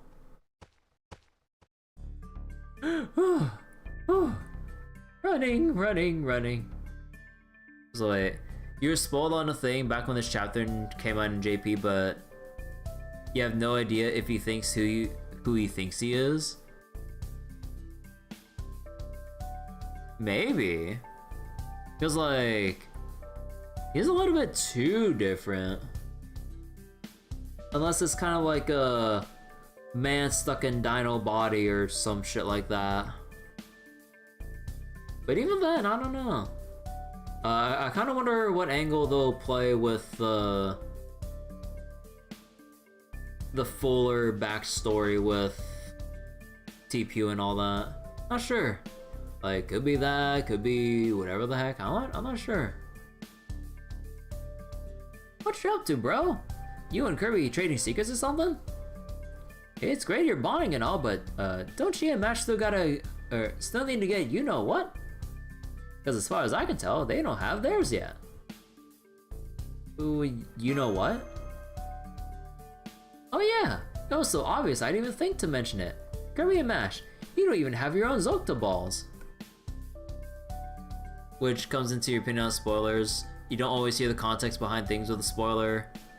So you're surprised you're still surprised even after you reach it yourself. Oh yeah, like depending on like a spoiler thing you come across, if you don't have like the proper context to recognize a spoiler for what it is, then it wouldn't or shouldn't really phase you that much, because like if you don't know what it is you're looking at, or you don't like understand it properly, then it shouldn't feel too bad about you seeing something until like you get to like a lead up, and then you still have that surprise factor of, oh my god, how are we segueing into boom, that moment or something. Some of the spoiler being half-assed makes things better for you. Yeah, like maybe like it lower your expectations, or maybe you think like another way that would lend you to being more open to the said surprise. I don't know. But yeah. Every player's gotta have at least one to offer to the sun. I'd give you my spare if I could, but Kukulkan would get pissed if your ball's not brand new. So we'll get the materials quick. You can find the sticky trees in the woods west of here. Make sure you and Mash each get one, Kirby.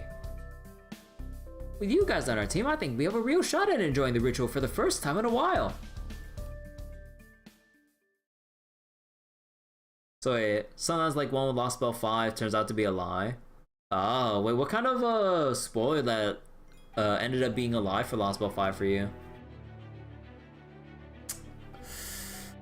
Oh, 13% battery, dude.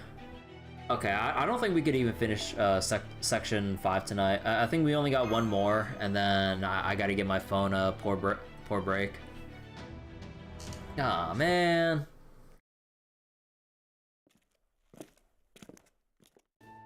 Oh hey, welcome back, Kirby and Mash. How'd it go? Did your plan work? Yes, we were able to join death rolling like we hoped. Something about Zeus using nanomachines to listen in on them, which never came true. Maybe it's people spreading around false spoiler rumors, so it would get people's hopes up, and then like, Now even then, fake spoilers is stupid. I don't know. You never know what goes on in the minds of people spoiling random shit that are just lies. Either it's like a pure misunderstanding on their part, or maybe, I don't know. The whole team is training hard to be the best team in Chichen Itza. I'm glad to hear that. I do hope you take good care of the Dionychus Brothers 11. You and Rasputin have not yet returned. Hopefully their day is proving no less fruitful than yours. So wait. Kept waiting for that shoe to drop, but the shoe was never even made. Oh, of course it wouldn't be a problem for for us either way. Since the team Marine and I picked, the South American Nautilus is poised for a clean sweep. You are aware of the entry requirement for the ritual, right? Entry requirement? What could you need besides a tea? Oh, drat, I just remembered. Each teammate needs their own bow, don't they? How did I forget that? We should go get the materials we need right away. Would you all mind helping with that? Oh, Marine, you can best help by staying here and coaching the team. The forest is rather dangerous, you see. Are you sure? I guess the team does need a coach. Okay, I guess I better get going.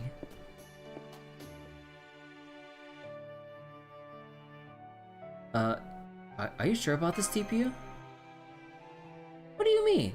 Don't you think he's much better suited for coaching than a forest expedition?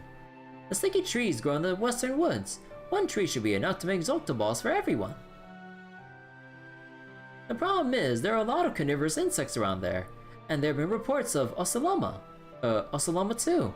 We'll need to be very careful. Yes, this area should do nicely. I'm certain we can find a good sticky tree around here somewhere. Would you mind keeping a lookout while I search for the best tree? Are those rubber trees? They seem bigger than the ones we're familiar with. Wait, those are the trees latex comes from, right? Hey, Mash, Kirby, sorry to interrupt, but looks like we already got company. That's not the sound of mindless dinos. That's iron rattling, which means Oceloma.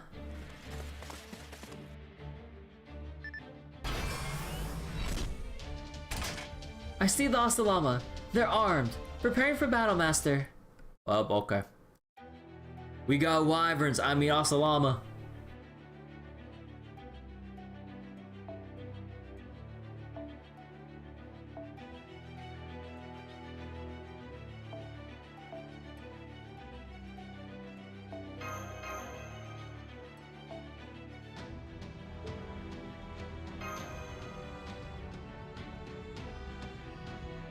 Oh. Oh. Excuse me. 裁縫道具を荒ごとには使いたくないんだけど。ま、しゃあないから清めたの。みんなは何もしないで白兵戦。行きま。ですか。腕の見せどこ。にゃーにゃーにゃにゃにゃーにゃにゃにゃにゃー。いい感じ。にゃーにゃーにゃーにゃーにゃーにゃー。これは君に待つ夢の生産。どれほど辛い別れでも輝くものはきっとある。顔を上げて。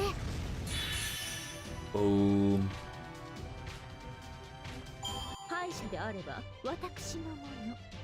さて、どう料理してあげましょうか。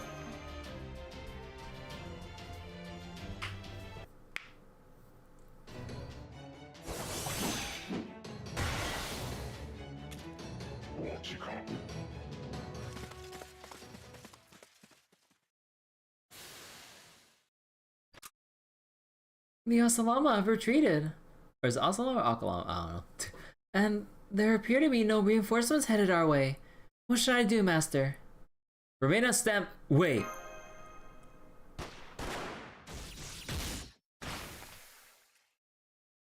Master, those gunshots. Come on, Mash. Let's go.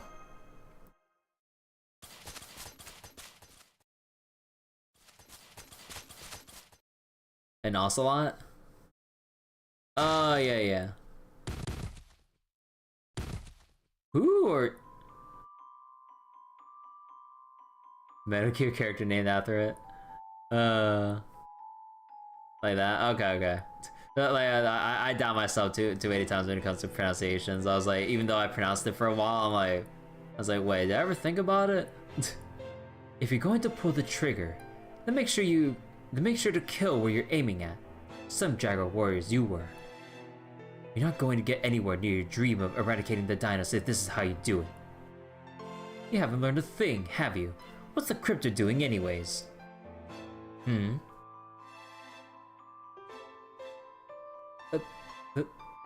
Human child?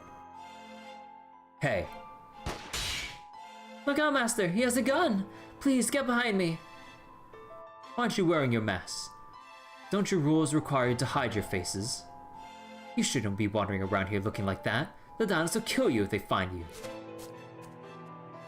Wait, who are...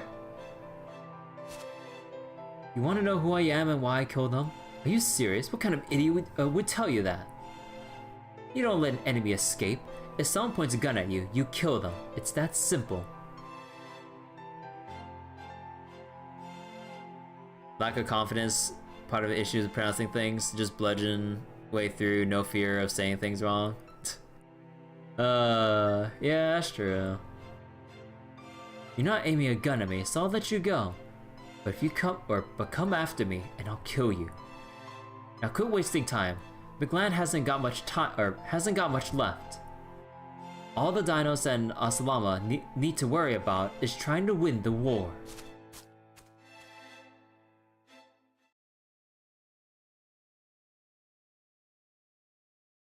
An ocelotl without a mask. Oh, good news! I found the perfect tree. Thank you for guarding me while I... Ooh. Did something bad happen? You both look crestfallen. There is a human boy out here in the jungle. A human boy? You mean an ocelotl? No, that can't be right. You must have been seeing things. Have you been chewing on, wait. Peyote, perhaps? What's peyote, Tipu? A fuzzy plant about the size of your head. The priests are fond of chewing it for the hallucinations it gives. Anyway, we should be heading back. We still have enough to make balls for everyone before the ritual begins. Yes, I guess you're right. I'm still wondering who that boy was, but right now we need to focus on rendezvousing with the Stormborder. So tomorrow we need to win the ritual, gain an audience with the King of Dinosaurs, and be granted passage across the plains. Let's stay on our toes, Master. This is one mission we absolutely can't afford to fail. Yeah, I gotta stop. My phone's at 10% battery. I can't finish. I can't finish section 5 or chapter 5. Alright, hold on.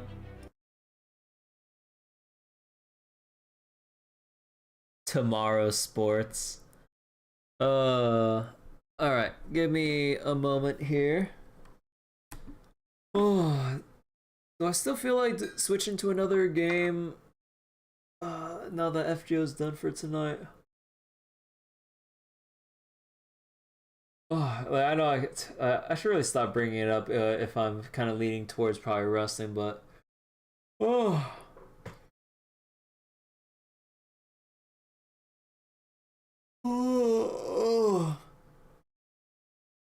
Let me think about it for a couple extra moments. Let's see.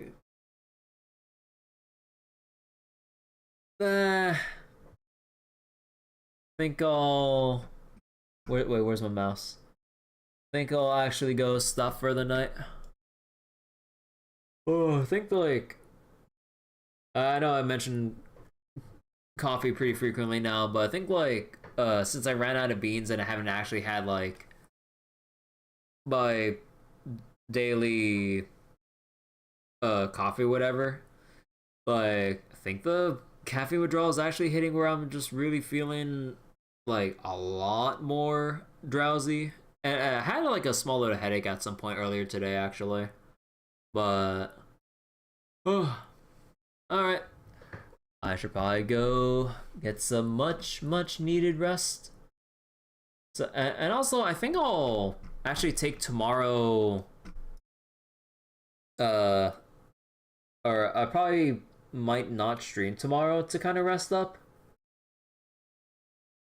Because of all the reading and everything. Kind of feeling a little bit of a small strain on the vocal cords and all with all the reading. So, alright. Just gonna go leave it here for tonight. Thank you all so much for watching. I'll set up the next room for FGO another day. So it'll be up when it's up. But yeah, take care everyone. Thanks for watching, both on YouTube and on Twitch and everything. Thank you so much, and bye-bye.